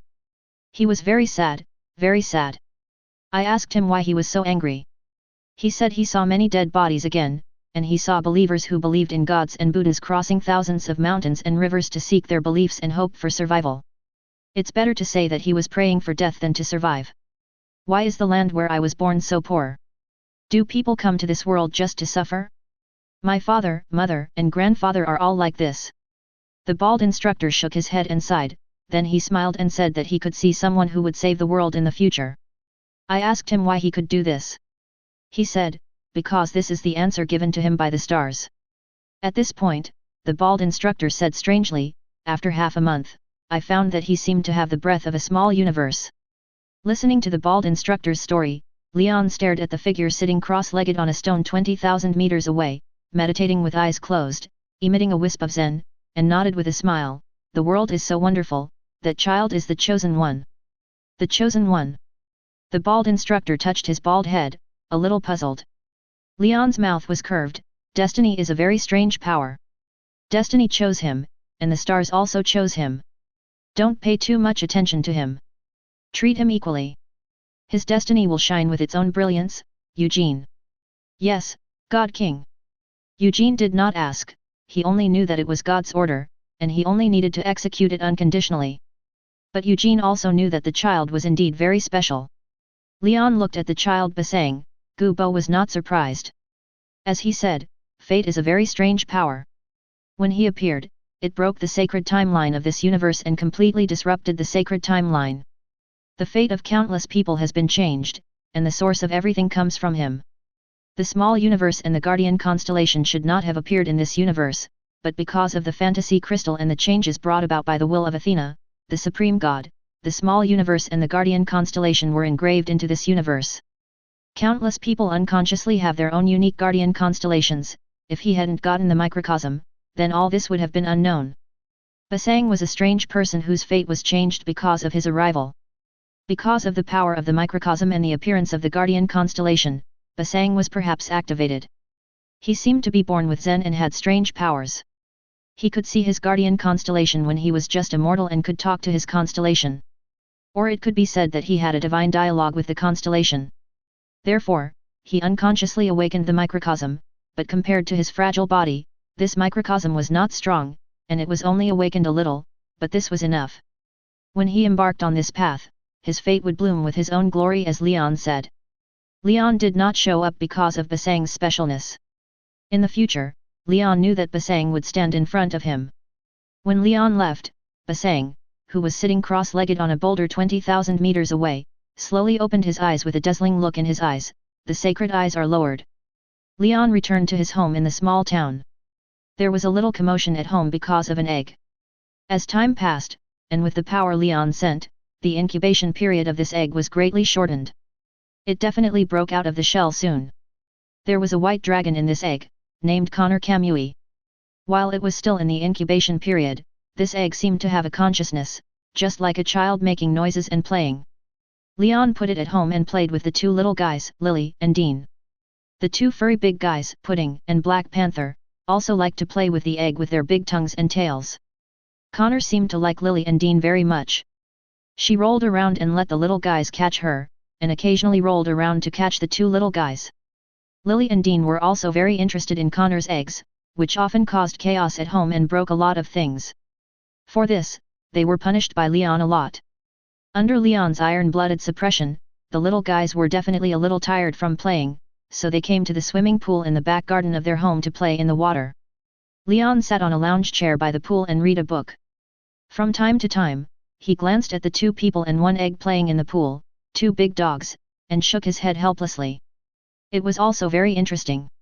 However, Leon was very interesting, but Thor and Loki were a little confused. In Helheim, Thor finally found Loki, but when he found him, Loki was besieged by a group of monsters from the Undead Legion. Thor and Loki are not stupid enough to continue to entangle with the undead monsters. Thor doesn't want to be able to survive only in the form of souls in the future, or he still has many lovers waiting for him. Loki was besieged while casting magic and running away in a panic. So they fought and ran all the way, and they were in a mess. Wow, you are really the bravest warrior in Asgard. Loki praised first, making Thor smile, but then the next sentence made Thor's expression fall. But do you think the two of us can defeat the goddess of death in our current state? Okay, we steal it, but where is the night sky sword? To cross two worlds, is there any other way besides Bifrost? Loki rolled his eyes, then turned and looked into the depths of the twisted forest in front of him, his eyes a little uneasy. Thor, we have to know that this is Helheim. The woman who took out our souls and exiled them here must have bad intentions. Loki didn't care and pointed to the depths of the twisted forest. Fortunately, it's just ahead, but according to the memory of the undead monster, there are more powerful monsters here. We need to pass through here and reach the end, where is the castle where the goddess of death lives, and the night sky sword may be placed there. That is the army of dead souls summoned by Hela through divine power. They have the characteristics of immortality. Thor can summon lightning to burn the undead army to ashes on the spot, but these monsters will automatically revive after a while. Facing the undead army, Thor held Mjolnir, controlled the power of the storm, summoned thunder, and cooperated with Loki to quickly kill the undead army. This so-called killing is definitely just a nice way of saying it. Why is the undead army called the undead army? A god who holds the power of death. Guess whether we will be torn into pieces in front of her or become part of the undead army. 17 Helheim is the kingdom of kings. There is no news about Heimdall until now. We may not be able to rely on him. We have to find a way to leave by ourselves. After Thor and Loki came to this forest, they unexpectedly found that the undead army that had been chasing them did not dare to enter this area. Thor decisively changed the subject. So the two of them ran away very simply, but this is Helheim, where can they run to? Loki in the soul state can also cast magic. Faced with Loki's reminder, Thor finally reacted and his expression immediately became serious. There are lives here that those monsters fear. Please use your brain, okay? Thor nodded and waved his hammer. So, we still have to find a way to defeat the goddess of death and snatch the night sky sword. If Thor hadn't rescued him in time, Loki didn't know whether he would be eaten alive by this damn ugly undead legion. Thor, have you ever thought about why those monsters dare not step into this forest? If the body is destroyed, then the two brothers will have to survive in the form of souls in the future. But Loki smiled. I have thought about this problem a long time ago, my dear brother. I caught an undead army before. Through the memory of that monster, I know that Helheim is ruled by the goddess of death, and the goddess of death has a night sky sword. Thor was very happy at first, waving Mjolnir and shouting at the undead army that did not dare to approach in the distance, come on, you damn monsters, come here. After heavy pursuit and interception, they finally came to a twisted forest. Under the fog, the gloomy twisted forest can see the twisted branches through the fog. The timid people will faint on the spot if they take a look. Only powerful life will automatically form a territory of its own. Yes, we have to leave here and return to Asgard as soon as possible. Thor is full of worries about Asgard, and also worried about his and Loki's bodies. And the future king of Asgard, the son of the king of God Odin, is only a soul. If this is said out, he will be ridiculed and tarnish the glory of Asgard. As the first magician of the 9 realms in the future, Loki's current magic attainments are not to say how powerful, but at least they are not weak, but his magic is a bit difficult to kill the undead legion summoned by Hela in terms of destructive power. But Loki grabbed his arrogant and stupid brother. Facing Thor's puzzled eyes, Loki helplessly covered his forehead with one hand. The sword has incredible power. Maybe we can leave here with it. Night sky sword. This is the kingdom of kings, we must be careful. Thor frowned. 310 Wow, congratulations on learning to use your brain, my dear brother. Chapter 124. Asgard people are fearless. Thor twisted his neck, his eyes full of fighting spirit. Loki also nodded, but he only had a vague guess in his heart. Why did the woman who broke into Asgard and extracted their souls exile them to Helheim? And the ruler of Helheim is called the goddess of death, is there any connection between them? He vaguely felt that the woman might be the goddess of death.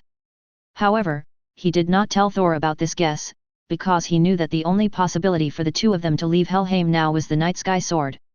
Regardless of whether the woman was the goddess of death, they had no choice. So Loki followed Thor and finally chose to break into the Twisted Forest. As expected, as the two guessed, the Twisted Forest was full of terrible monsters and murderous intentions. Hidden in the fog and in every corner of the deep forest, any branch or tree could be a disguise of a terrible monster. The brothers Thor and Loki maximized their senses and stepped into the forest carefully to face the enemies and monsters that could attack from all directions at any time. Thunder roared and explosions continued. Roars, screams, and screams came one after another, like a symphony called killing. The fog could block the senses to the greatest extent. Thor and Loki's vision and senses were greatly restricted, causing them to be cautious every step they took. The battle lasted for a long time. It was unknown how long it had been. It could be 1 day or 2 days. In this twisted forest, there seemed to be no concept of time. Thor kept waving Mjolnir and Loki kept using magic to kill the monsters that attacked them one after another. They were numb after killing them.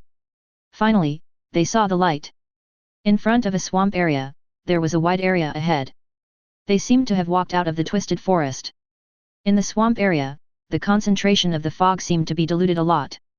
They vaguely saw a castle looming on a mountain at the far end of the wide swamp area. Is that the castle of the goddess of death? Thor, whose eyes were a little numb, bloomed with spirit, and his cold expression was covered with a layer of joy. I think it should be. Loki also smiled, his body became illusory and blurred for a moment, but then became solid again. After fighting again and again, his and Thor's souls were inevitably damaged. It may take a lot of time to recover from this kind of soul damage. But now they have no way out, and they can't care about these things. Thor was very excited, but not anxious. Instead, he was very calm. In this twisted forest where he had fought countless times, it was more like a bloody grinding workshop, allowing them to grow in each battle. This kind of battle was different from the wars he led soldiers and armies in the past. In these wars, he needed to be vigilant against attacking monsters at any time. The fog blocked their perception and sight to the greatest extent. In the early stage, this made them suffer a lot, but they also learned another skill, that is, to be aware of the battle before it happens.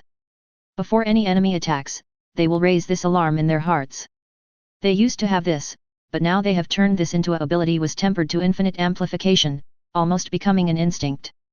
He also abandoned those insignificant actions and became very practical, simple, and direct, because extra actions would reveal flaws and allow those monsters to take advantage of the opportunity to enter. His mind also became more stable. This may be the only good news in Helheim. The two glanced at the castle looming on the top of the mountain at the end of the swamp area, and finally set their sights on the wide swamp area in front of them. The swamp was very calm, and bubbles burst from time to time on the surface. However, they instinctively felt the danger. Thor. Loki looked at Thor. Fighting side by side for so long, the tacit understanding between the two has reached the highest level. One look let Thor know what Loki was thinking. He nodded, bent down and grabbed a huge stone next to him that was 2 or 3 meters high, and lifted it up. Loki's lips moved slightly, and he stretched out his palm to aim at the huge stone that Thor held above his head. The next moment, a green flame suddenly burned, weird and gorgeous. Thor ignored the green flames on the stone. He closed his eyes and silently felt the source of danger. The moment he sensed it, he suddenly opened his eyes, shouted angrily, grabbed the stone and threw it towards the left side more than 1,000 meters ahead. Boom! The huge amounts of stone dragged a long green tail flame and crashed into the swamp, blowing up the mud all over the sky. The originally calm swamp suddenly rolled violently, and a roar that shook the earth came. The next second, the rolling swamps gathered together and gradually formed a huge swamp thing that was 50 or 60 meters high. The mud flowed, and the surface was still burning with green flames. The flames continued to erode the life of the swamp thing. Roar! The angry swamp thing raised its huge arms and smashed towards Thor and Loki. The huge force brought wind pressure and gave an amazing speed. In the blink of an eye, it almost smashed in front of the two. Loki's pale and handsome face did not move at all. Under the strong wind, his green robe and Thor's red coat fluttered. He swung his right hand violently, blocking in front of him. Ouch! A defensive magic shield with mysterious patterns made of golden threads blocked the two of them. Swamp Thing's fist, of Zhao, hit the defensive magic shield. With a boom, a terrifying airwave swept in all directions, and the trees in the twisted forest behind Loki and Thor were uprooted and blown away.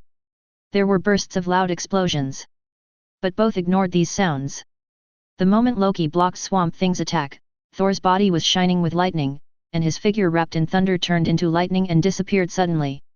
When he appeared again, he had already cut through the air and rushed in front of Swamp Thing. Holding Mjolnir, he shouted angrily and swept away violently, hitting Swamp Thing's head heavily. The latter's head exploded like foam. Boom! Swamp lost his head. Thing's muddy body disintegrated and fell on the swamp, splashing mud pillars. Chapter 125. Boom! Huge amounts of doors were pushed open, making a heavy sound. Thor and Loki walked slowly into the room. When they stepped into the room, they saw green flames burning on the walls of the originally gloomy castle hall, which looked like fuel oil. The view of the hall came into view. Compared with the gloomy Helheim, the castle did not look so scary even under the green flames. On the contrary, one could see the exquisite style of Asgard. The stone pillars, sculptures, walls, etc. were all carved with detailed patterns. Thor and Loki were not too surprised. After all, as gods, the place where they lived could have any style. They had also seen more abstract temples. After carefully scanning the surroundings, the two walked forward on the red carpet, and finally came to the center of the hall. When they saw the throne on the stairs in front of them, their bodies suddenly froze. The good news is that both brothers saw what they were looking for, the night sky sword. The bad news is that the sword was being played with by a familiar figure. The figure sitting on the throne was the woman who had taken their souls out of Asgard and exiled them to Helheim. The goddess of death, Hela. The two brothers are still unclear about Hela's identity, but the fact that she was able to sit in the castle of the goddess of death, the ruler of Helheim, and sit on the throne, holding the night sky sword that represents the power of death, proves that this woman is the goddess of death. Ha! I didn't expect you to actually break into my castle. It seems that you are not as bad as I thought, Thor Odinson, Loki. Odinson. Hela held the night sky sword and looked at the two brothers below with a playful look. She was quite surprised. As a pioneer who had followed Odin to conquer the 9 realms, her ambition, her power, and her past resentment were all attributed to Odin, Thor, and Loki. As for the latter two, she originally looked down on them. She couldn't understand why Thor and Loki were favored by Odin more than herself.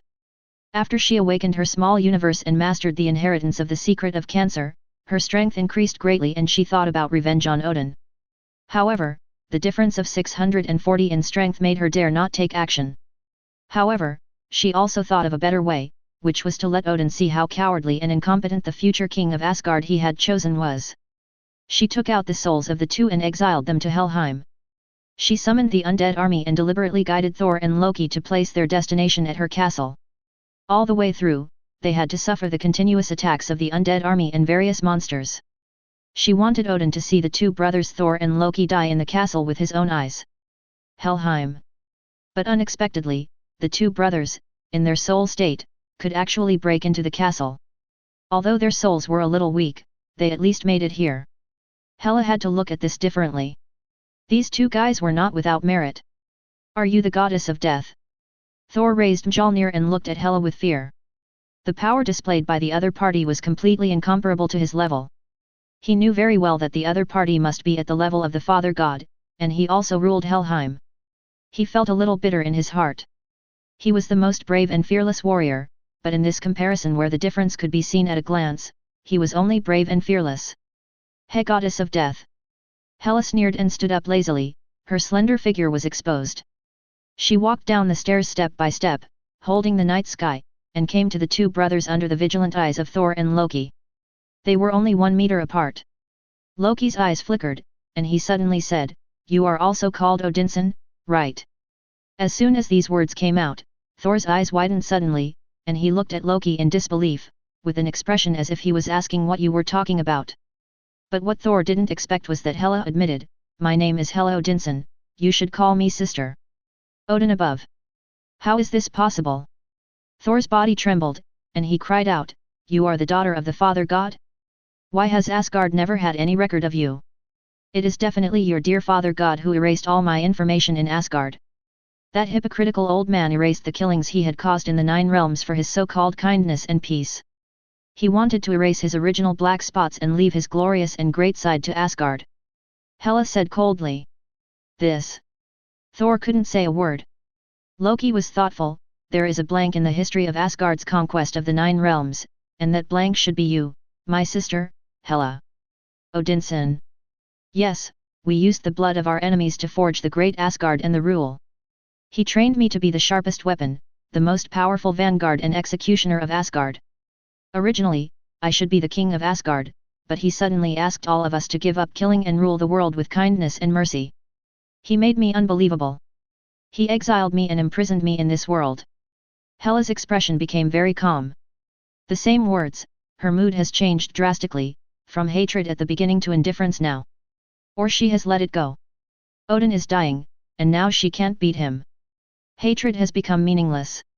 As for Thor and Loki, they broke into here in the test set by the 2 brothers, and they also got her recognition. Leon made her not care about Asgard. She has a higher and broader future. Asgard is no longer in her heart. She can choose not to kill Thor and Loki, but it does not mean that she can't relieve the hatred and anger accumulated in her heart by torturing the 2 brothers. In the name of helping her brother grow up.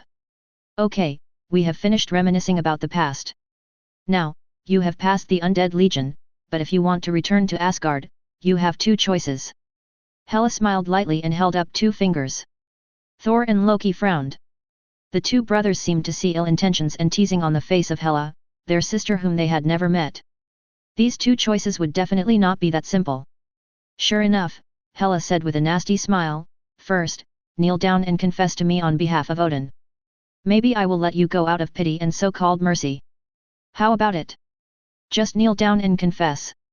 Anyway, you have to kneel down to that stinky old man Odin often, right?" Thor's face was full of anger. "You will never get anyone to confess to you. We will not kneel to you either, don't dream, Hela." Loki didn't say anything, but from his expression, he obviously agreed. Hela didn't care, but the idea of teaching her 2 useless brothers a lesson became stronger and stronger in her heart. How could she not play with her 2 stupid brothers? Then you have only one choice, defeat me, and only by defeating me can you reach the Night Sky Sword, and use it to leave Helheim and return to Asgard. Hela casually swung the Night Sky Sword in her hand back, and it whistled and inserted in front of the throne, making a light vibration. Seeing this, Thor and Loki looked at Hela with a surging fighting spirit. They knew that there was a big gap in strength, and there might be no possibility of winning, but they were Thor Odinson and Loki Odinson. They were Asgardians and would never be cowardly or surrender, especially after experiencing the fear of the snake. Their will and mind had already been tempered. "Wow, look at your eyes," Hela said with a smile, but suddenly her face turned gloomy. "But I hate this kind of eyes." After that, the figure disappeared. It was as if she had teleported between Thor and Loki. The speed was so fast that Thor and Loki did not react at all. However, when Hela just stepped between the 2, she raised her eyebrows, and the time around her seemed to slow down. Thor and Loki's bodies seemed to be slowed down 1,000 times, and their eyes had very subtle movements. She looked down at the ground and found that a magic circle had appeared on the ground at some point. The cold frosty breath was spreading from it, and a layer of frost slowly spread from the boots to the calves. Hela curled her lips and gently exerted force with her right foot. Boom! The terrifying power instantly crushed the magic under her feet. Not only that, huge amounts of power also blew away Thor, and the 2 Loki brothers smashed to the left and right sides like cannonballs, and finally smashed on the stone pillars on both sides and fell to the ground. "I prepared magic in advance and can be used at any time. I also plan to use frost magic to slow down my speed. It's a good idea, but unfortunately, in the face of the absolute gap, everything is just a delusion." Hela's cheerful voice resounded throughout the castle hall. Thor climbed up quickly, holding Mjolnir in his hand, looking a little embarrassed. Loki on the opposite side also supported himself on the ground with both hands. His eyes moved slightly, and then he climbed up and looked at Hela with a solemn look in his eyes. "You originally have the blood of the Odinson family, you are already a father, but you also have a small universe. What is your relationship with the god King Leon, Hela?" This is what makes Loki confused. Leon is not inferior to his father Odin in terms of strength. Not only him, but also the saints under his command, each of them is not weaker than Thor, and may even be stronger. The fundamental source of this power comes from the power called microcosm. The microcosm, in Loki's understanding, is the power of their gods, and it is just another name for divine power. In theory, it is impossible for two different races to have two divine powers. Because of the differences in physique and soul of different races, generally speaking, the divine power born can only be perfectly inherited by their own physique and genetic bloodline. How can it accommodate another kind of divine power, and from the perspective of quality, it is not inferior to the divine power of the Aesir gods? First, there is no need at all. It is better to strengthen one's own divine power than to plunder the divine power of other gods. The divine power of Asgard originally has an infinite upper limit. Second, it should be impossible to do it. Two different divine powers can be safe and sound in one body? Shouldn't they fight? But Hela did it. She possessed the power of Asgard and had a small universe. Although the small universe did not seem to be particularly strong for Hela, it still puzzled Loki. How did Hela do it? Why did the god King Leon teach Hela the small universe? What was the relationship between the two? Was it a conspiracy against Asgard? Loki couldn't help but think about it. Hela alone was enough to make Asgard unstable. If a sanctuary was involved, then... Loki shuddered at the thought. Want to know the answer? Defeat me. Hela's ghostly figure suddenly appeared in front of Loki. Her beautiful and delicate face and a pair of green eyes were reflected in Loki's pupils. The next moment, Loki felt as if the world in front of him was turned upside down. The next second, the intense pain stimulated him crazily, making Loki scream. His soul body was suddenly ignited by green flames, and his soul gradually burned and dimmed under the green flames. Thor saw this from a distance and roared angrily. Loki, boom! Thor, surrounded by terrible thunder, rushed towards Hela like lightning with Mjolnir in his hand. In extreme anger, his speed far exceeded the previous limit. He smashed Hela's head with Mjolnir. But, it was blocked by Hela's left hand in the next second. He held it tightly in his hand, then turned his head slightly to look at Thor, and said jokingly, Mjolnir? Are you still relying on this little thing? Do you know who the first owner of Mjolnir was? It was me. With a crazy smile on her face, she exerted force suddenly in Thor's unbelievable eyes. Boom! Under the terrifying force, Mjolnir shattered in the sky full of exploding lightning, and the majestic air wave blew Thor away, but Thor was very calm before being blown away. She stretched out her hand, and a strong wind rolled up in her palm, grabbed Loki and flew out with him. Bang! Boom! Boom! The broken metal fell to the ground with a dull sound. If you enjoyed this video, please give it a like and subscribe to the channel so you are notified of future uploads. You can find the next parts in the playlist visible on the screen or on my channel. Thank you for watching, and I'll see you in the next one.